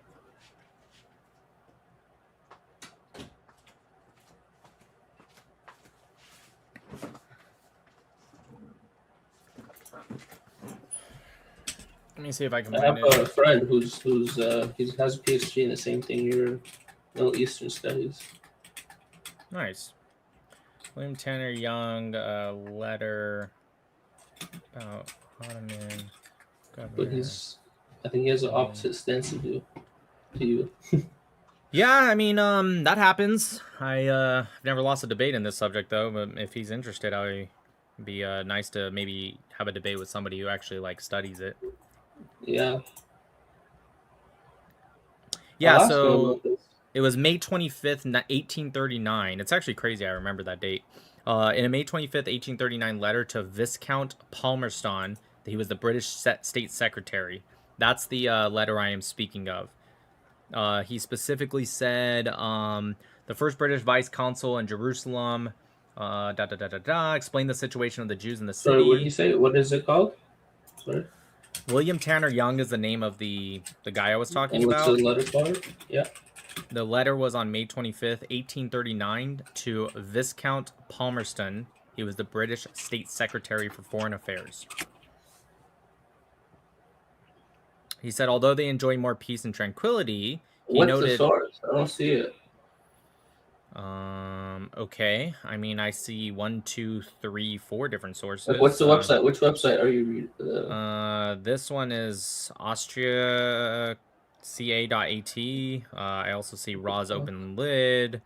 I also see... Oh, I found the JewishLink.news.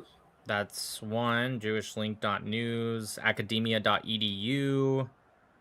That Why one do I doesn't not have talk these, about bro? it. I don't know, man. We live in America. Maybe that's why. Yeah, maybe. You do live in Canada. I don't know. Maybe it changes the,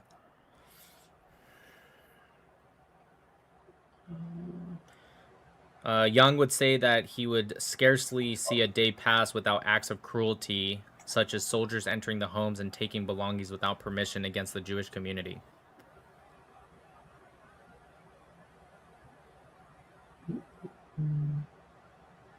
How did we get to this? How did I get to what?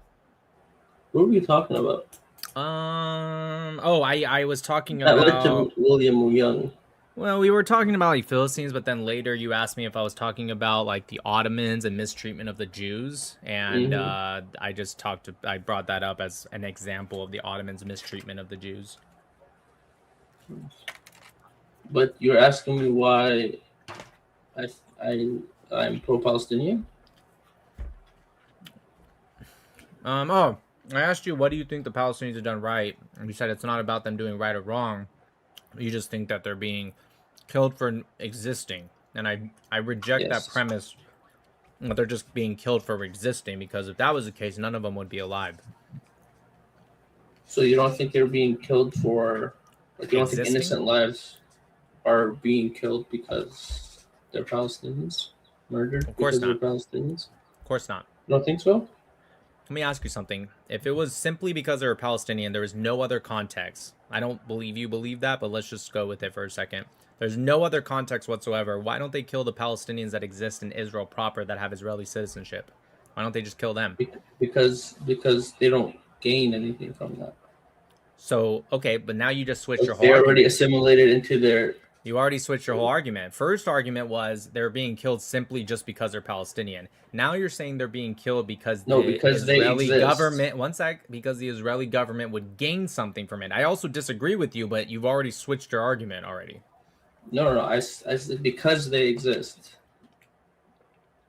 Right. So why not kill the ones that exist in Israel proper? You said because they don't gain something from it. So you've already switched from because they exist to only Because if they they don't- hold on 1 second, please. Then you switched it to if they exist and Israel gains something from it. So you've added a stipulation that wasn't there before. Like, are you talking about like the West Bank, or are you talking about like in the Israeli... Israel proper. In Israel. Because they're Israeli now. Right, but they're still Palestinian, so they exist. Why not kill them? But they're Israeli. They're not like they're not like what you said. They're not about the indigenous thing. Like, they assimilated into the Israeli. Okay, so it's not because culture. They exist as Palestinian. It's because they exist and don't assimilate. Is that what your new argument is? You're adding stipulations, so I want to make sure I get it.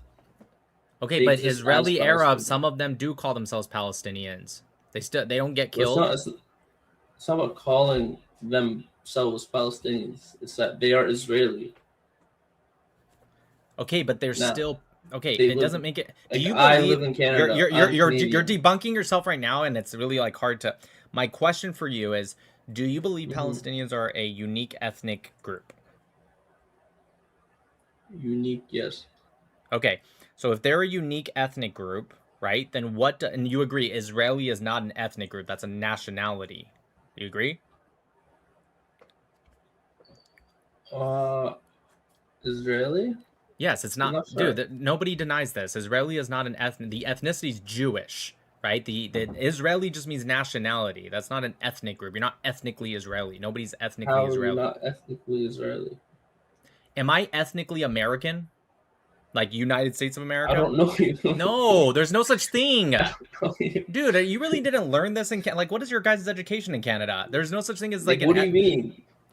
If if your kids. So, do you not understand the difference? Hold on 1 second. I'm trying to help you. Do you not understand the difference between ethnicity and nationality?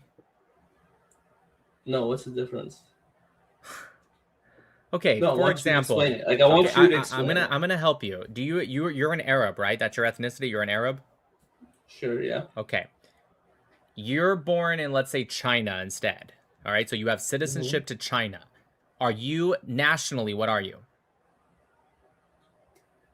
Chinese. Perfect. Are you ethnically Chinese?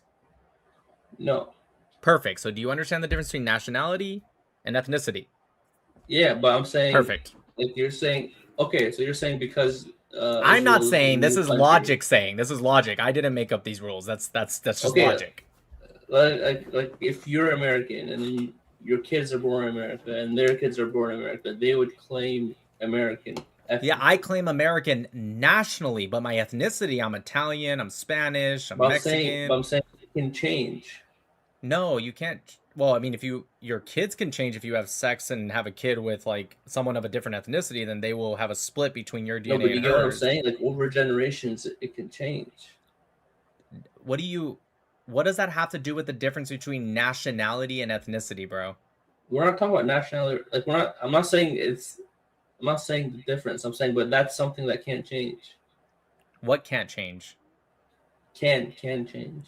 Like yeah, obviously, if you're born in a different nation and you have different citizenship, yes, of course. Yeah. So, yes. Okay, what does that have to do with what I said? What do you mean? Because you said what am I? Are you American? And you like I act like am it's an dumb that you'd be American American. nationally. That is Okay, my I don't know you. nationality. So do Americans exist ethnically? Ethnically? No. I mean, well, there's Yes. Native American, but that's different. You're talking about like this, like United States of America? Yes. No, Yes. bro. What are you Why not? What do you mean why not? Dude, do you really not know what ethnicity is? No, I get what you're saying, but I'm saying over It's generations. not what I'm you don't saying. It's think- what everyone says. This isn't Okay, a Nick no, but thing. I'm saying I understand what you're saying, like you're saying, but I'm saying over generations. Our fucking education system's so fucking cooked, dude. Holy shit. Yes, even over generations. Let's say hypothetically, like I'm Italian. Let's just say I'm fully Italian, just to make it easier, right? If I have a kid with another Italian, okay, the kid will be ethnically Italian. perfect. They have a kid with an Italian. Their kid will be ethnically Where are they living? In America? America still.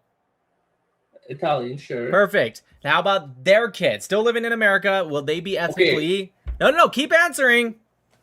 No, but it's not that simple. What I'm will they saying- be ethnically? Ethnically, they I will don't be know. Italian. What do you mean you don't? Oh my god, bro. What makes an ethnicity? Like what makes an ethnicity? Can you just do me a favor? Can you just Google that real quick, bro? No, I'm asking like. No. is Just the Google it real culture quick. that makes Let's do this ethnicity- together. Let's like, do this what together. makes Google it someone real quick. ethnically Just from Google it real somewhere? quick. Just Google it real quick, Like bro. you're saying it's just DNA? No, I'm not saying Is that. that it?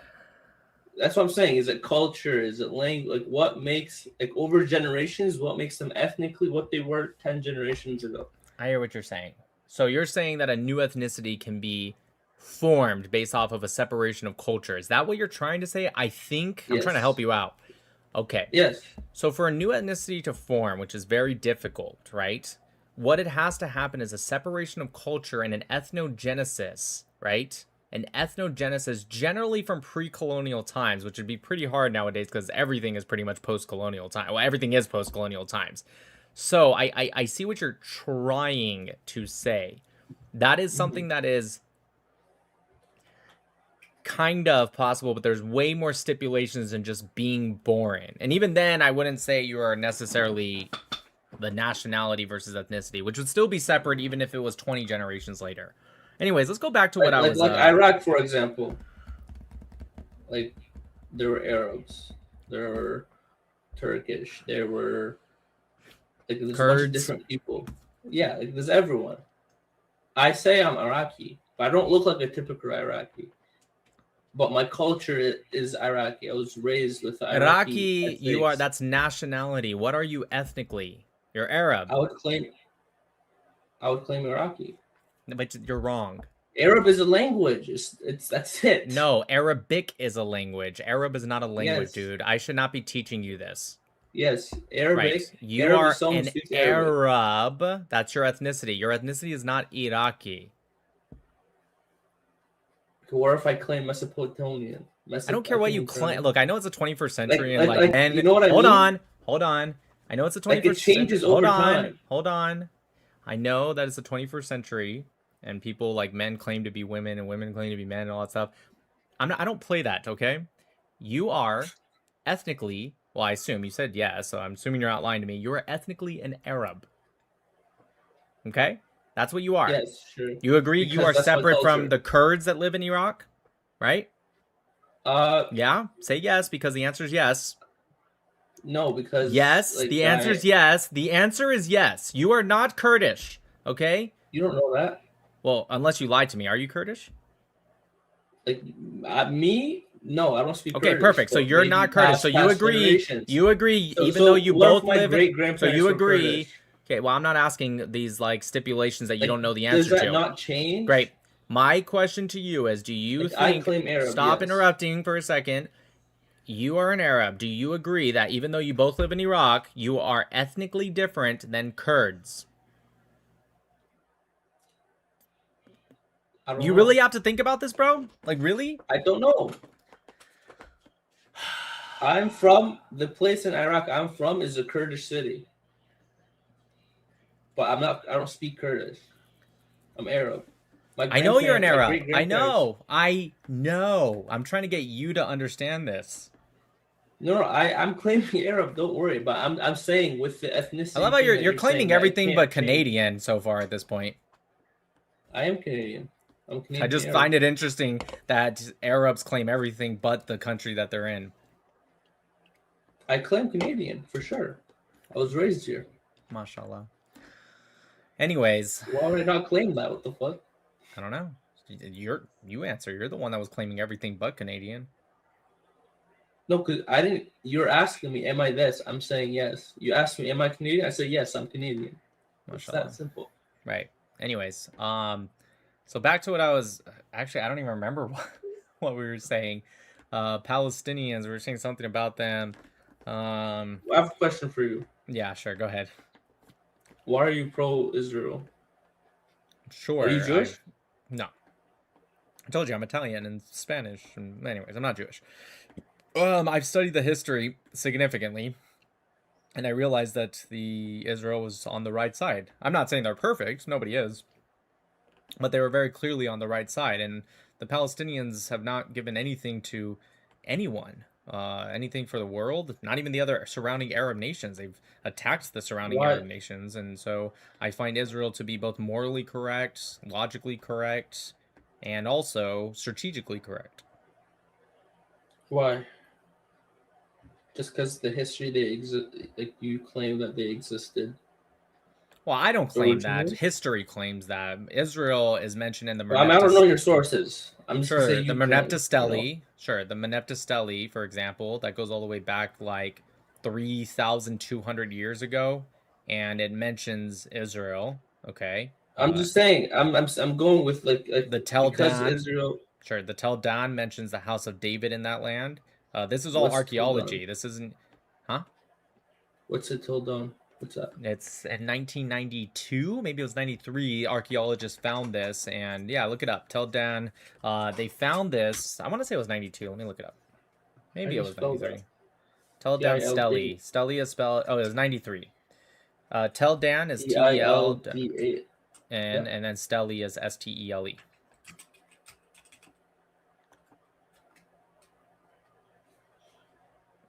This mentions the house of David inside of it.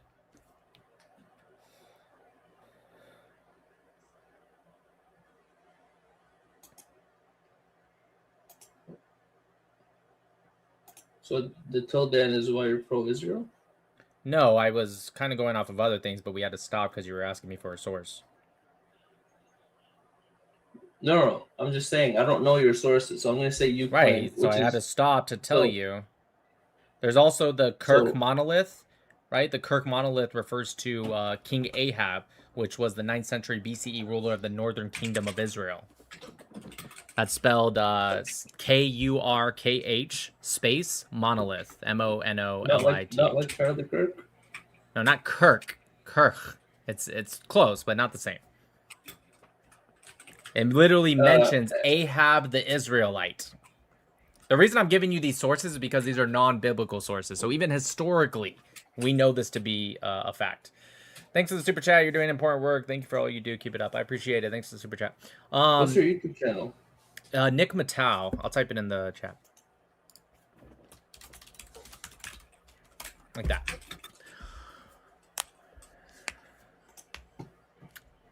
Damn, 825 people.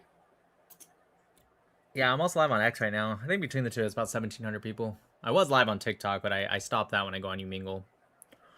Anyways, so yeah, like when you back to what I was saying, why I'm pro-Israel, right? I've looked at the history. The Palestinians have done nothing to progress peace, and they've done everything to actually reject it and push against it. They have slaughtered Jews. They have pushed into terrorism more than just about any group of people. They get funding from the IRGC and are backed by the IRGC, which is #1 state-sponsored terrorism in the world. And so I would challenge you to explain to me why I should be pro-Palestinian over pro-Israel.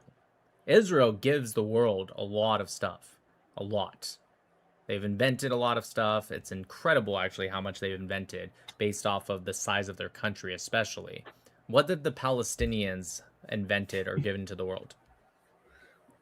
I'm not sure, but If there's actually a Wikipedia, it's not about inventing. Have you invented something? Like, it's not about inventing things. So- they have not had peace in okay, I don't why know how don't long. And when they okay. did have peace, they were under the Ottoman Empire. So it wasn't So do you like there agree? was no So border.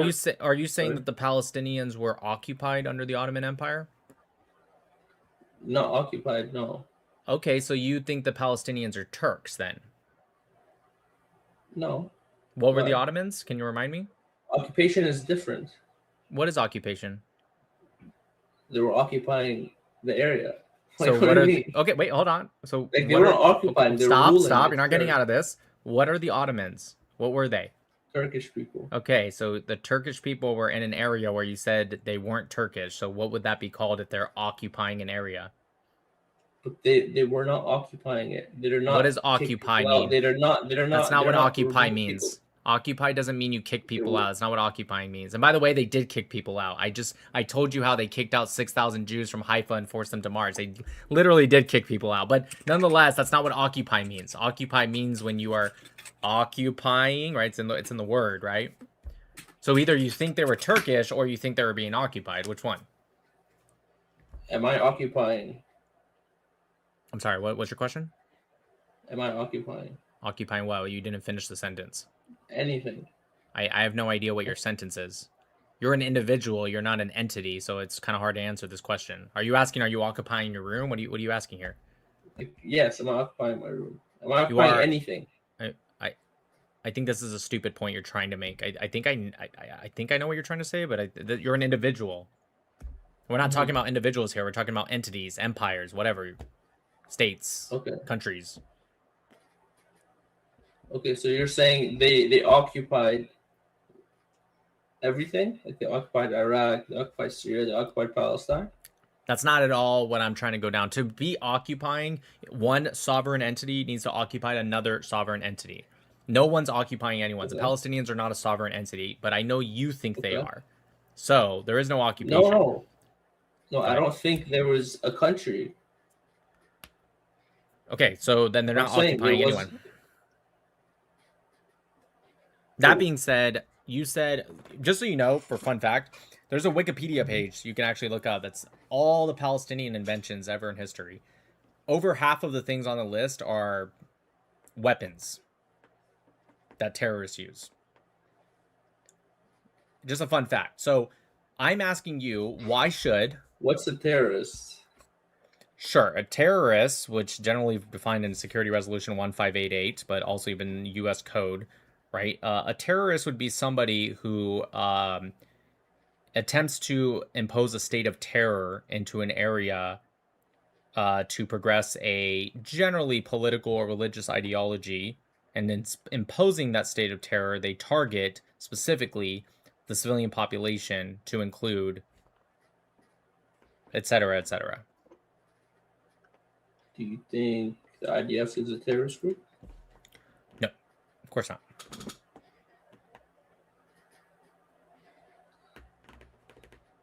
A terrorist has the intent to cause a state of terror, not that a state of terror can be caused. War can cause a state of terror. That doesn't make it a terrorist action. What Hamas does, for example, right, on October 7th, do you agree that by far most of what they targeted on purpose was civilians? Sure. Do you agree they kidnapped 251 people from the ages of 6-month-old babies? Okay, well, they did. You can look up Kafir Bibas, Kfirbibas. It was a 6-month-old baby. But you don't think the IDF is a terrorist? One second. We're moving past this. Like we're skipping 1 second. this. You don't think they're terrorists? So you don't want to hear about... Okay. Well, you cut me off so many times. Well, actually, you asked me a question and I answered. So I didn't cut you off. Then you skipped it. So you don't think the IDF are terrorists whatsoever? Okay. You know, with your definition of terrorism that you just told me, the IDF do not fit that criteria whatsoever? Of course not. They don't have an intent to cause a state of terror by targeting specifically civilians. Yes, civilians die in dense... 1 second, let me answer in full, okay? They don't target civilians. So that's not what I said. You're strawmanning me, okay? So if you cut me off halfway and then you try to imply what I said, it's very easy to do that. But if you listen to the whole thing, you're going to realize that's not what I said. So what I said is they don't have an intent to specifically target civilians to cause a state of terror.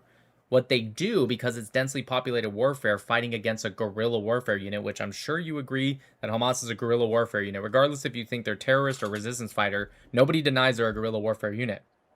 When you target these people, of course it's going to be there's going to be civilians that die. That doesn't mean their intent is specifically to target civilians. Whereas on the opposite end, on October 7th, the intent was to target. It's not like Hamas was on their way to IDF bases and they happened to kill some people on the way.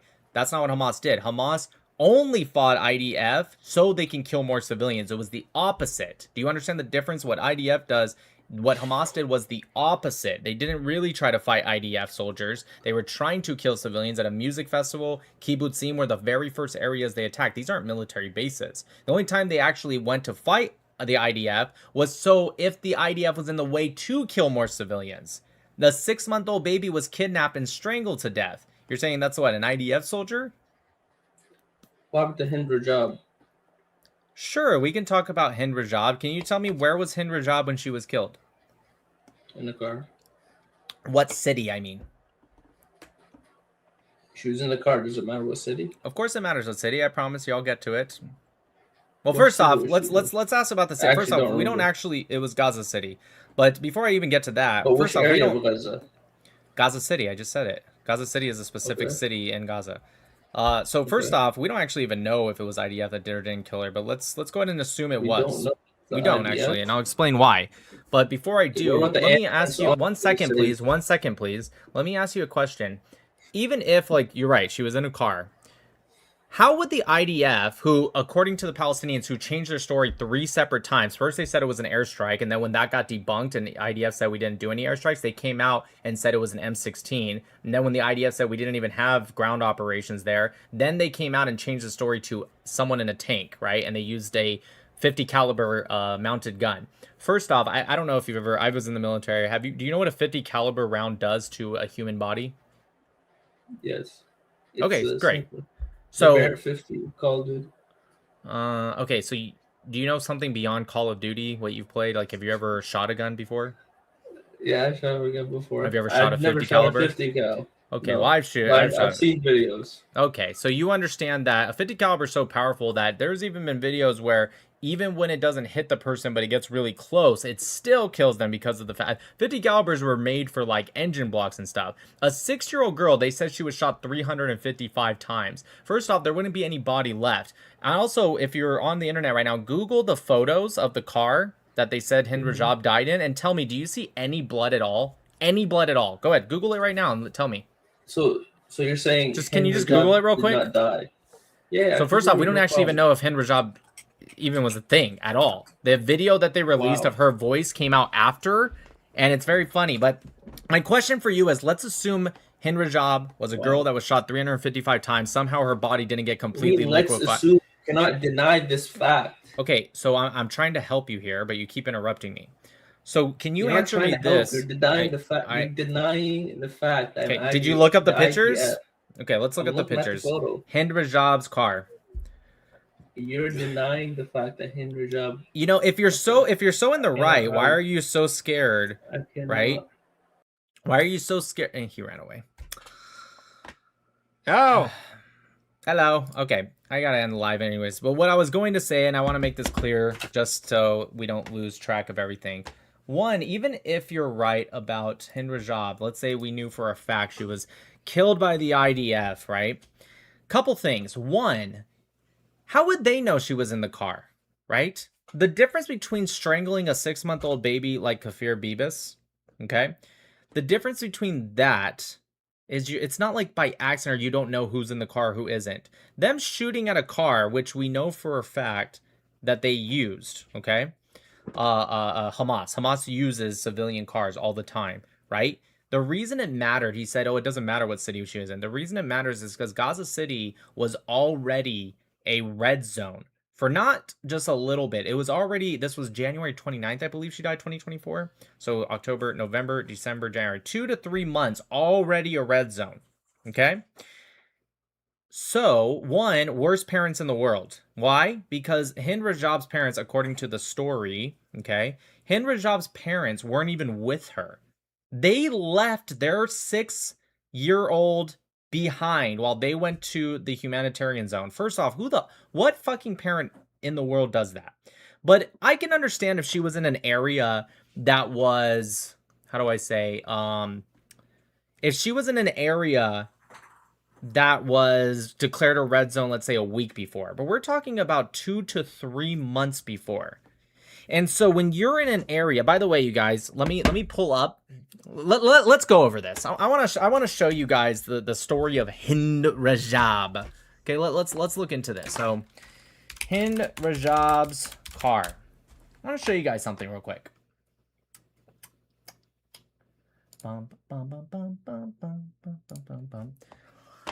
right, let's look up the images here. Here we go, right here. Okay.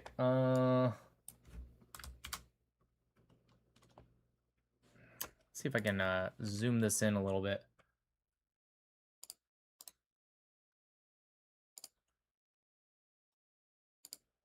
All right. Can you guys do me a favor? So this is the car, right? Do you guys see any blood at all? Now remember, their claim is that she was shot with a mounted gun, which shoots 600 to 1,000 rounds per minute, I believe. Even if we go with the 50 caliber, it's like 450 to 600 rounds per minute, but 50 caliber is again, if you guys want to know what a 50 caliber, one bullet, let alone 355, would do to the human body. And it wasn't like she was the only one in the car. Supposedly, there was a whole family in the car. Where's the blood?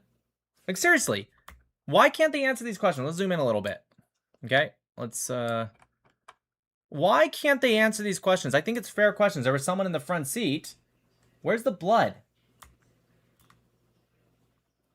Anywhere. Just, anyone just...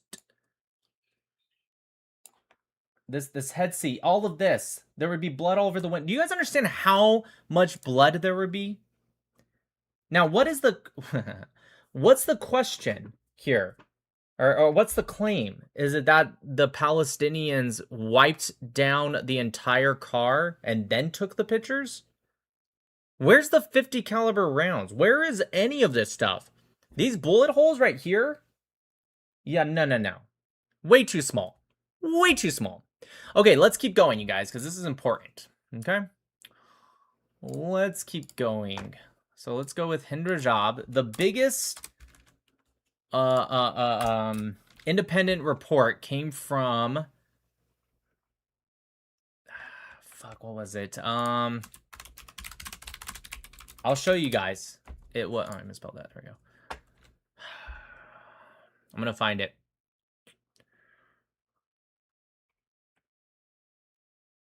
This one? No, it wasn't this one. Fuck, I'm trying to remember the name of it. Ah!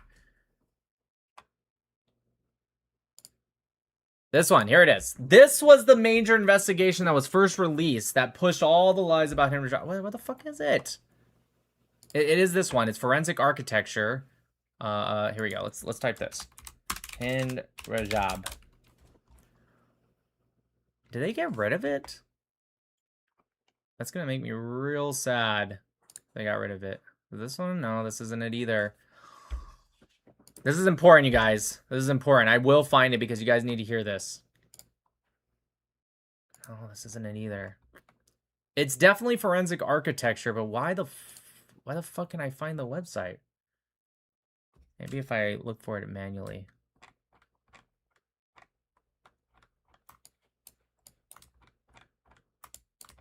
She died in Gaza City, so it's got to be one of these, right? No.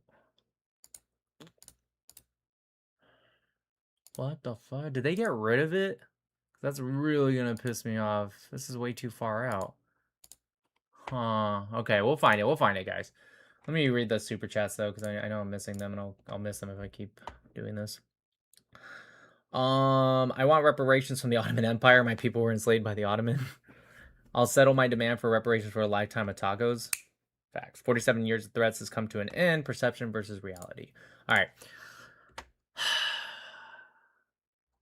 Is it on the Hun Rajab Foundation? No, this isn't it. Fuck, this is really upsetting because they debunk it. Bob, you have it? You said you can send it? Yeah, send it. Because this is important. I'll show you one thing that no pro-Pali has been able to answer. And a lot of pro-Israelis aren't even bringing this up. And I've been bringing this up since like the fucking beginning. Let me do this search. Hind Rajab. This one? I think I found it, Bob. Yeah, here it is. Why was that so fucking hard to find? That was kind of annoying. Sorry, guys. Okay, so this was the main investigation. So I want to show you guys something. Okay? So yeah, 29th of January, 2024. Sorry, Bob, I already got it. Thanks for sending it though. Okay, so check this out. Look at this right here. According to the analysis of the recording by earshot, okay? They did a whole professional analysis. Thanks for the super chat, IGK. I saw firsthand what 50 does to the human body. A tank commander's arm that almost ripped off due to friendly fire from another sector. That's no 50. Yeah, 100%. So check this out. This was their proof that it was Israel, okay? They said in the final moments that we hear Layan's voice, a total of 64 gunshots can be heard, fired in just 6 seconds. Okay? The gun firing these shots is firing at a range of 750 to 900 rounds per minute. This exceeds an AK type rifle. Okay? So,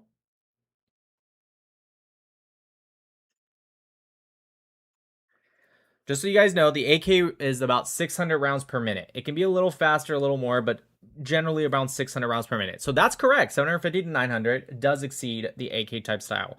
Two problems with that. One, Hamas uses Israeli guns all the time. In fact, we know this because guess what happened? When they were on their little propaganda stages, they were holding Israeli weaponry. So to say, oh, it's not an AK, so therefore it wasn't Hamas, is stupid. But that's not what I want to point out. Let's do this. So there were 64 gunshots fired in 6 seconds. So I'm sure we all agree there are 10 6-second intervals in a minute. Do we all agree? 6 times 10 is 60 seconds. What is 64 times 10? That would be 640 rounds. Because again, it's 64 gunshots in 6 seconds. That would be equivalent of 640 rounds. But they said it was going 750 to 900. Now, if it was off by like, 50 or less, okay, fine. But they're off by, at minimum, 110 rounds. More likely, an extra 150 on top of that, which would be 260 rounds per minute. So this is according to their own investigation. Here's the analysis of the earshot recording. This is what they did. Listen, this is what they did.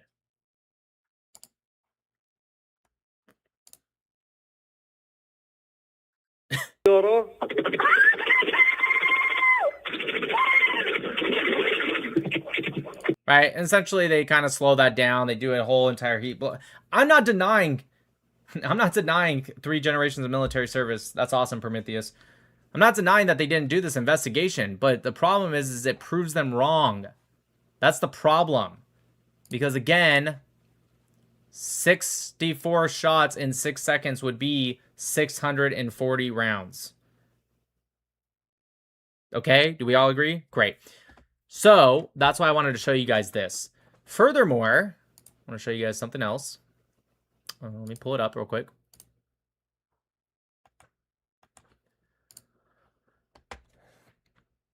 So here is, this guy did an incredible thread. Let's look into this.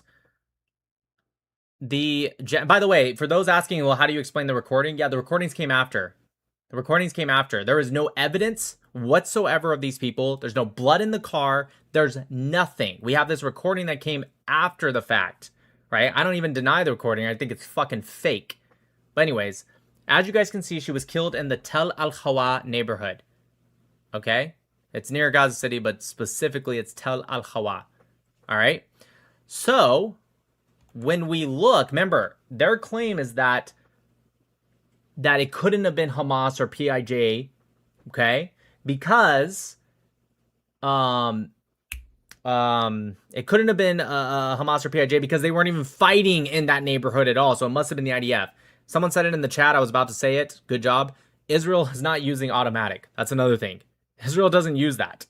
Okay. But anyways, now if it was a mounted gun, you know, maybe. But again, it was still not within the 750 to 900 rounds per minute. Check this out. This was in the same exact time frame. Obviously, the time zone's a little different, but this was the same exact day. Look at this. The Al-Quds Brigade.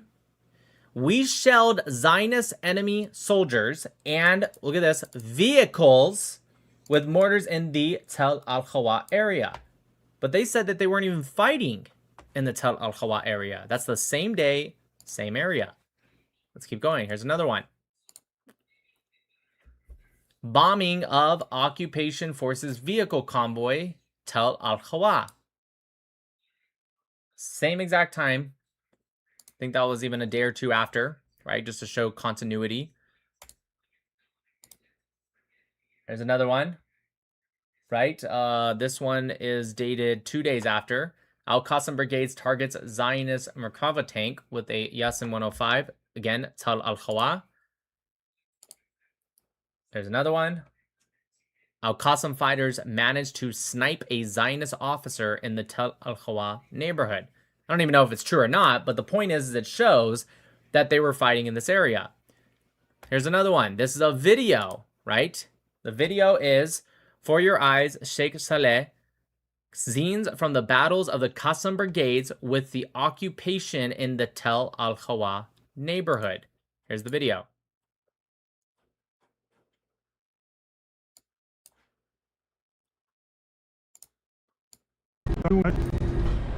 لعيونك يا شيخ صالح.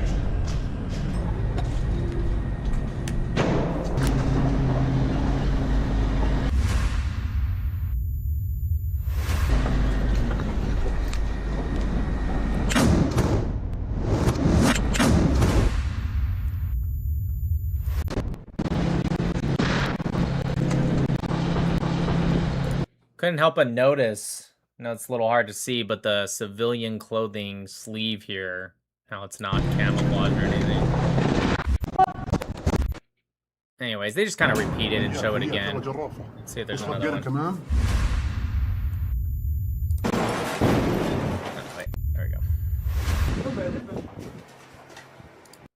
Couldn't help but notice this military clothing. You guys notice that? You guys notice this backpack and bright red sweater? You guys didn't know that that was military clothing and totally not civilian clothing? Huh. I wonder why they're wearing civilian clothing. It's weird. It's weird. It's almost like they want to blend in with the civilian population.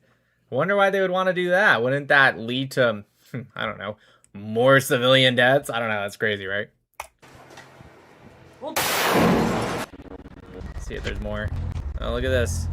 Huh, look at that. More civilian clothing. That's weird. Look at this. You guys see this military clothing? Look at those military issued sneakers right there. Weird.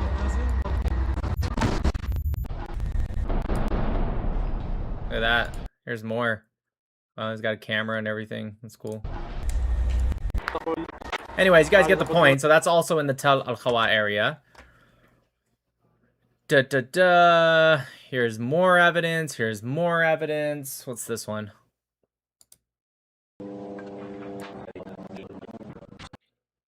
Oh, yes. This is them using guns in the Tel Al-Khawa area.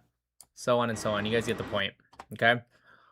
And then there's more. This is the same exact place and area that Hind Rajab was killed at. Right here. It says right here. Tel Al-Khawa. Right here. Here's another one. So this was from Al Jazeera. Okay. So Al Jazeera releases this photo right here. Now, what's the problem with this photo? Okay. This photo is very clearly before the war. As you can see, expose the truth. Thanks, Prometheus, for the super chat. Look at this. All these cars on the road. This is obviously probably a Google Maps image from before the war. And then they just put the circles of where they say the car was versus the tank. Okay. So that's image one. As you can see right here, it's an old image from Google Maps. It's used around 2 p.m. The image shows a lot of cars driving down the street and the building to the left of the gas station circled in red still intact. Okay. All right. You guys see that? The circle in red right here. Show this live when someone you debating brings up the topic and denies it. Yeah. What is claimed to be the family car is simply drawn on top of the satellite image. So that's this right here, you guys. All right. So this is the Hind Rajab family car. Here's the gas station. All right. Number 2, at 7:46, a rotated image of the gas station is shown in which the nearby building is already destroyed and the shadows are pointing to the north, indicating the image was taken around noon or a little after. Here it is right here. I know it's a little blurry, but this is now the destroyed gas station. That's how we know the first one was from Google Maps. Okay. And it's just kind of rotated a little bit. But yeah, so it kind of gives us an idea of the time period this was at. Okay. Then 3, starting from around 7:50, a sequence of images is shown in which the shadows are pointing northeast. That is, the images are taken in the afternoon, which is consistent with the claim that they are from 3:31 p.m. So the first question is, why would Al Jazeera choose to use older images if they had imagery from the exact time when Hind was reportedly talking to the Red Cross on the phone? Here it is right here, which is a good point. Now, I know why. It's because, again, the whole thing's probably fucking fake. But it does raise the question that they say they have this satellite imagery. Why would they choose to use a fake one then? A little weird. Thanks for the super chat, RG. I appreciate your work, but I'm afraid most people who watch you are already people with a brain cell, true, or 2. And those who need their eyes open are busy listening to people like Sneeko or Mr. Dogshock. Fair point. That's a fair point. Okay. Let's see. Here's another one. Yeah, actually, we just went over this. Second, the car was supposedly going south, and this is also the way it is drawn over the Google Maps satellite imagery at 2 p.m., but the footage of the car, as it was allegedly found, shows it facing north. The narrator does say that the car was rammed and pushed from its location, but why would anyone also bother to turn it to the opposite direction? So what he's talking about, for those who are not fully getting it, is that they say the car is facing south, but later, when they had this fake scene with no blood and all that stuff, it's facing north. So what they're trying to claim is that it was pushed and pulled and moved so much that it completely flipped the other direction. Also, the videos say that the car stopped at the gas station where they were confronted by the Israeli military. So the military was supposed to be in front of them. That is more to the south. So why are the tanks that the satellite imagery shows are to the north of the gas station, and judging from the direction of their barrels are going in the southern direction? Finally, in the recording of Hind's sister, Layan says that the tank is beside them, and then later Hind says that it is in front of her, to the south of the gas station if the car is still facing south. But half an hour later, the satellite imagery allegedly shows tanks 270 meters away from the barrels pointing in the direction of the gas station. That would mean that a tank or tanks pass them while going in the southern direction, but then half an hour later, they are once again located to the north of the gas station and once again facing south. So it's almost like they're trying to say that the tanks went all the way back around and did it again. Again, very weird. This is not to mention additional inconsistency that were described in this post right here. I'm not reading all that, but this is actually, I have read this before. It's a good post and it explains a lot of it. Yeah. Anyways, the story doesn't make any fucking sense to me. It's interesting how we have no proof of this whatsoever. The same people that like to wave their fucking dead children in front of the camera. It's like very, very interesting how they somehow don't want to show this one at all. I think the whole story just doesn't fucking make sense. I think they wanted a martyr so that way they can say, look at this evil. Hind Rajab is by far the most famous Palestinian death during the conflict. It's not even close. It all feels really, what does Candace say? It all feels really fake and gay. I don't know, but I know. Or I don't know now, but I know. I know with my kanafe. Kanafe's busting, dude. I don't even like kanafe. Maybe it's just the way the Yemenis make it. You know what I mean? You know what I'm saying? What did I say in that one video? Booga! What did I say? I forget. You know what I'm saying?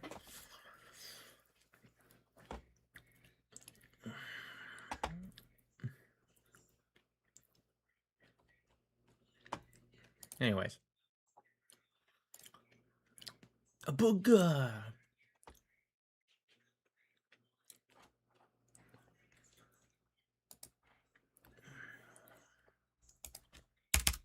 I think it's made up. I do. I really do.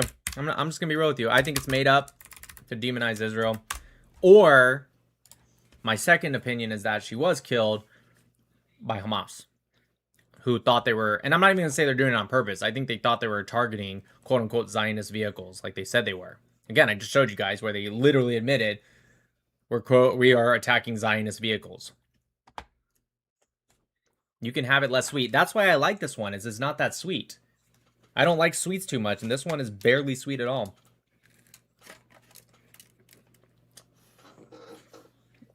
Pretty good. Does it taste like corn? No.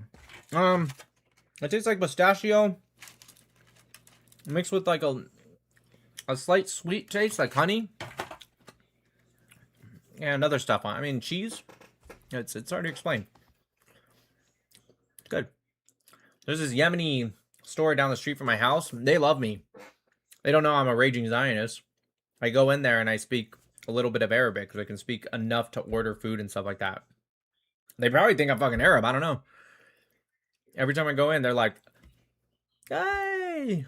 They're actually pretty sweet. I go, you know, when I get my food, I'm like, "Shukran." And they're like, "Afwan." Like, they're just like so excited. They're actually really nice people. They probably would hate me if they realized I was like.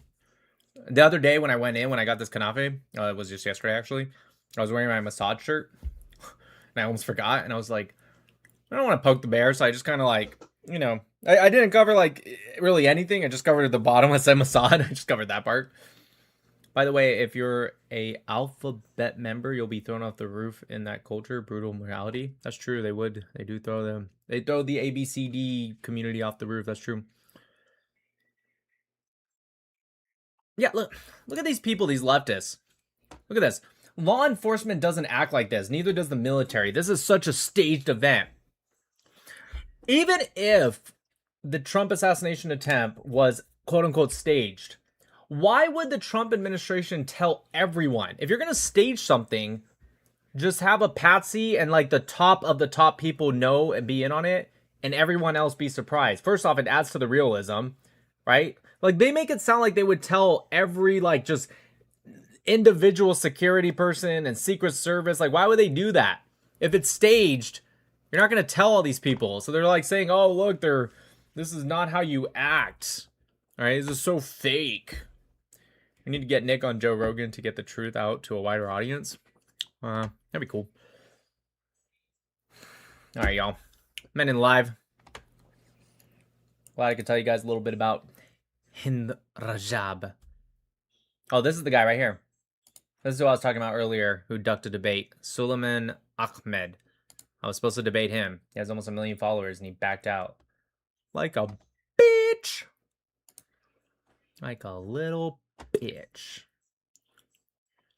Junior lost money. He's crying like a little bitch. Check this out. Listen to this, guys. Unless he's getting paid. He's one of the biggest voices in the pro-Palestinian movement, at least. So update on the guy Junior from X, who I showed you guys in my last video, admitted that he knows he's been lying about Israel, doesn't care, and also doesn't really care about the Palestinian people unless he's getting paid. He's one of the biggest voices in the pro-Palestinian movement, at least on X, and here he is trying to say that Israel tried to kill President Trump, which first I find really funny because it's like one day they say Trump is like just this puppet for Israel, and then the next day like Israel wants to take him out. So he shows a photo of Cole Allen. This is the reported shooter who attempted to assassinate President Trump reportedly at last night's dinner, at the White House Correspondents' Dinner, and it shows him wearing an IDF shirt. Now, right off the bat, this is an AI photo. Very, very obviously an AI photo, and it's finally being community noted on X. First off, if you don't know how to detect AI, I think it's pretty easy, but I get it. It's getting harder by the day. Just use a little bit of common sense. A leftist teacher from California that wants to assassinate President Trump, I'm just going to go out on a whim and probably not a Zionist.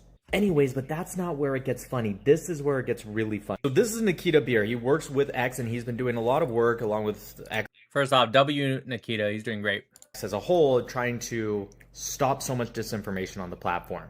I think it's a little late, but better late than never, and I think they're putting in some effort. I hope it works out. One of the things is demonetizing people who knowingly just spread disinformation, especially AI, during times of like war, and that's why Junior was demonetized. Now for Please do a video about Hind so we can share it everywhere. No, you guys, let her die. No pun intended. They like to let it die. Again, no pun intended. Let it die. They want attention on that Context, shit. Junior posts this photo after he went off on a whole rant crying about being demonetized. And again, he immediately goes right back to his shenanigans. Nikita comments under that with a DM with question mark. The DM is of Junior telling Nikita, going forward, I will only post original, accurate, and verifiable content, no exceptions, while he's begging to be, monetized again. So Nikita is just like, dude, it hasn't even been but hours. Yeah, you guys get the point. So, like, literally, he sends a DM to Nikita begging him to remonetize. And he says, I promise I won't make any more mistakes. 3 hours or so later, he makes the same mistake. I fought in Gaza in 2008-2009. We were told to avoid all possible civilian casualty scenarios, and they would have about 50% failure rate when they launched missiles at us, and instantly media blamed us. Yeah, for sure. Easily 25 to 50% of these missiles fail, and they land right back into Gaza. 100%, dude. 100%. You guys are fighting some real retarded people. Just to be real.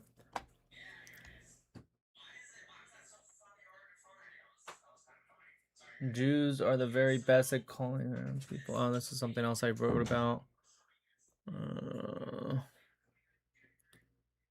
Yeah, did you guys see fucking Barack Obama? Fucking stupid dumb bitch. He goes, although we don't yet have the details about the motives. Are you fucking kidding me, dude? What do you... We don't have the motives of the guy that tried to assassinate the president? First off, we do, because 10 minutes before he even tried, he literally released an entire manifesto. Like, what? I cannot stand Barack Obama. You need to destroy Myron's brother in a debate? I wouldn't mind.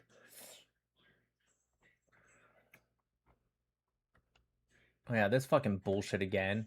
Where people are like, oh, in Israel, before Cole Allen was searched on Israel's Google. Yeah, that's just... Every fucking time, dude. Every single time. There's a Bondi Beach shooting, this assassination attempt. Every single time they go, they were searching in Israel before. Yeah, that's just not how Google Trends works. Okay? It's not a great system. It's not perfect. So in areas where there's low search, like Qatar, and I show a lot of examples, Sweden, Iran, it's going to show noise. That's... Okay, whatever, dude. Every single time. Every single time.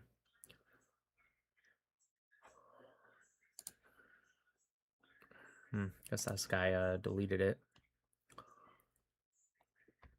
What do you guys think this guy is? The media was saying he was white, which I'm gonna be real with you guys. I don't actually give a shit. Okay, I'm not asking because I think it really matters. The guy's crazy, whether he's white, black, fucking alien. I don't give a shit. I was just asking because when I first read the media, they said he was a white dude, and I'm not gonna lie, I kind of like looked at it and I was like, dude, don't really look white. I don't think he really looks black either. Like, maybe like half and half. I don't know. I was just in his space. He kicked me. Who? Junior? Did Nick respond to Jubilee? What do you mean respond to? Oh, like, I haven't seen the new Jubilee yet. I'm going to watch it tonight or tomorrow.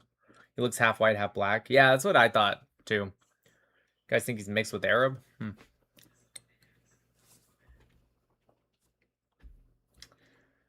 Yeah, well. All right. Now I'm getting off. Echot, Laila Tov, I'm Israel Chai. God bless America.